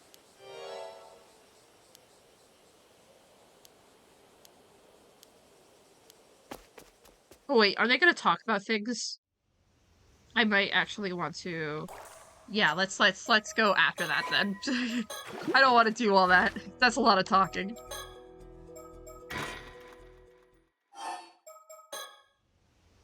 Oh. Never mind.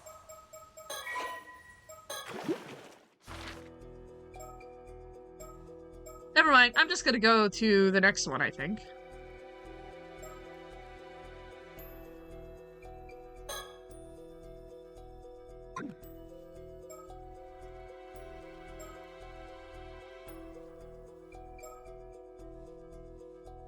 That's so crazy. This timeline's crazy. Anyway, the slash for the curse leaves Sata with a large wound on her chest. She dies only for a moment, resurrects in front of everyone. She escapes. I'm like so scared to see where this goes. You know it's gonna be bad. Yeah. Huh? Was I asleep? Oh, right. Got attacked out of nowhere, right in the middle of Chuo Street. Every time I come back to life, my head's always foggy, my memories all over the place. Oh no. After I was cut down, everyone saw me resurrect, so I panicked and started running around trying to hide. But in the end, Mr. Wakamura found me. He told me to stay put in my house and keep my head down. Sounds like things are getting pretty chaotic on the island, all because of me.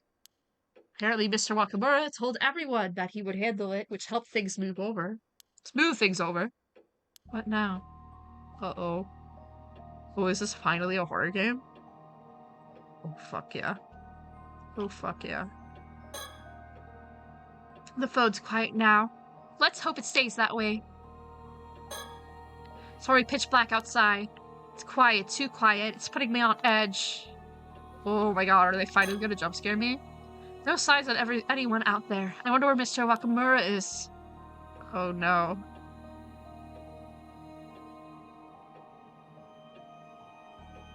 This is scary. This is actually scary. I'm surprised they actually scared me in this game. So now everyone knows I can't die. Be it as it's May, I still have got something I need to do. This is it. Time to see it through. Today's been so hectic. I need to take a second, gather my thoughts, and figure out what comes next. Curse of the Raging Waves. Right now, over the southern sea of Kamishima, the Curse of the Raging Waves is creating a huge storm that has started to churn the sea. They say it can whip up a violent storm without warning, the kind that can flip a boat in an instant. Mr. Wakamura plans to hand me over to Unakokodono to find out a way to stop the curse. The handover is supposed to happen tomorrow. Shotaro is against the plan. In the morning, he asks if I run away from him, escape the island, and flee to Tokyo. Oh yeah, I still haven't given him his answer. Sorry, but I have my reasons. I can't go with Shotaro. Whoa. Sir, how to actually stop the curse of the raging waves? The information Tsuyu gave us this afternoon may help. Should go over it again when I get everything straight. Oh, thank you for giving me that information. Earlier today, after Mr. Wakamura told me to wait here, we snuck out and went to talk to Tsuyu. We learned some rather important information there. Yes, thank you. Eh? Are you kidding me? Wakamura is fixing to hand you over as someone to try and break the curse of the raging waves. Threatening people like they're nothing but tools, that's just plain awful. Exactly, but we can't figure out how to lift the curse ourselves, so maybe it won't come to that. Then maybe it won't come to that. Do you know anything about the curse of the raging waves? Please, we need your help. Well, of course. I don't know what I'd do with myself if we lost you, Sato. Well,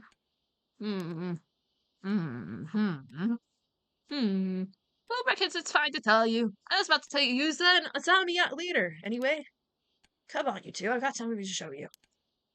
Promise I tell you it's not me tonight, but there's something I need to check, so I'll fill you to it first. Oh, thank you. Whoa. Okay. The box! The thing! Oh, shit. Ah, there it is, just as I remembered. Suyu, are you sure you're okay to be climbing these rocks with your injured leg? Oh, don't you worry about me. Still got a few tricks left in these old bones. Truth is, I put a little shrine behind these rocks. Nobody knows it's there. It's been hidden for ages now. Yes. Really? There was a shrine all the way out here? Ooh, is this one of those bronze mirrors? I think I saw one in my history textbook once. Yeah, that's the fucking mirror that we wanted.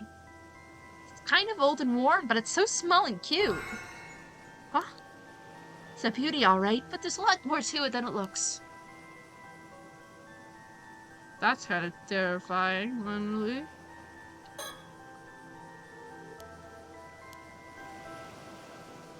Okay. Even out here, Tsuyu remains her usual calm, unshakable self. Unfortunately, that only makes it harder to tell where the jokes end and the serious talk begins. I think I may have picked a bit up of that. I think I might have picked up a bit of that from her. There we go. That is what I said. Yep.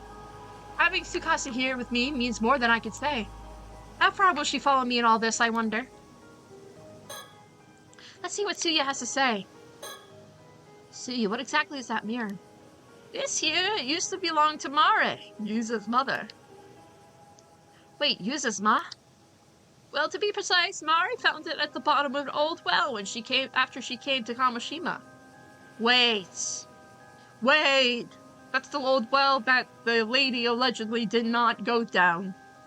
The one that the lady was chucked down to basically committed suicide, but not actually committed suicide because it was people doing it to her. The old well? That's where this bronze mirror came from? Sure is. Though I don't know much about beyond that, I'm afraid. Anywho, she said we have to keep it enshrined somewhere that overlooked the southern sea, so we tucked it way back here. It was even here back when Mare was still alive, so that's gotta be near 20 years now. That's a long time. What if? What if?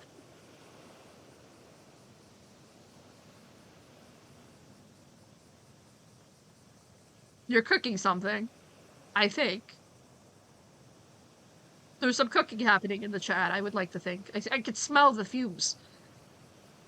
What if the princess was Sato? Oh, shit! Oh my god. Yeah. Yeah. Yeah, I can see it. That's crazy.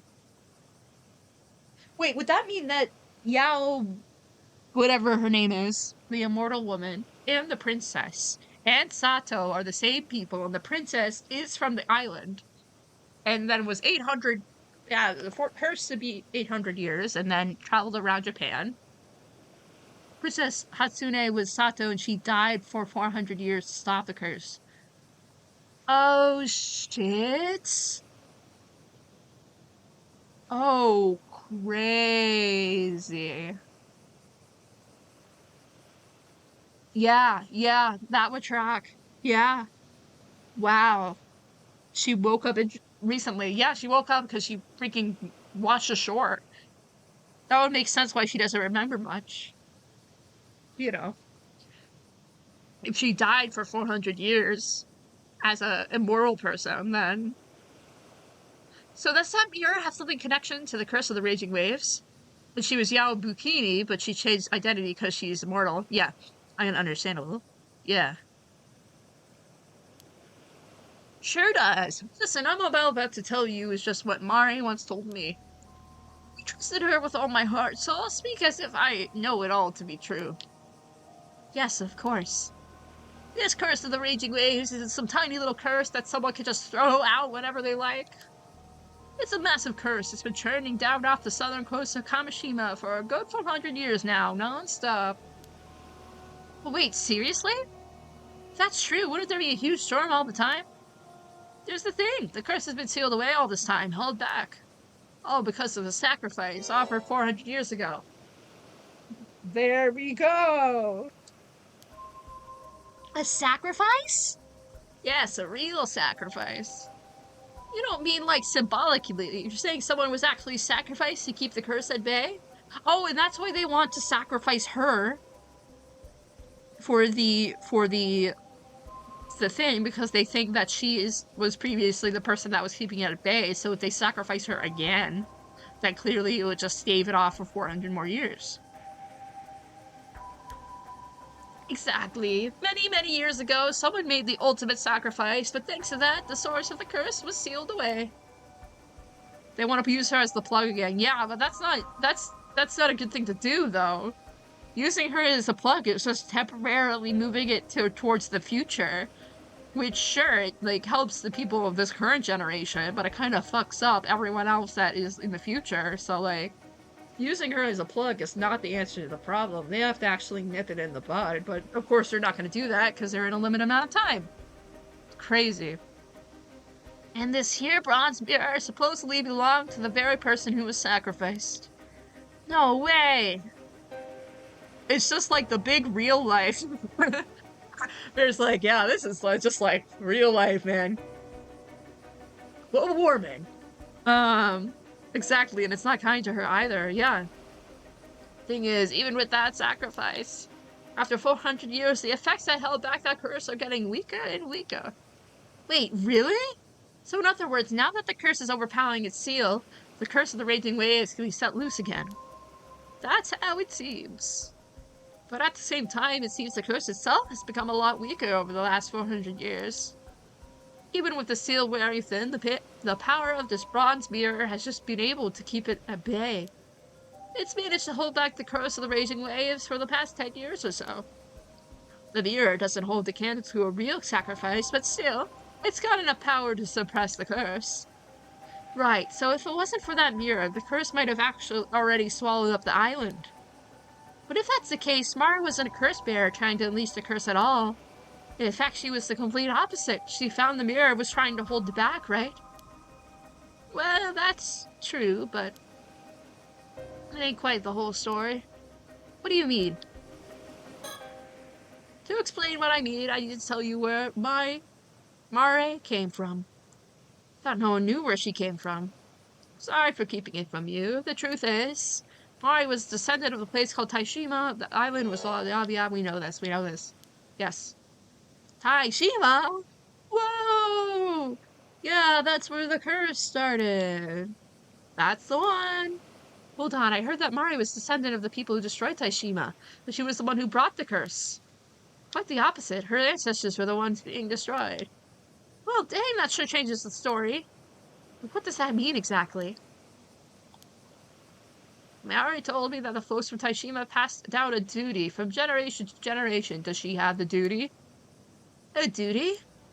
She said it would be 400 years since the disaster during her generation, and that means she had to be the one to see it through. Carry out that duty first. The curse of the raging waves had to be removed once and for all. They needed to wait for the curse to weaken. And so many generations passed for waiting for that to happen. So the duty wasn't just to stop the curse. That was just the first step. Right, Mari came to Kamishima because she meant to fulfill that duty. Apparently she spent years waiting on the island, waiting for a sign that the curse was starting to weaken. Eventually, she ended up marrying my little Tosuke, which it seems that was never part of the plan.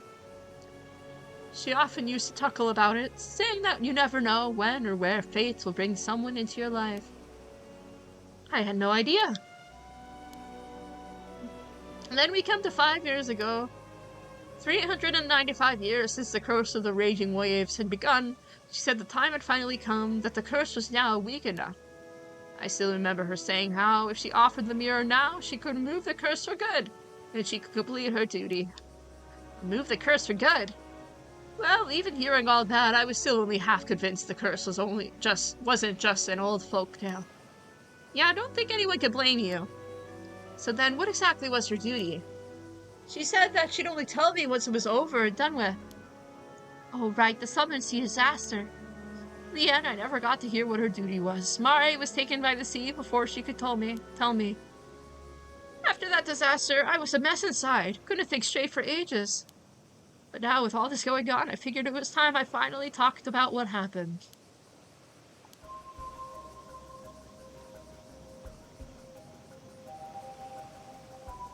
They're really not pulling any of the "there's someone standing behind you" kind of things that the first game pulled. Which is, like, fine. I'm just like, it's interesting. It's a very different vibe. That day, 5 years ago, out of the blue, Mari suddenly said the time had come. She headed out to sea, bronze mirror in hand, ready to end the curse once and for all. But you know the rest. I reckon she failed to do it. She failed? And then that triggered the storm and the whole disaster? That's how it looks. Thinking it back, It had been quite 400 years yet. Maybe she rushed it. Felt like time was running out. I think she tried to end it, and the curse just lashed back, causing the tragedy. I know folks want to blame her, and I could never really say anything to stop them. One curious thing though, Mari took the brown mirror with her when she set out. But when Yusa was the only one found alive, he had the mirror on him. Maybe that's what saved him, just him, by some miracle. At the very least, I'm glad he came back safe. Yeah, when they found Yusa that day, I remember bawling my eyes out. I was so relieved. After that, I offered a little prayer of thanks to the mirror and quietly returned to the shrine in the bay. For the next 5 years, there was no sign of the raging waves. Everything remained calm, up until now. That does explain a lot. But there's still one thing I can't quite make sense of. What's that? I knew she took Tosuke with her, as he was the one who handled the boat, but I never understood why she'd take little Yusa with her too. Yeah, that is a bit odd. Yusa says he doesn't remember a thing, so we'll probably never know the truth. Not to mention that Mari's so-called duty is still remains a mystery. All that's left is that bronze mirror, and 5 long years since then. Darn. I kept hoping that maybe, just maybe, the curse of the raging waves would fade away on its own. And now they say it's growing stronger again, and I have to say the despair is setting in. So something just came to mind. What is it, Tsukasa? Yusa is Mari's son, right? So that means he's also the descendant of Taishima. What if Mari passed on the duty to him, taught him to deal with the curse? Oh, that's a good point. Maybe she brought Yusa around just in case things didn't go as planned, to carry things on if she couldn't. Now that you say it, that actually makes a lot of sense. Truth is, I've been wondering if that boy's starting to remember something. Oh? It's not exactly an easy thing to bring up to him, you know. But since we're finally talking about all this, I figure it's time I ask him straight. Well, you won't be able to do that, but start sweating. I see. Though honestly, Yusa couldn't hide anything from anyone, let alone from us. I thought the same. That boy's as transparent as glass. Interesting. So listen, Sato. You don't need to tell him there's no need to rush with all this nonsense. The bronze mirror holding the curse of raging water is back for now. Yeah, maybe Yusa knows how to actually get rid of the curse with that mirror. Yeah. But it didn't work for Mare, not with the bronze mirror alone. The curse is still out there, so maybe it really does need me to, you know. Sato, you okay? You're acting kind of weird. Tugged collar awkwardly. So, bad news. Hate to rain on your parade, but... Thank you, Suya, for telling me all this. I think it's time I told you both something too. Worm? Oh, worm? Oh, worm? I actually remembered something the other day about who I used to be. Wait, mean you remembered even more? Yeah, sorry I didn't say anything sooner. I guess I'll just spill it out. The one who was sacrificed here 400 years ago, that was me. Yeah, okay. Theory confirmed. Theory confirmed. Yep, there we go. Huh? What? Hey, hold on. 400 years ago? You're pulling my leg at a time like this? No, you see, the truth is... Well, I'll be. So you're telling me you're immortal? You promise you ain't pulling my leg? This one's a bit too hard to swallow. I think it's the reason the curse is getting stronger. It was because I woke up 3 months ago after sleeping deep down on the sea floor. I think me waking up weakened the seal that was holding the curse back. Whoa, wait.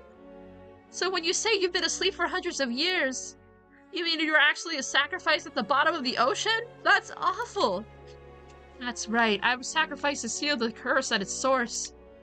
It wasn't to remove it though, it was just a way to keep it from seeping out. It was just a temporary fix, a stopgap until someone found a way to remove it for good. That said, it did last 400 years, I suppose. That's hard to even imagine. But after those 400 years, the curse was supposed to have weakened, and the way to end it should have been passed down. You mean by Mare?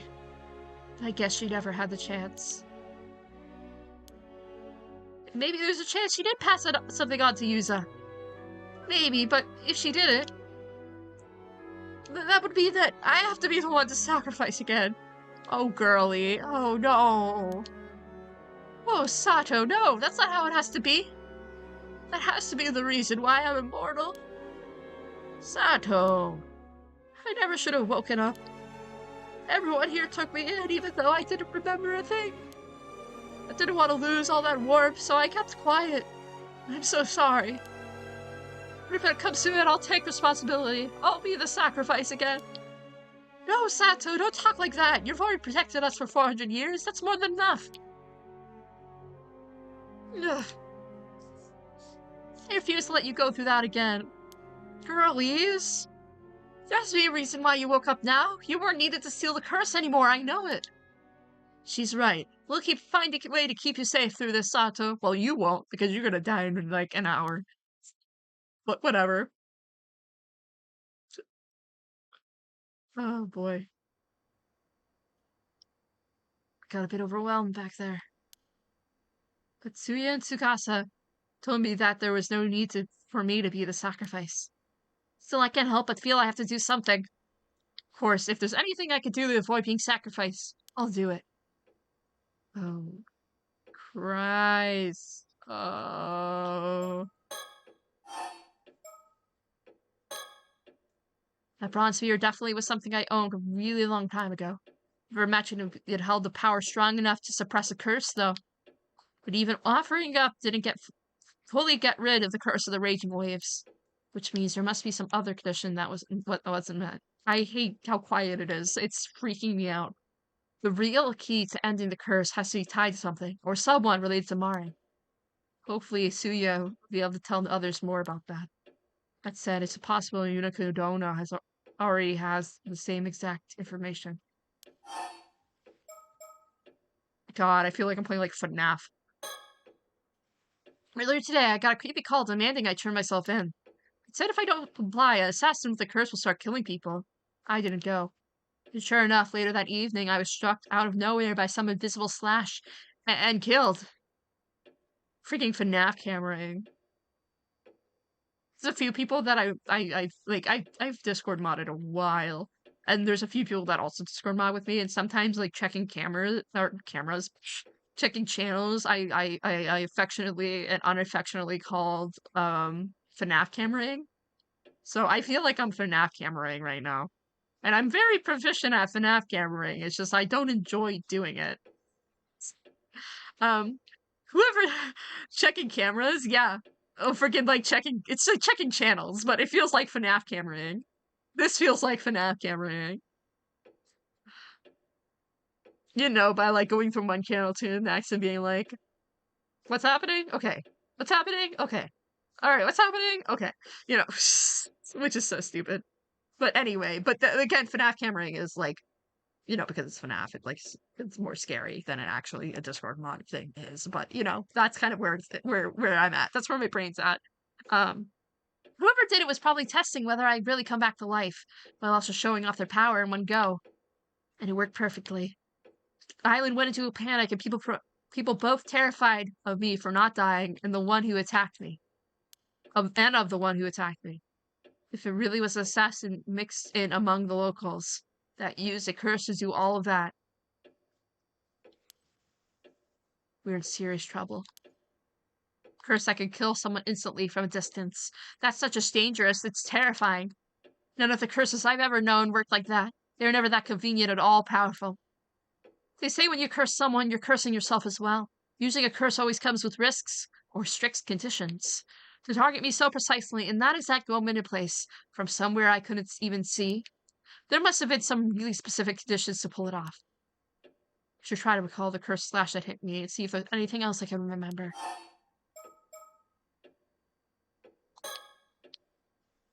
It seems that Mr. Wakamura still hasn't figured out who the assassin is either. Whoever they are blending in with the locals and triggering the curse with ease. As far as I know, only a psychic with powerful spirit sense can use a curse like that.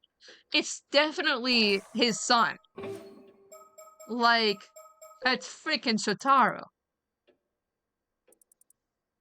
There's no way it's not him. He was the one that mentioned there was something in the mirror in the first place. Is there really something like that on this island?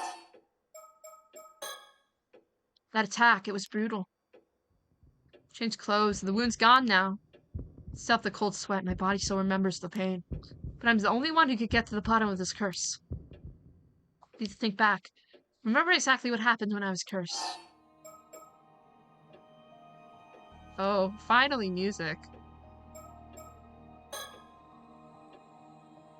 Feels like that man asking if we had a lighter. Yeah.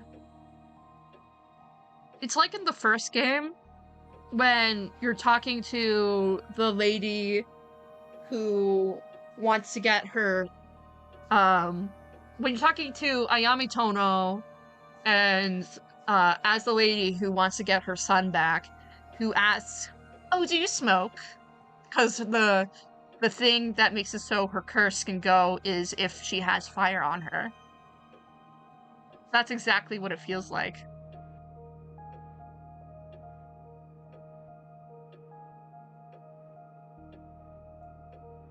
The killing definitely won't stop with just the attack on me.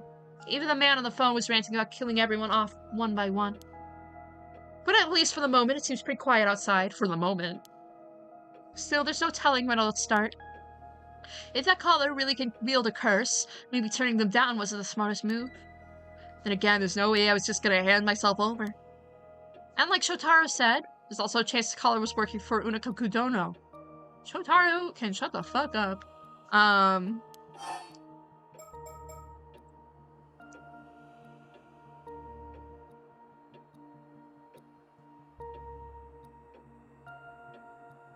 Yeah. I have never played any of the Ghost Hunt games. Ghost Hunt is anime. Oh, oh, I see. I have not played Spirit Hunter. I'm gonna say something crazy. Well, who could it be? It could be Soto. It could be Shotaro. It could be Ide. It's probably not him, because he's the guy who we don't like. This is the Unakaku Dono. It's probably not him. Kipe is probably a coma. It's not Barnum. It's not Grace. It's not Tomikawa, because she's dead. You really like them, I think? I thought they were phenomenal. I believe that. I believe that. Spirit Hunter, okay. Are they, like... When were they made? Are they old games? Or new games? What's Sobe? Wait one second. I need to go down. Scroll down. Scroll down, boy. What's Sobe? Oh, one of the mermaids. Never mind. I don't think...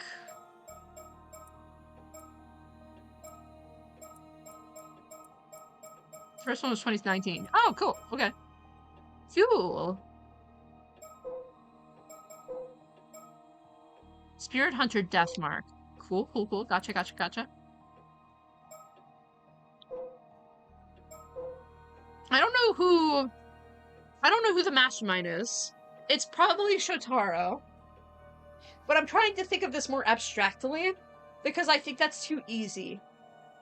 There's no way that they obviously make it Shotaro and leave it at that. This is a Paranormasight. They're gonna make it more difficult to make it more interesting, okay?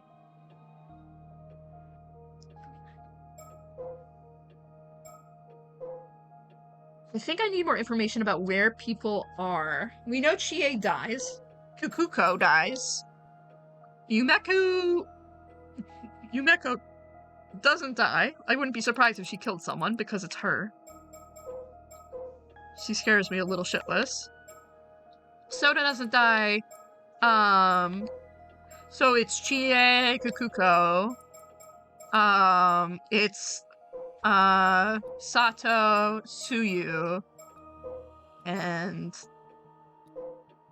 yeah, so it's basically all the women, and then Yuza gets beheaded. Okay, so...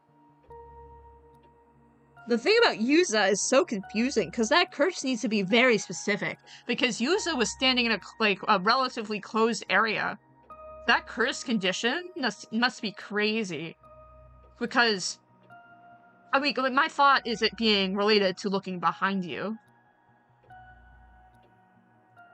Kind of like that curse stone in the first game. But, Yusa didn't have a mirror, though. Also, why would any of them have a mirror?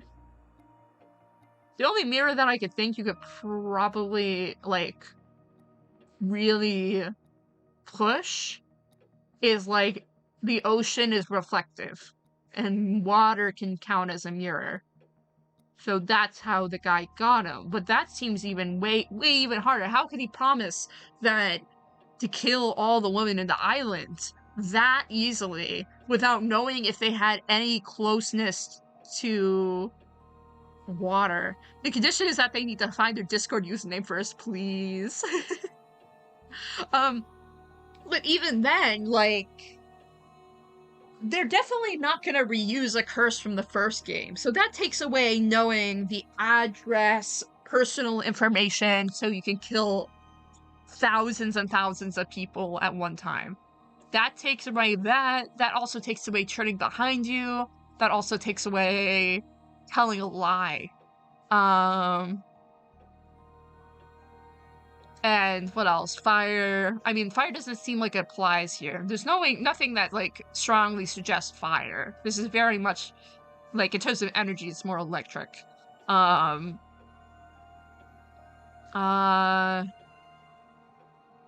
already we have something turned into fish. So, I don't know. I'm just saying things. There has to be some kind of clue.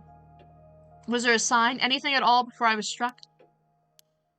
Wait, that's just right. Just before I was slashed, I saw something reflected in the hand mirror, a mysterious shadow. If I remember correctly. Looked like a warrior in armor carrying a sword. Wait a second, could it be? Was that the curse of Heike I heard about yesterday?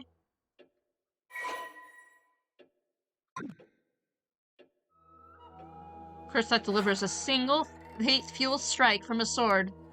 And his shadow was already there before I hit. Which means, if I can spot that armored warrior shadow again, it would mean the assassin's using a curse is nearby. True. Damn it, I should have asked more questions yesterday. That cursed shadow showed up in the mirror, but when I turned around, there was nothing there. We don't know well, we do know the conditions for the fish curse. It's that they have to be in Issei Bay. So if the person is in Issei Bay, then they can get the fish curse. Which is, like, a super location-specific curse, but it works really well if you're able to take bodies and chuck them in the water. So that's what I think the curse for, you know, the pile of bones that we talked about way long ago. I feel like that was probably just them chucking the bodies in the water, using the fish curse, them becoming like a floating dead fish, and then decomposing there, you know? So we do know that one, but we know that Barnum has it. So Barnum wouldn't be killing people, right? Start sweating. Anyway. Yeah, I went over my head. It's fine. It's no biggie. Does that mean maybe it's only visible in mirrors? If that's true, I may be able to use this Kami Shimaru hand mirror to spot the shadow before the curse strikes. I could go looking for it with the mirror. Maybe I should practice a bit. Girl, you're gonna get yourself killed again. Take out the mirror? Oh, fuck that. No, we're thinking.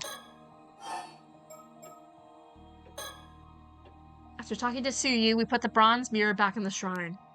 With the curse so unstable right now, moving it away from the shrine seems like a bad idea. Suyu says she plans to tell Yusa and Azami the same thing she told me. And if that leads to anything new, they let us know.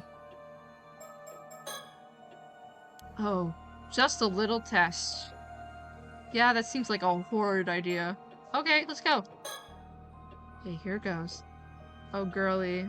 Oh, I'm like ready to get jump scared. Oh, this is horrible.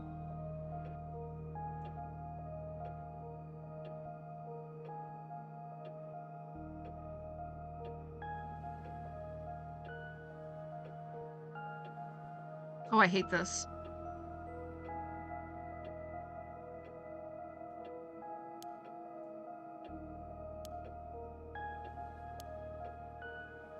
Kamishimaru flag in the mirror. Oh, Fuka. Oh.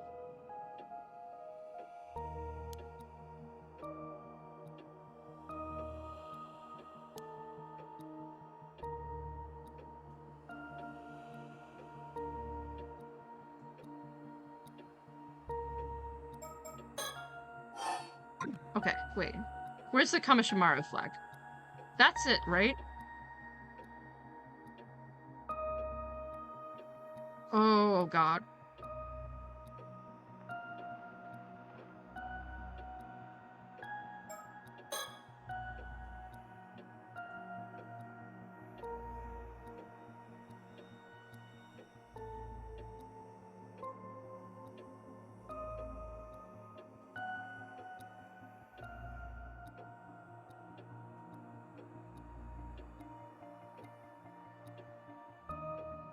That, that, that trash bag right there scared me for like a second. That scared me. The horde.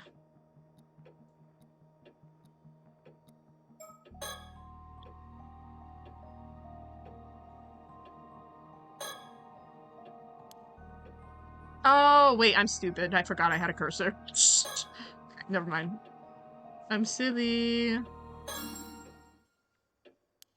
Okay, this works. See Kamishimaru flag in the mirror. Maybe using a mirror isn't the important thing, but rather not looking at it directly.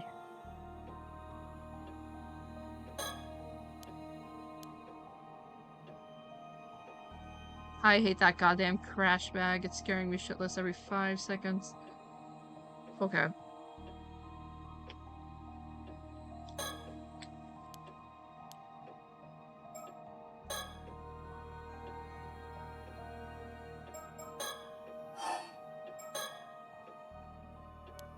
Maybe we could find the assassin right as they're about to use the curse stone.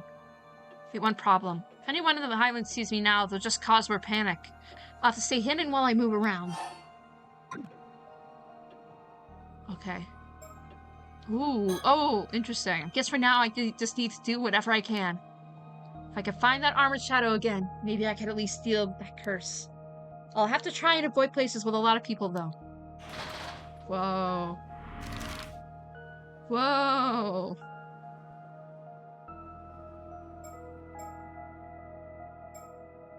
Oh, this is really interesting.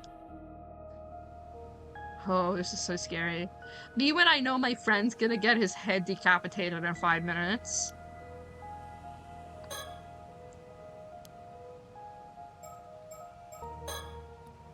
Okay, let's take a look around.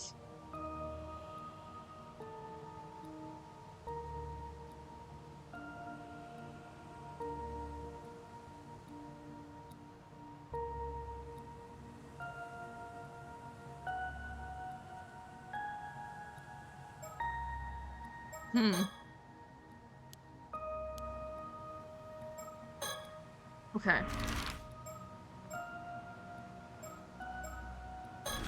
I'm gonna go somewhere more populated. Damn. Too many people. The assassin's gonna be somewhere where it's populated. Like...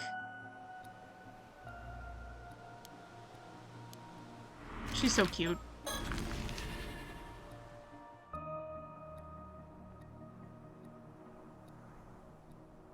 They aren't using there's something behind you mechanic so much in this game.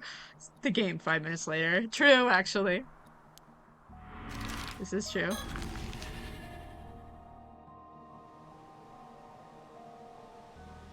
Ooh, no one around here. I feel like this is the most likely spot. Wow, that's beautiful. Look at that.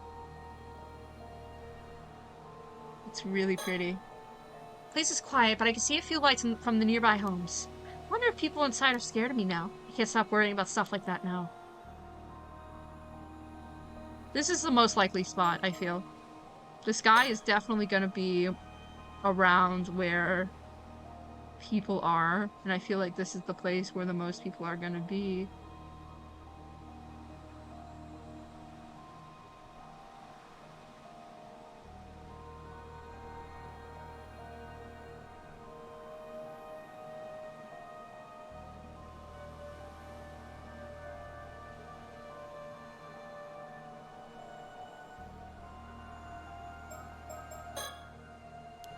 It's not here. Damn it.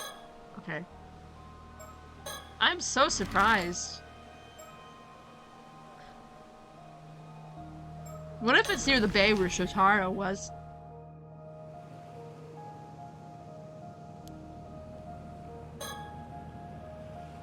Wait, did Tsuyu say she was meeting Yusa and Zami here later? Should look up around quickly before anyone shows up. Oh, Fuka. Oh, it's definitely here then. Uh-oh.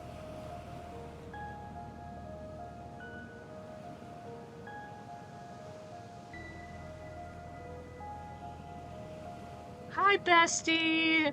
Me and a couple of besties taking a selfie! Whoa, bro! Can't believe me and my best friend Samurai Kazuma Saki are taking besties on the beach together! This game is crazy! So scared of her! Look, when she said that, like, this is where Tsuyu was gonna be, I was like, okay, well, the guy's definitely here. Okay. I felt my heart skip a beat. Kazuma Sogi is just that scary. What the? It's there! I saw it! Didn't see anything directly, but it was right there, right by those rocks. Which means the assassin should be nearby. Uh-oh. Now I'm scared. Hi. Who's that? Damn it, they took off! Who was that?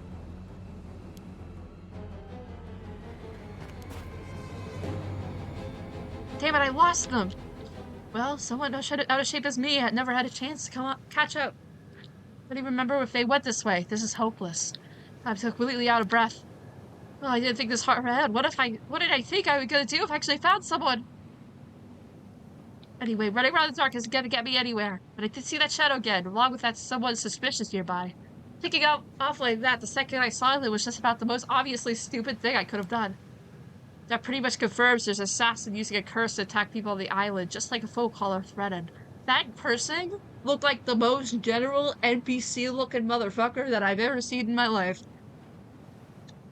Like, looked like Yuza, but shaved.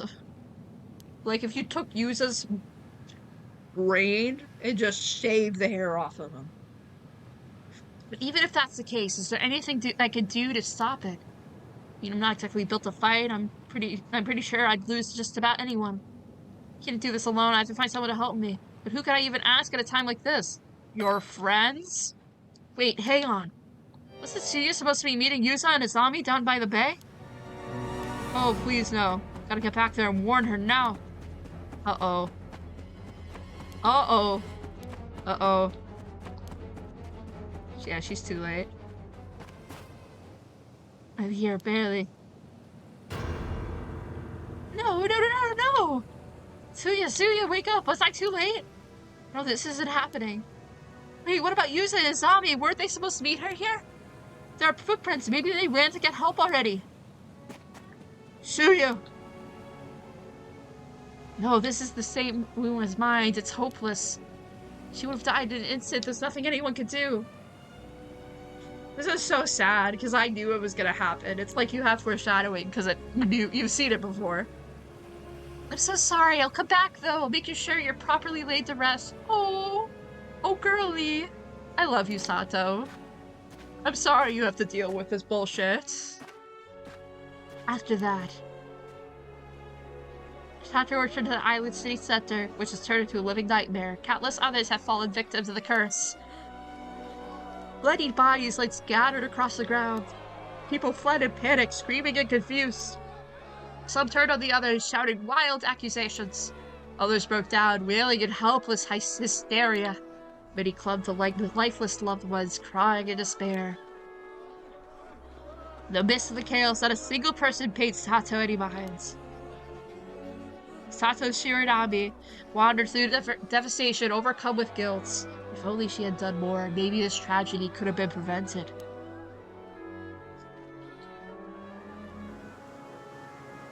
I just listened. If I just done what the damn folk caller had told me, none of this would have happened. This is all my fault. But because I dared to hope I could keep on living. This is all wrong. This is, so the thing that's crazy to me. The thing that's crazy to me, this happened in what? 1 day? Is it allegedly after 3 days when the freaking rite happens? 3? 3. Or maybe it's been... No, it's definitely not 3 yet. The storm hasn't happened yet. Which means there's stuff after this, which is a whole ass storm. Spotting my life. Maybe it's better if it just ends. Girlie, surrender to the assassin right now. It stops any more people from getting hurt.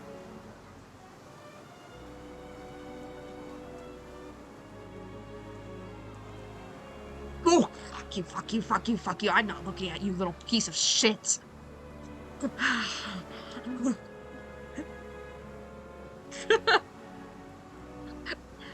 Anyway, that's the first time I got scared in that game. It's just... God damn it! Some pool of fresh blood. Someone must have collapsed here, Koo. That's stupid funny to me. Hey, Bessie! Oh, I can't even look at him. Bro, can I think? Let me think. I have to find the assassin. I need to tell them I'll surrender before my lives are lost. Ah, Mr. Wakamura, where did you... Sato, where's Tsukasa? Tell me where Tsukasa Iwo is right now! Huh? Tsukasa? Why Tsukasa? Can't believe I missed it. I figured Murakadono had a couple secret kids stashed somewhere. But Tsukasa Awa? She was the one all along? You've not been keeping it secret from the start. Secret kids? Secret kids? What the fuck does that mean? That's like some Epstein shit. What are you talking about? The goddamn assassin's gonna be working for Uruka Dono, so it has to be her. Where is she? Gotta get my hands on her and put an end to this mess. Stop wasting time and talk. Probably at the bay. She's out of the southern bay. The bay, got it. We fucking lying. Why we always lying? That was close. I've got to find Tsukasa before he does and warn her. She really isn't hiding. I bet she'd be up at Katekisho ruins. No time to waste. Time to see my bestie get decapitated. Someone's here. Someone's here. Wait, was he already decapitated? What the hell? Ah, Sato. Sato, Yuza. Yuza just... Both of you need to get out of here. It's dangerous here. Hurry. But what about Yuza? There's no time. Just go. Yeah, but when my bestie gets decapitated. Crazy. Oh my god, we get more lore. Yes, my shits. Okay, we're gonna go back first because I feel like going back is better than going forward, but oh, let's freaking go. We get to talk about the decapitated head that's in the room here. Is there, a decapitated head in the room? Anyway. Back to when things are normal and not bloody. The Wakamura residence is just up the slope after you head through the alley. It's a bit of a maze, though. Want me to show you? Ah, so it was that way. Why is she red? Why the fuck is she red? Anyway, gotta dip. Catch you soon, buddy. See you, bear. Have a good one. Foot Scream, thank you for being here. It was good to see you. Have a good day, yeah. That's so fucking terrifying. Why is she red? Oh, sorry. Should be fine by ourselves, I think. Got it. Take care then. Ma'am? Something the matter? No, it's nothing. I'll tell you later. Does she have a mortal detector? Is that what it is?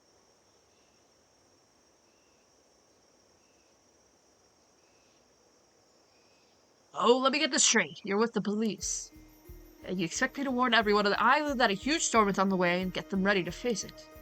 That's it, in a nutshell. I'm so glad you understand. Oof, this is about the curse of the raging waves. Way ahead of you there. I've been warning you for ages. Well, now, you know about the curse. Can it be that a certain sorcerer acquaintance of yours told you about it? That's right. Likely phony psychics who crawl out of the woodwork every other week. My instructor's the real deal. In that case, I expect this instructor to also know how the curse can be lifted. No, hasn't gotten that far yet, but it's not for lack of trying. Why, you say you know a way to break it? Unfortunately, no. We've yet to determine the exact method for bringing it to an end. We're not without the means to do so, but first we require a map concealed in a mummified mermaid. Oh, Fuka! Oh, fuck! Oh, fuck! Everything's coming together! Let's freaking go! Oh my god. Might you know of it? A mummified mermaid. What are you on about? This is some kind of ruse? I knew there was something fishy about you. What are you really after? Go on out with it. I assure you, we only wish to lift the curse plaguing Kamishima. Shima, will you be prepared to assist us in our efforts? Ah, likely story. Trying to pull one over the old Wakamura, are we? Better and you have tried. Well, how about this? I'm not telling you another word. We're done here, understand? I don't have enough time to listen to this hogwash, anyhow. I've got business to attend to on the mainland, so off with you. Leave me in peace. Well, that is a shame, but I suppose it's nothing we can do. In that case, please do contact us if you learn anything that may be of use. God, I love him so much. Look at the little sopping wet cat that has airplane ears. He's such a sopping wet cat. Not very cooperative, is he? I don't see why he's so suspicious. He had his hackles up from the first. Perhaps he's so accustomed to dealing with rough customers that he can't believe anyone else could be sincere. However, he does seem to be interested in breaking the curse of the raging waters as we are. True, and this sorcerer of his must have some psychic ability if they were able to perceive the curse. Which I thought to ask their name. Oh, I think I have an idea who it may be. It's a small world, this industry. Oh, really? Mr. Yamashina called them a big shot that's appeared on television, and I recognize their mark on the implements in Wakamura's room. It must be Sugen Gamyodo. Suegen Yamyodo. Why do I remember this? Wait. Wait.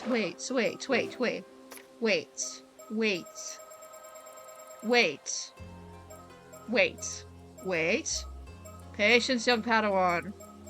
I'm cooking here.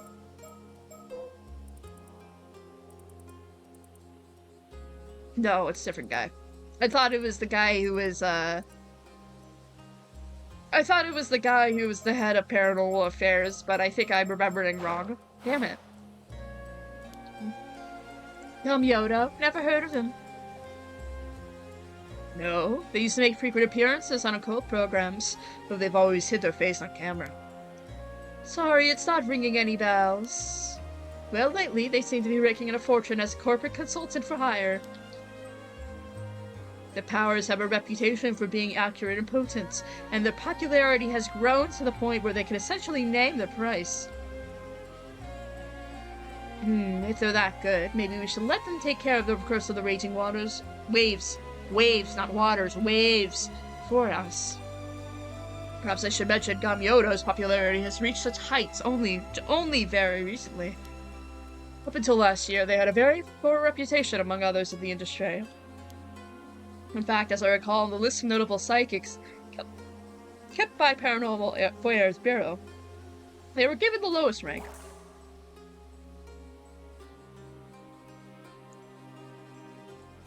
Interesting.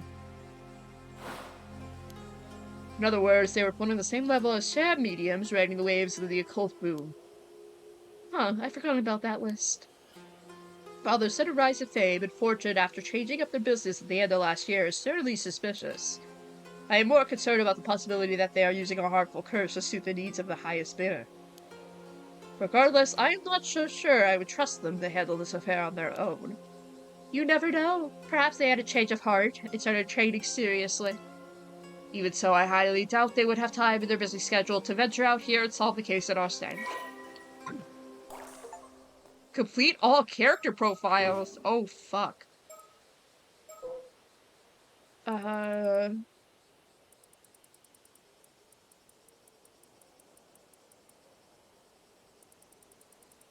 That's kind of a scary notification to get. So that means we know.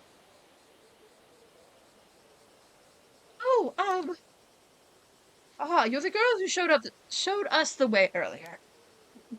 Good thing I caught you. Mind if we have a word? Actually, I'd rather not. I'm afraid you don't really have a choice, because I already know that you're an 800-year immortal. What is up with her eyes? What are you talking about? Don't even bother. That shocked look has already given you away. Besides, you have nothing to fear. Your secret's safe with me. Come on, let's take this somewhere more private. Interesting. Wow. I wonder why she has that ability. Like, that's a crazy ability to have. So, in short, when you came to, you'd been washed off on the shore of the bay. Wakamura took you in. She just has a gaydar. No, for real, actually. And that's as far back as your memories go. You don't remember anything about your life before that, not even why you became immortal. No, except I'm pretty sure it was forced to eat mermaid flesh by someone. You don't know when or why. No. So you've only recently woken up and you have no idea where you were or what you were doing before that. Pretty much. I get the feeling I was in some kind of deep sleep at the bottom of the sea for a few hundred years. But I've got no clue why or how or what led up to it. Interesting. Well, how about we go over the facts one by one to make sure we're all on the same page? Oh, okay. Crazy.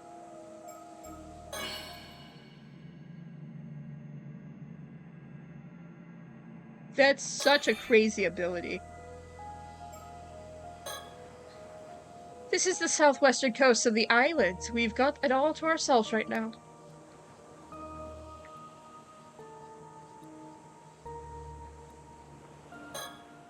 It appears she has a lot of gaps in her memory. Having never encountered an 800-year immortal before, I must confess I am bursting with questions.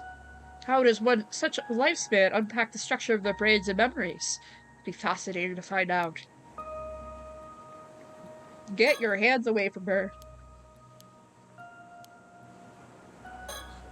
Soda has been researching the ways in which the spirit sense affects the human's brain. So I'm sure he must be curious what affects longevity in the minds of the psyches of 800-year immortals.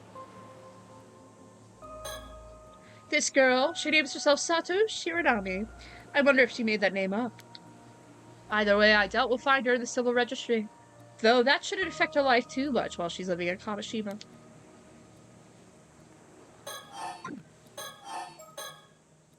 Now, am I right in thinking that you didn't eat mermaid flesh and go straight to sleep?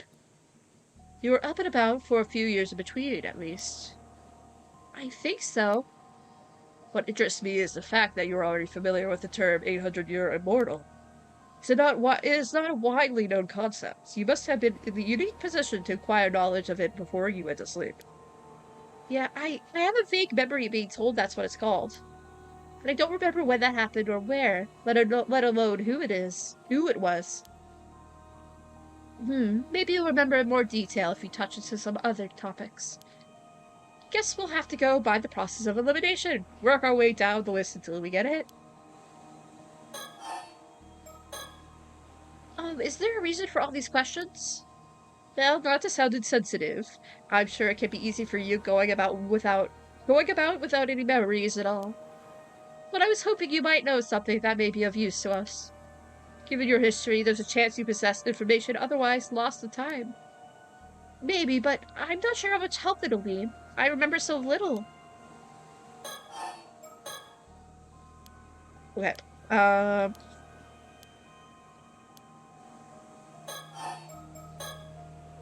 Come to think of it, I'd say it's about time we introduce ourselves. I admit we don't exactly look the part, but the truth is... You're with the police? Wow, I never guessed there was a paranormal affairs department. Honestly, I thought all psychics in this age were frauds. At least that's the impression I got from watching TV. To be fair, the majority of them are, but for the record, our department is officially approved by the government. Really, huh? Back in my time, psychics were treated as onmyoji and even held official positions in the Bureau of Onmyo, a public institution. Oh, you seem to know a lot about that. Were you involved somehow? Huh? Oh! Explained all of that without thinking. It just came naturally to me. Honestly, I'm just as surprised as you are, because you're the princess. Because you're the princess. The princess. I guess this means I've had something to do with the Bureau of Onmyo. And it seems your memories aren't lost after all. All we have to do is find a bigger way to trigger them.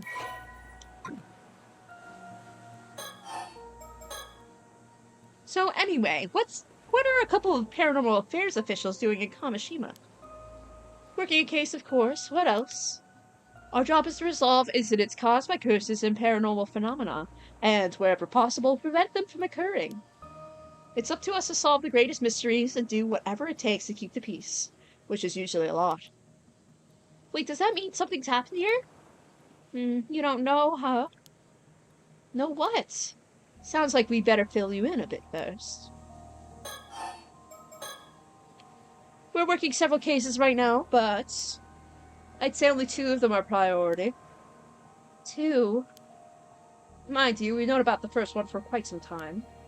The Curse of the Raging Waves. We came to lift it before it unleashes a huge storm on the southern sea of Kamishima. The Curse of the Raging Waves? That's right. Ever heard of it?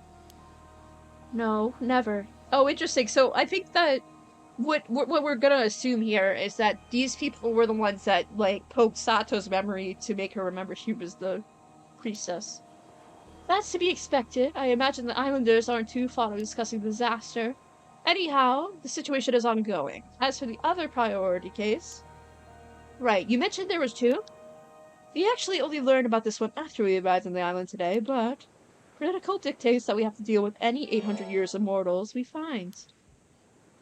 What do you mean, deal with?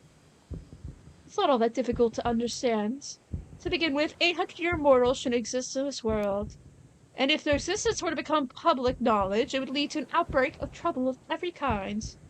I love her hair. So true. Heck, some people are already looking into gaining immortality for themselves at any cost. What? For the sake of maintaining public order, it's vital that the world remains convinced immortality is just a myth. However...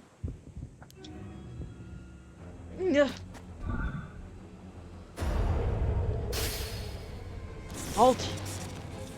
Ah! Ugh. Can't you just let me go? Calm down, will you? I haven't finished. What I was going to say is, I've got no intention of doing anything with you, so don't worry. Wait, really? Surprised? But you should know better than anyone why that would be. You might be an 800-year immortal, but your time's nearly up. Oh, shit.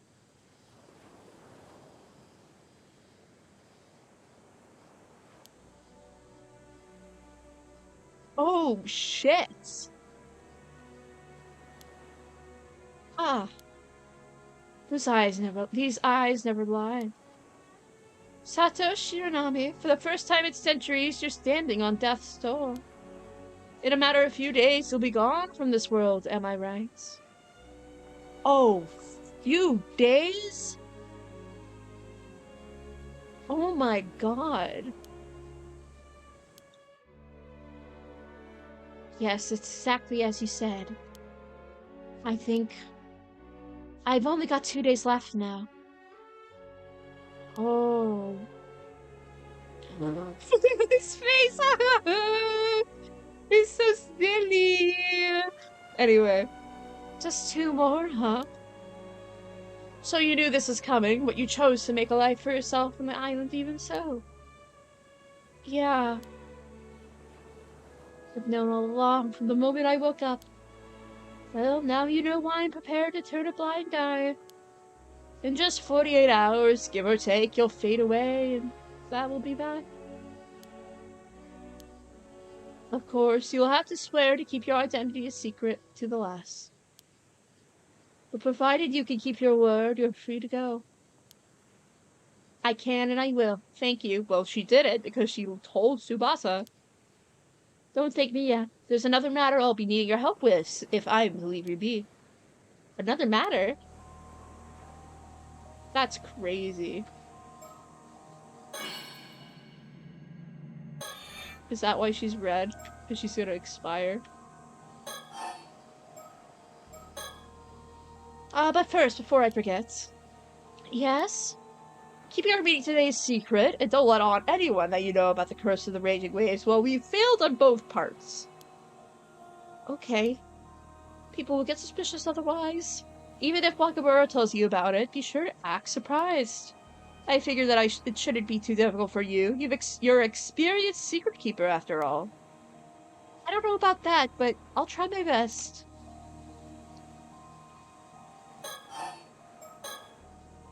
Oh, actually, talking about the Bureau of Onmyo brought back another memory. I'm pretty sure it was an Onmyoji who put me to sleep, using some sort of spell to keep me in a state between life and death. Really? So somebody intentionally put you to sleep under the sea? There must have been a really good reason for it. For what point are your memories clearest, would you say? Well, I guess about 3 months ago when the spell keeping me in the state under the sea wore up. From when you woke up, then? I see. I know that look. Did you notice something? Not exactly. It just occurred to me that if her state of, shall we say, suspended animation were lifted while she was in the sea depths, wouldn't she not have drowned and resurrected several times over? Oh, yeah, I did. What the hell? It was hell. Whoa. I woke up under the sea, unable to breathe, drowned, and came back over and over again. Whoa. Oh my, wait, this is the start of the game. This is the start of the game. It was horrible. I still remember every last second. Jeez, I'm sorry you had to go through that. The instant I came back, I swam as hard as I could, trying to reach the surface. Even so, I think it took me about 3 days to reach the shore. I can't count how many times I died down there. Then finally I came into Kamishima Bay. Mr. Wakamura found me and took me in. That's so fucked up. And I've been living here peacefully ever since. No one's even suspected I'm immortal. You're sure about that, are you? No one else knows? Huh? Yeah, I mean, I think so.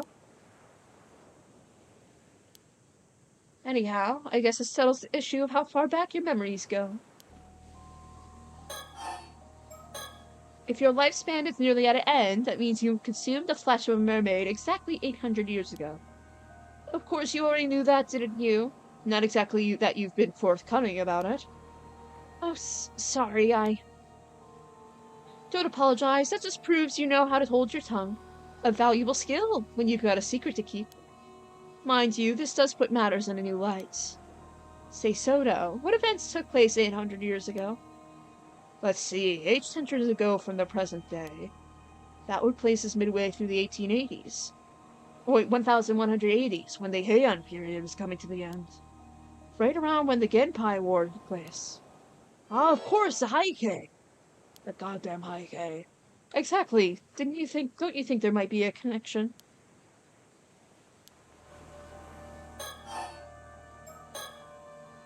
By the way, you wouldn't happen to be concealing anything else, would you? Huh? No,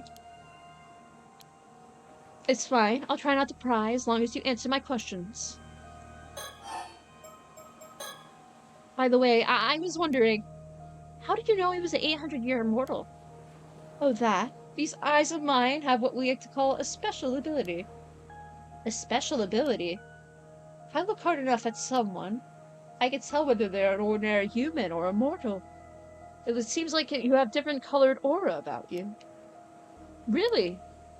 Not only that, but it turns out, with a bit of focus, even immortals can tell each other apart. Is that so? Oh, I just meant you look the same as anyone else to me. Ah ha ha, I'm not immortal myself, you know. Really, I thought for sure you must be, since you seem to know so much about all of this. Oh fuck, maybe it is her. Maybe she is the mastermind. Maybe she is immortal. I have a feeling that we look into a mirror with her at some point, and then looking back is a very red person. Huh, I'm not immortal myself, you know. Okay. Fascinating, though. Right now, we're looking for a way to lift the curse of the raging waves.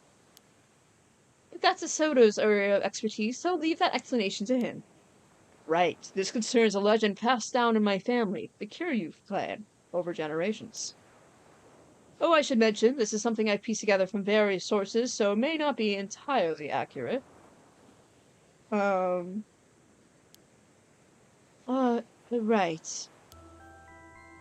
Long ago, south of Kamishima, there was an island called Taishima.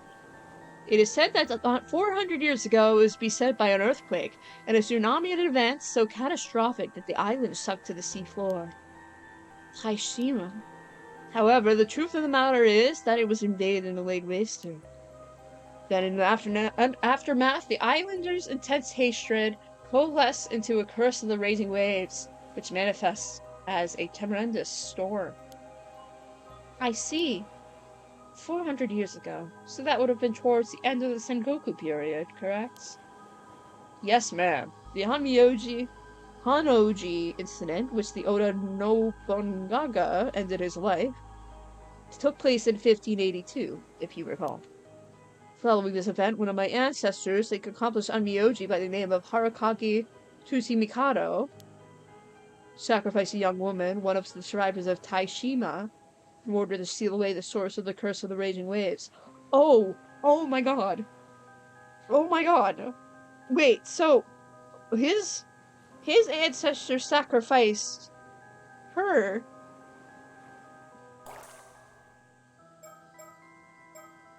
My god.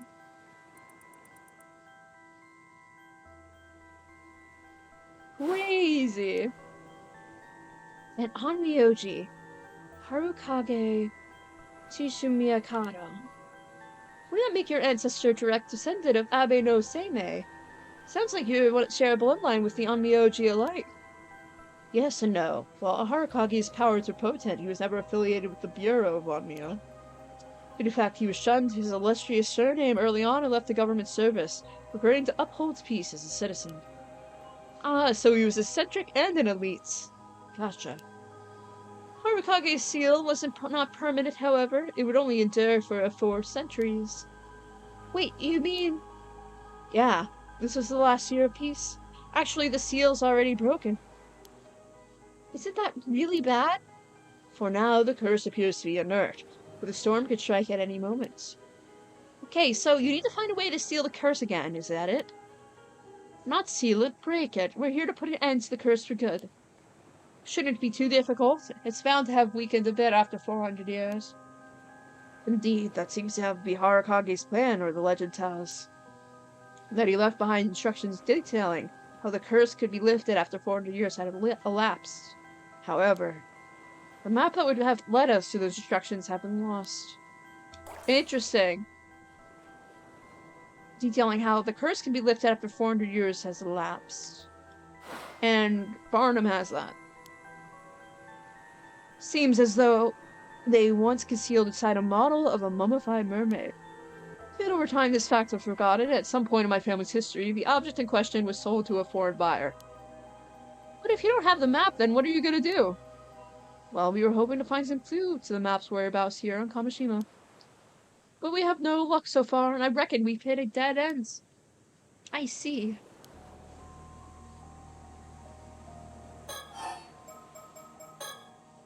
Now, there's something I'd like you to try and remember for me. Me, but... Humor me. Doesn't the story behind the Curse of the Raging Waves ring any bell? Why should it? The girl who was sacrificed in order to seal away the Curse of the Raging Waves 4 centuries ago. Might that not have been you, Sato Shiranami? What? You have said for yourself that it was an onmyoji who put you in that state of deep slumber on the seafloor. Does it not seem highly probable that you were the sacrifice who has held back the curse for the past 400 years? Oh man, Yes, you're right, that was me! I knew it! I'm sorry, I can't do this anymore. What's the matter with you? Get a hold of yourself! Oh, girl. Is it that painful to remember? I didn't come here to ask you to sacrifice yourself again, if that's what you're worried about. All those years under the sea can't have been easy on her, you know. She wasn't really asleep, her brain would have still been active. God, that's so fucked up. Moreover, there's a limit to how many memories the human brain can hold. I would estimate the maximum capacity to be around 100 years worth. Are you saying she remembers being in that state under the sea? In a sense. I presume her memory is filled with stretches of utter darkness, their view of the sea depths. Any memories from before that time have likely been pushed deep into her subconscious. Then maybe they're not gone for good. There's a chance she'll remember more. You just need to find the right trigger. Ugh. Sorry, I didn't mean to freak out on you like that. It took me a sec to get over the shock. Well, seems like my theory about you being the sacrifice was right on the money. But it doesn't look like you'll be able to tell us too much about the past after all. Guess not. I wish I could have been more help. But, does this mean the seal broke because I woke up? We cannot be certain of that. Perhaps it was another way around. The seal may have broken because of its own accord, releasing you from its slumber. Either way, it's not your fault. Don't you go blaming yourself on any of this. Still, if I hadn't... Listen, your sacrifice kept the curse at bay for 4 whole centuries. That's half of your extended lifespan. No one could have asked more of you than that. The rest is up to Soto, is that right? Yes, but I'm counting on your help as well, ma'am. Alright, next question. You wouldn't happen to know much about the Heike, would you? The Heike? Why do you ask? This actually pertains to one of the other cases we're working on, but... We've got reason to believe that someone out there is using the Curse of the Heike to commit murder. The Curse of the Heike? Did you hear about those skeletal remains that turned up here? It was all over the news. Oh, yeah, I saw that. Well, we suspect the Curse of the Heike may be involved. And seeing as you were alive 800 years ago, I was hoping you may know something about the Heike that could help us. If we're right in thinking that you had ties to the Bureau of Onmyo, the timing matches up perfectly. I might have known once, but nothing's coming to me at the moment. Really, shoot. On that note, I too have noticed a potential correlation.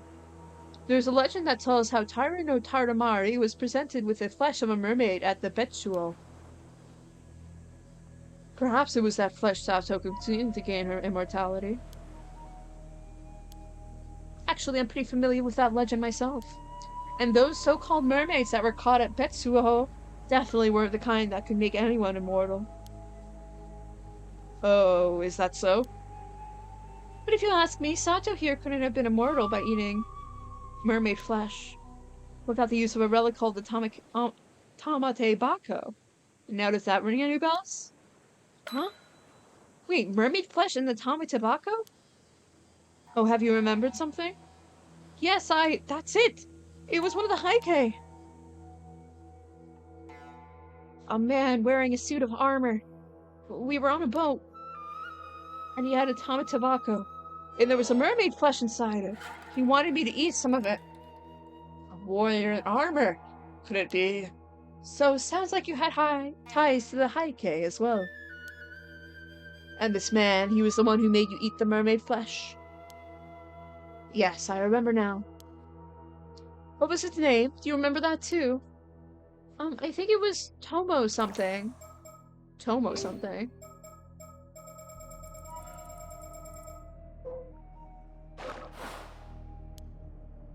Tomoshige? That man's was Taira no Tomoshige. Taira no Tomoshige. A wrong voice, but we'll pretend it is the right voice. That was the name of one of Taira no Yomamori's sons. And Yomamori himself is the son of Tanomori's official wife. So you're telling me that Tanomori's grandson forced Sato to eat mermaid flesh. What do we know about this Taira no Tomoshige anyway? Not much, aside from the fact that he was part of the clan's main lineage. History has not seen fit to record his deeds, whether they may have been. Well, he may not have been one of the clan's famous warriors, but to think, you actually knew one of the Heike. You mentioned you were in a boat. Do you recall anything else? I think we're being chased. Do not wonder at that. In the Heian period, the Heike was being pursued by full might of Genji's forces. I was struck by an arrow and I fell into the sea and drowned. But by that time, I had already become immortal. Later, I must have resurrected and washed up somewhere along the coast. I guess that's how I escaped. What about Tomoshige? Did he eat some of the mermaid flesh too?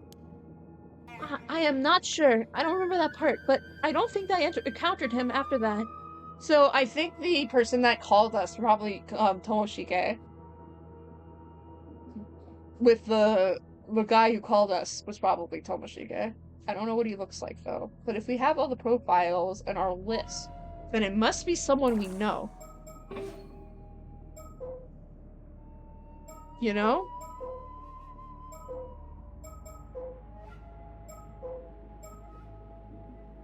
But he's immortal.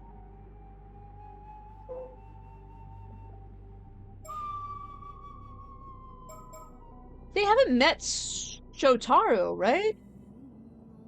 You know? Because we know this guy is a man. We also know this guy is it's immortal, so it's probably around the same age. This guy has also recently came back to the island after a long period away.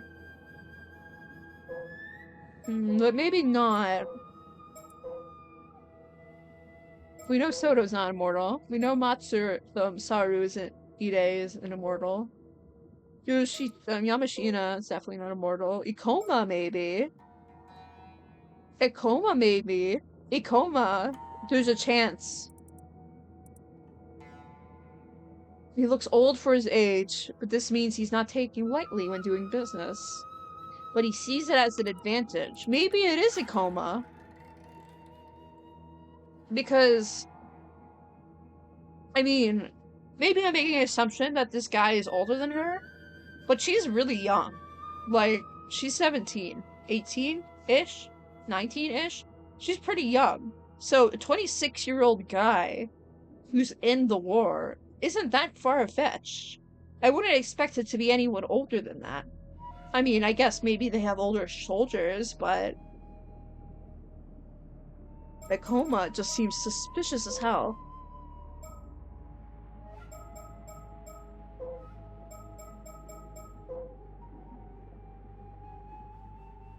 Maybe Gamyoto is Ikoma. I'm just kind of throwing things out there, though. Anyway. So if you remember, ma'am, the curse echo I witnessed earlier held the famed blade Nukemaru. The curse echo I witnessed earlier. Perhaps Tomoshige inherited the blade from Yomimori and wielded it with the intent to avenge his clan. Oh, the one that he was looking at the bones. Yeah. Never mind. After all, future generations would certainly have held a memorial service for a warrior of renown like Yorimori, setting his spirit to rest. Tomoshige, on the other hand, is unlikely to have received the same treatment. If so, his hatred may have persisted long after his death, creating the curse of the Heike. It is a distinct possibility. That curse sounds terrifying. I have to say, I wasn't expecting a connection here.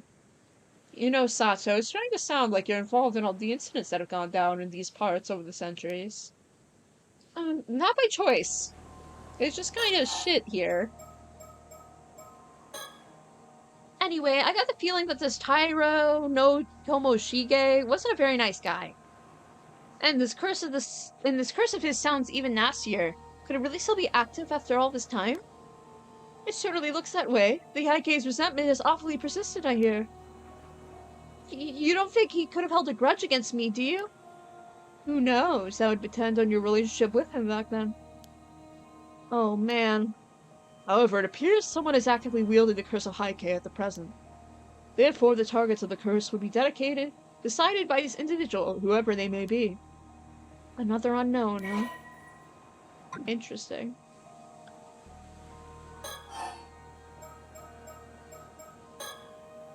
Figuring out the origin of the curse is all well and good. But it doesn't help us solve the case. We need to track down the person who's actually using it, or it'll keep happening. Indeed. Hope you find them soon. So, any chance you've remembered anything about the Curse of the Raging Waves? Did that Onmyoji, Harukage Tsushimikado, happen to tell you how it can be lifted? I'm sorry, all that's come back to me is the fact that I was sacrificed. I don't remember the Onmyoji at all, what kind of person he was, or anything. The most I can remember is that I think he said something about the curse being lifted after 400 years.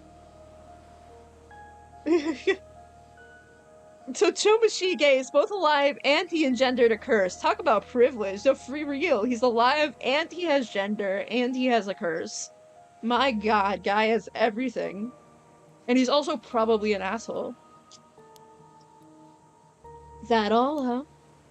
Well, to be sure to let us know if you remember anything else that could help us break the curse. I will. Oh, there's something else I'd like to ask you. Be my guest. How exactly do you deal with 800 years immortals? You sure want to know. Huh? Since it's not going to happen to you, there's no reason for you to think about it. Oh god, I don't even want to know. I thought it would be something like taking away their immortality. Unfortunately, that's downright impossible. Because your original body's long gone, you know. But then what else can you do? You tell her, Soto. Yes, I always be the one to handle these unpleasant topics. Besides, I see no point in explaining something that she is already painfully familiar with. What do you mean? Oh, fuck. Oh, that's fucked up. Among the arts psychics wield as a spell that can place even an immortal into a state of apparent death.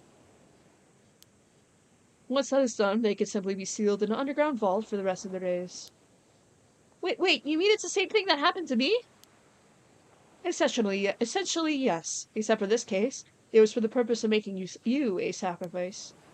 And you woke up before your lifespan came to an end. Yikes. That's not even just yikes, that's just eugenics. Mind you, neither I or Soda have actually done this to anyone. Though I did hear a rumor that someone was dealt with it that a few decades back. That's so fucked up. Of course, there has been 800 years of mortals that have sought ways to become mortals again in the past.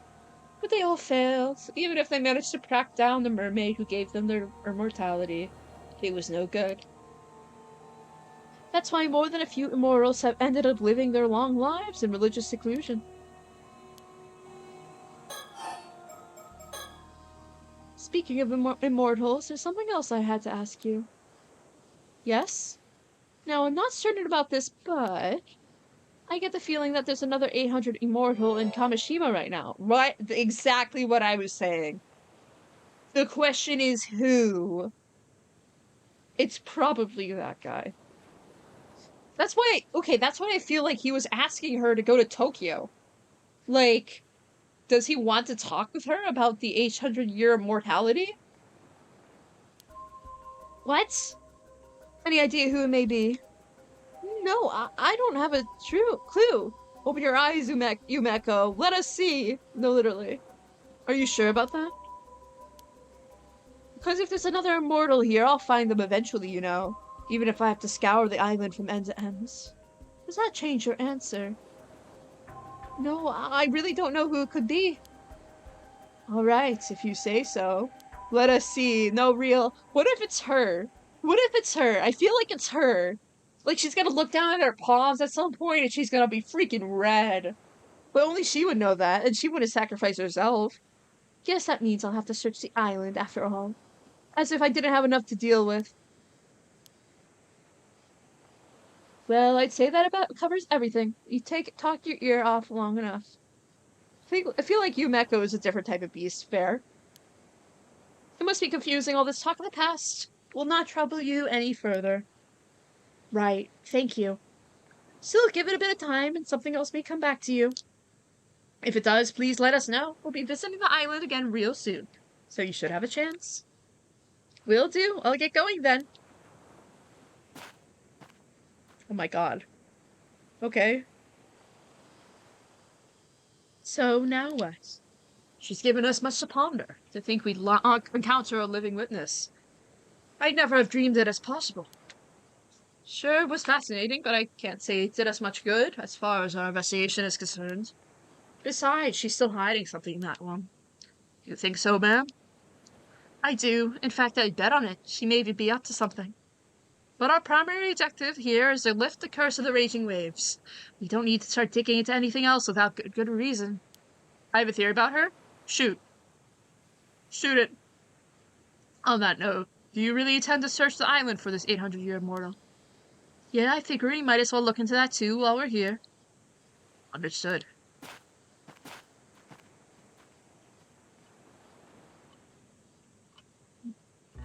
Oh, hi, bestie! Hi! I was so confused why I was just suddenly panning for no goddamn reason. Bestie's back. Love this guy. We're so cool. What do you want to talk to me about? My apologies for the interruption, but there is an important matter I wish to discuss with you. Now then, I believe you have just been privy to quite the interesting development. As you Mekushiki would tell it, Sato Shiranami is not the only 800-year immortal here on Kamishima. And so I would pose you a question. There is indeed one more individual on Kamishima who has made a miraculous return from the dead. You have borne witness to the death and revival of this individual a total of 4 times? What?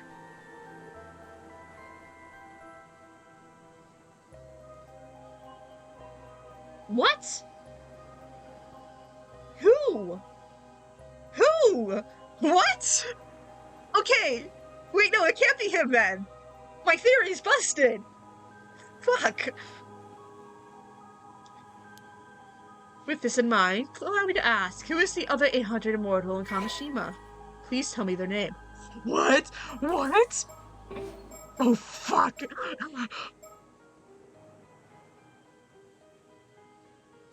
Yes! Oh my god, I did! Oh my god, I did! Oh my god, I definitely did! Oh my god.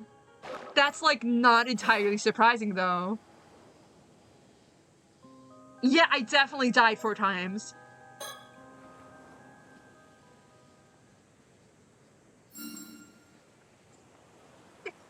Oh my god! Oh my god! Wait, it's him! Wait, how? Wait, no, he's alive then! Oh my god, his head was shot off! He's alive! Did he shoot his own head off? Did he fucking slice himself? To scare them away? Wait. Wait. Okay, so my thought process was that he was the mastermind. Or, well, whoever had the 400-year immortality was the mastermind. So is he the mastermind? Because if so, the game is really smart about this, because they shot his head off, like, really long time ago. I think you got it in one go. You're quite the observant one. I imagine you could have died in the minigame, and that's why a specific number. That's crazy. Because I was like, I haven't seen anyone die yet.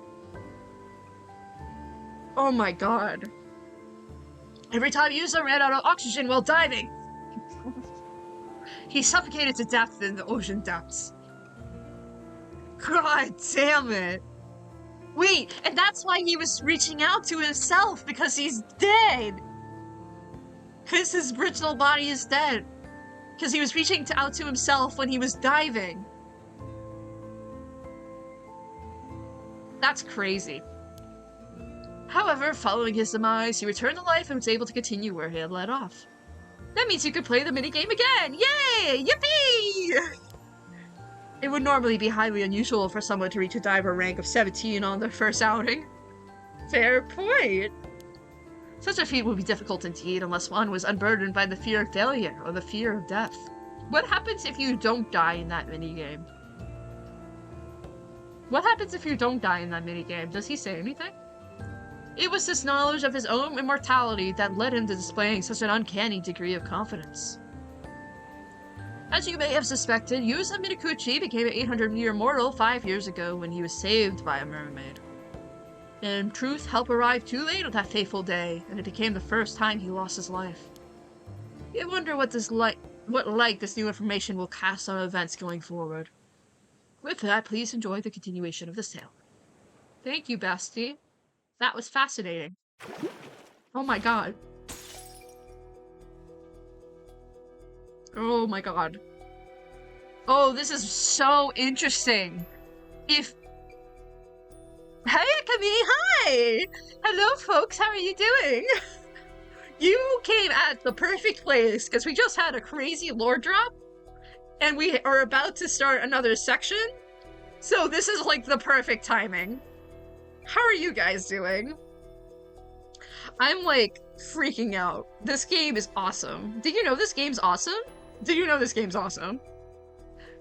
Thank you, Raiders. Hi, how's it going? Welcome in, Miramatsu, and welcome in, Akami.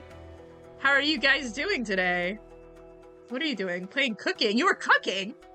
What were you cooking? That sounds so good. God, I want food. I've been streaming for 6 hours and I haven't eaten during that, so I'm just like, you know, when I'm done food, then when I'm done stream, I'm gonna go get some good food.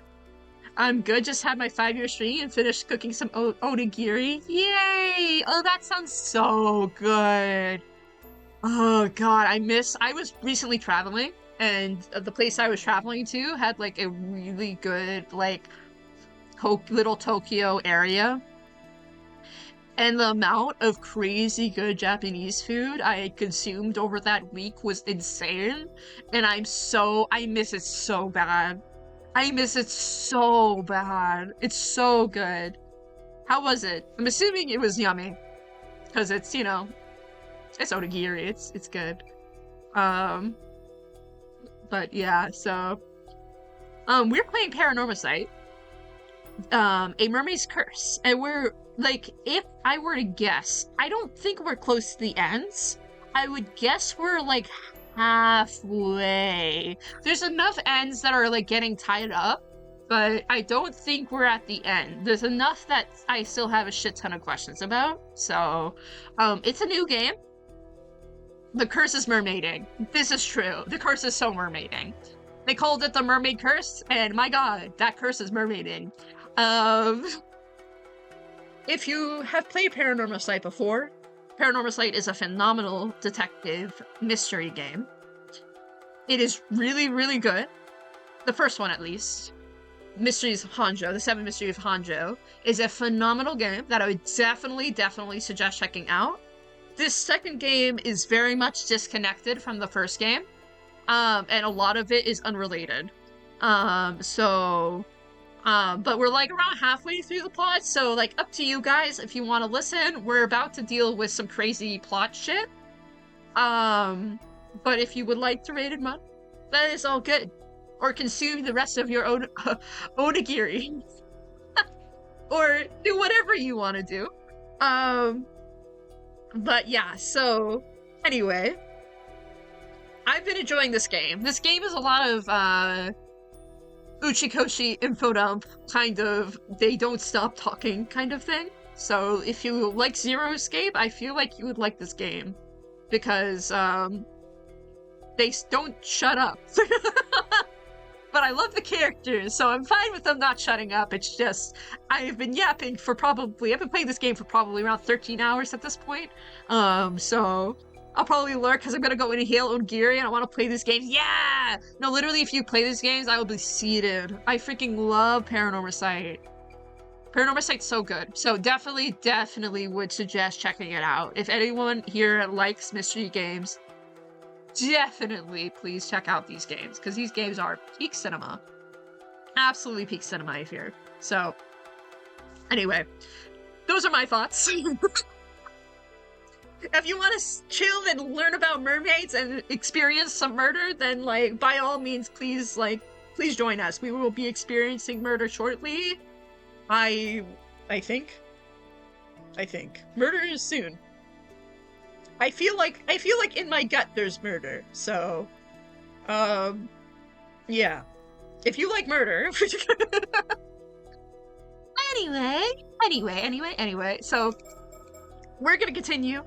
But again, if you wanna, hop off, or if you wanna lurk, or whatever, it's fine with me. I hope you have a wonderful rest of your day, if so. Anyway, we're gonna continue with the tragedy of Kamishima. And our favorite guy has just been beheaded, and is suddenly not beheaded. I'm curious to see what he looks like if he reforms his face. Ooh, the lighthouse is pretty. Anyway. Damn it, what the hell is going on? What the fuck happened to you, Yuza? How could you just die like that out of nowhere? You managed to live through the disaster 5 years ago just to die like this? And still the whole island turned on you, blamed your mom for everything. They rejected you even when you said you wanted to become an Ama diver. What the hell did you ever do to deserve that? You never once complained, just kept going on like it's nothing. You did everything right. Someone like you deserves so much better. You deserve to be happy, damn it. Would have done anything to make that happen. Guys, they're really gay. Yet I couldn't do a damn thing. So sorry. So damn sorry, Yuza. This shouldn't have been the way for you to go. How could the gods think this is fair? How? Hey, Tsukasa, I know this is a terrible time, but there's something important I need to tell you. Yeah, go ahead. Oh, girls. Ayo? No, for real. He's not having a good time. I should leave him be for now. There aren't many people around here, so it's nothing like the chaos in town. It's so quiet here, it almost feels like the whole nightmare earlier was just a dream. If only that were true. Wow. Hi, girl. Compared to how shaken Azami is, Tsukasa seems to be rather calm given the situation. She's probably wondering why I'm staying so composed right now, too. First the girls and now the boys, these young'uns. Yeah. Try to stay calm and listen, okay? I spoke to Mr. Wakamura earlier. Well, young'uns ignored the immortals, but... Apparently this Unakudodono person may actually be your father. Oh, I completely forgot about that plot point. Excuse me? Huh? Wait, what? Wait, are you serious? You're saying my pa, Yamashita, is Unakudodono? Uh-oh. Uh-oh. Uh-oh. Hey, man. I'm just gonna tell you that your dad kinda sucks ass. That's what he said. Not sure if it's true or not. But Mr. Wakamura's already made up his mind. He's convinced that it makes you the assassin. If he finds you, who knows what he'll do. Huh? That's crazy talk! Me? An assassin? Come on! That makes no sense! I know. I don't believe it either. That's why we need to find the real assassin as soon as possible. Yeah, but easier said than done.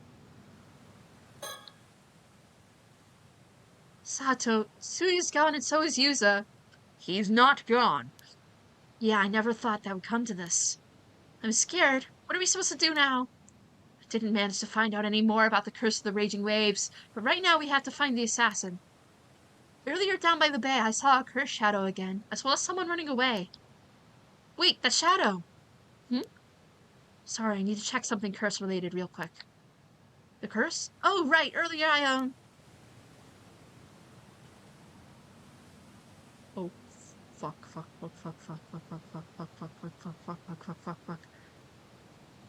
Yuza just got a haircut, that's why he looks different. True. What is it? Are you trying to remember something?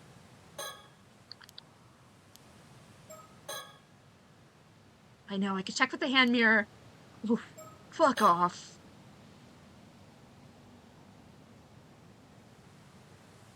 Oh, I hate this game. Where's my bestie? My bestie over here? Oh, hi, girl! Whoa, it's cool that it shows the, portraits. Ah, damn it, what was it? I can't remember. Whoa, don't scare me like that. Tsukasa, what's the matter? I guess a shock made me forget. Right before it happened, Yuza realized something important, but I'm blanking on it now. Huh? Something important? Yeah, Yuza said he figured out the condition that the curse needed to affect someone. I swear that he said something about people being marked by something, but I can't really remember. He was just about to say what the culprit was too, and then, well, that happened to him. Marks? I can't remember, just thinking about that moment's making me sick. Oh no, Tsukasa, it's okay. Don't force yourself to remember. I won't, but still, I do remember one thing he said. He thought that the curse could only target women from the island, but now that he was targeted... Hold on a second, I think I see what he was getting at. Sato, did you figure something out? Could it be the curse was using this as a marker?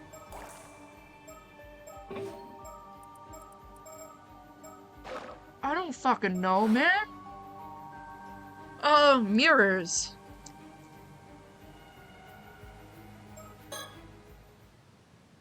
A mirror? That's it, the Kameshimaru Hun mirror. It must be that.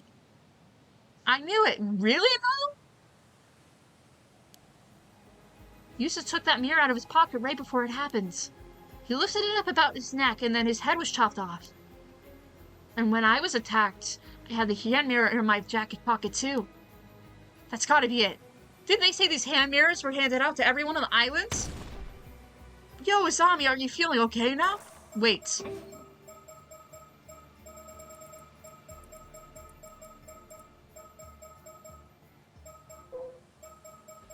Where is she? Where the fuck is she? It's not Tsukasa. Kukuko. Kukuko? She was the one that was giving it out. Whoa, Izami, you're feeling better now? Yeah, I'm fine. Sorry you had to see me like that. But if we're this close to finding out who did it, then there's no time for moping around. First things first, if either of you still have that mirror, get rid of it now. Oh, good point! So, Sato, you figured it out. The one behind the curse? The assassin who used the curse to kill so many.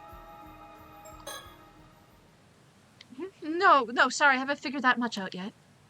Oh, I just figured it had to be whoever handed out those hand mirrors, no? Yeah, that makes sense. So then... Oh. Kukoko. It had to be Kikuko, right? But she died! Did she kill herself? You're saying she never actually died? But you're saying Kikoku was killed too? Yeah, we saw her lying in a pool of blood by the jetty. You did? I was just there earlier. I remember seeing a large blood stain, but no body. But she's not a 800-year mortal, though. Because it's... Really? I just guessed that someone might have moved her. And all that chaos? Who would have got time to move a body with everyone panicking like this? Where would they even move her? There are so many dead, we barely had time to space to lay folks down and cover them up. That's true. Then maybe she never actually died, managed to get up and walk off on her own. But if Kukuko's the assassin, then why would she get herself hit by the curse's attack? Maybe to make her so she's not... Maybe to make it so she's not suspicious? Wait, if she managed to get up from from death... I mean, I doubt it, but maybe she's immortal like you, Sato. What? No way! Huh? What was that? You said that so casually, but I could have sworn you said Sato is immortal? Oh, well, it's kind of a long story, but yeah, that's basically what it boils down to. Huh, so that's what happened earlier. That explains why everyone was talking about. Still, I don't think there's others like me out there. You think so? Is that really rare? I don't really have that any frame of reference. I have another theory that's more likely. Azami, did you get a good look at Kukoku's runes? I mean, not really. It was pretty dark out and we were kind of panicking. Wait, are you saying that maybe she wasn't actually hurt at all? The most likely explanation is that she got up after faking her death. Maybe she faked being a victim using fake blood or something to avoid suspicion. So she waited for others to see her and then slipped away in the confusion. That's, yeah. Yeah, I'm also thinking a fake blood bag.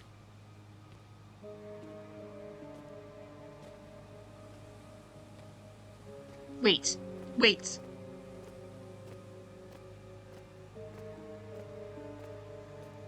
Oh, fuck this. I can hear noises. Oh my god. Stop. I can hear footsteps. I can hear footsteps. Can you not hear footsteps? Yeah, that's footsteps, alright. Are you okay? Can you not hear footsteps in the back of that song?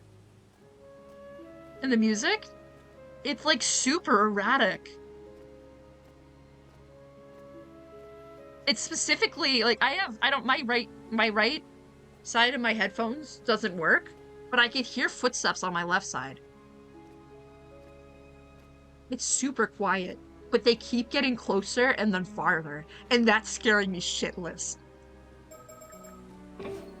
Anyway, I'm gonna save. I'm gonna save right now.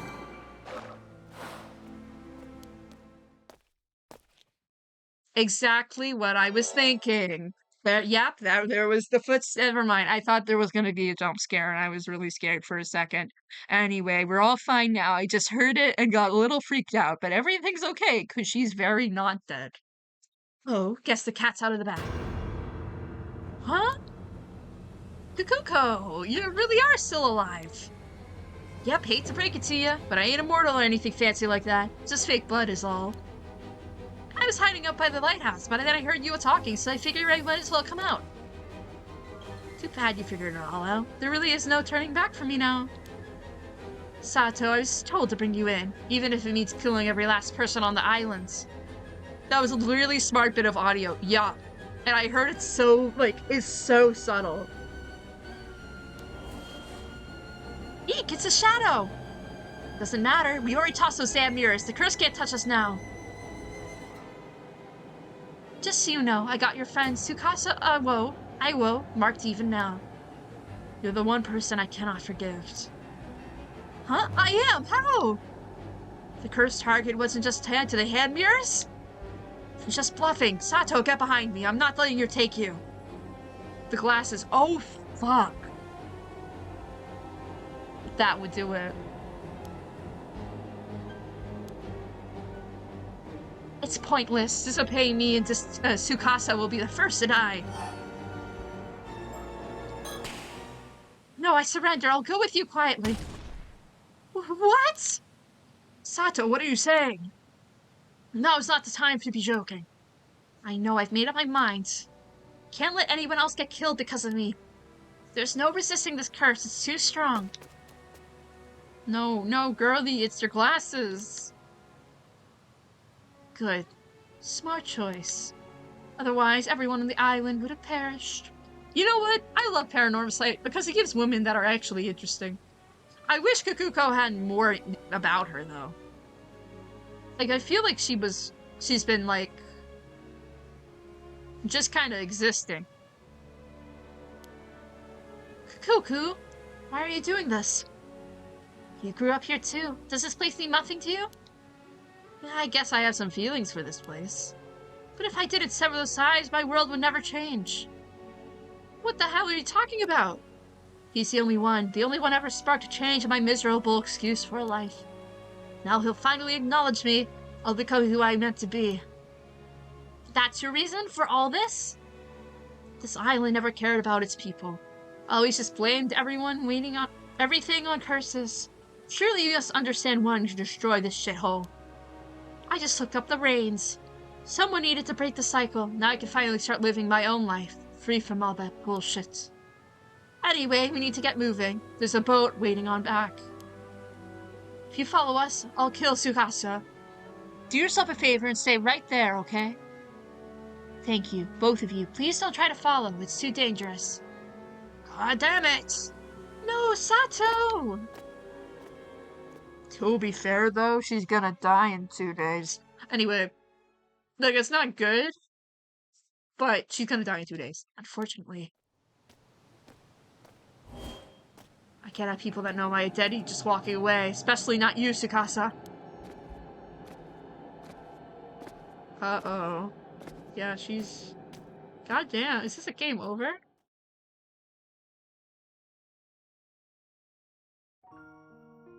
Is this a game over? For real? Following day, the bodies of Azami Kumoi and Tsugasa Awo were found beneath the lighthouse, collapsed in a lifeless heap. Azami too? How?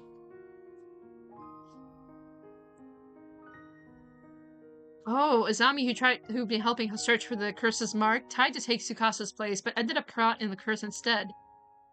But the tragedy that struck Kamishima didn't end there. Right after the assassin left Kamishima with Sato Shiranami, a new calamity followed. A violent storm, born of the curse of the raging waves, erupted in the seas around the islands. But as suspected, the curse could not be sealed away by the Bronze Mirror alone. My question for Sato, because I know that her being given to the kidnapper would have been bad. However, she didn't know she was gonna die in 2 days. In 48 hours.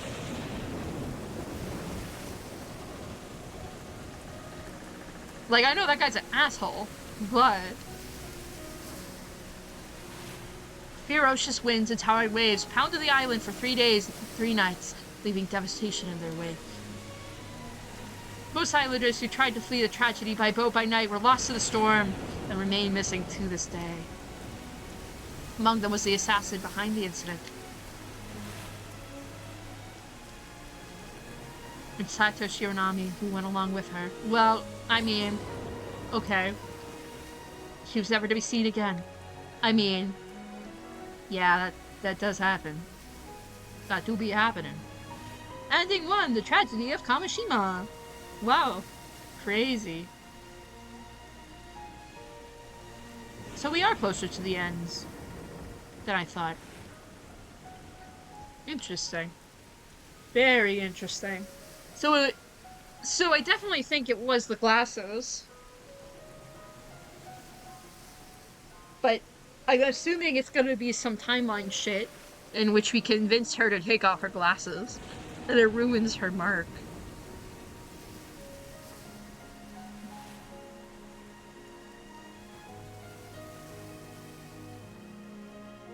Interesting. Very interesting. Hi, bestie! You have my heartfelt thanks to your hard work thus far. And so the affair surrounding Kamishima has reached one of its possible conclusions. Sadly, it seems neither Yuza Minakuchi nor Sato Shiranami were able to achieve their goals. To avoid arriving to this particular outcome, please continue progressing through the story chart. After all, you came here for that very purpose, did you not? Oh my, are you a bit unsure of who you are? No need to worry. I'm confident you'll remember in time. You're missing just a few pieces. As you travel along the story chart and shape what happens, perhaps you'll remember your part in all of this. Maybe we're the guy. Be sure to think on it as we move forward. Well then, I'm sure we'll see each other again soon. Farewell for now. Is this my lovely friend Astro streaming again? Yeah, after like 4 months. 5 months, something like that. 4 months, 5 months. I guess it's almost May, or not May, March. Oh, hopefully they don't end stream as soon as I join. Well, about that.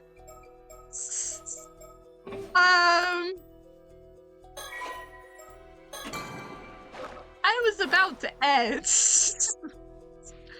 because I'm hungry, and it's been 6.5 hours. I'm sorry, bestie. No. Fine. Do you want me to continue? I can do one more.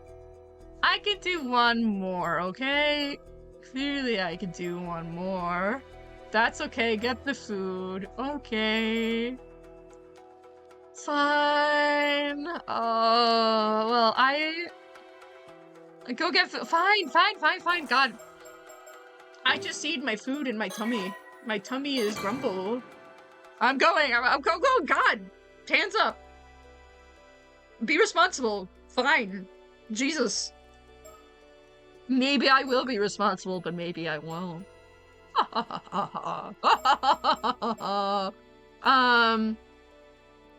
So, who should we raid?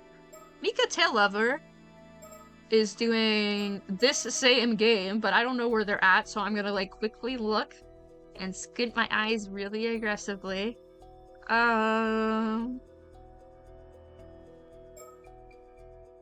Let me squint my eyes really aggressively. Do I recognize this scene? It's loading. I'm stuck in an ad. I'm stuck in a freaking ad. Thank you for stream. Of course. I am glad to be here. Next stream is gonna be in 2 weeks. I know, I'm sorry. Because I am gonna be working all weekend, next weekend. So, thank you for the short 30-second stream, my friend. Of course, Amber! I love indulging you.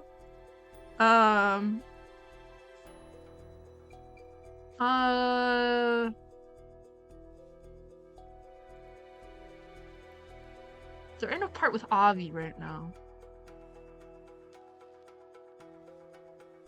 I don't think they know.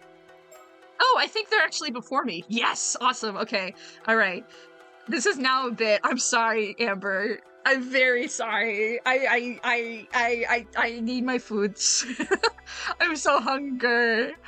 I'm so hungry. I had breakfast this morning and that's it. No lunch. So I'm a little hungry. Just a bit. But it's okay. No stream tomorrow, but stream in 2 weeks. So I'll be back in 2 weeks. Which I know is a long time to not have this game, but I can't really do anything about that because my work schedule is my work schedule. So, but yeah, 2 weeks. Soon-ish. We're gonna check out Mika Taillover. Because Mika Taillover is playing this exact game, but it's currently, like, a little before me right now, I think. They're in a barn moment. And I'm pretty sure they're talking to, what's his freaking face name? Talking to the guy that starts with an I who looks suspicious as hell. The eye guy. The eye guy. Which you totally know who I'm talking about, but if you know, you know. Happy food time? Thank you. I don't even know what I'm gonna eat. I'm gonna eat something, though. At some point. At some juncture. I'm just hungry. I'm just hungry in my tummy. But yeah, this is really fun. This game is awesome. I am intrigued to see where it goes. I'm happy that I was scared at least once in this stream. I wish I was scared more, but like, that's fine. You know, I'll take what I can get. The plot is plotting, and I'm enjoying the plot because I think it's interesting. So, but yeah, so that's all. That's all for me, folks. That's all I got. Anywho, so if you want to join the raid, use Astrate as per usual, and have a wonderful night, day, evening. Whatever time zone it is for you. And I'll see you in 2 weeks. Bye-bye!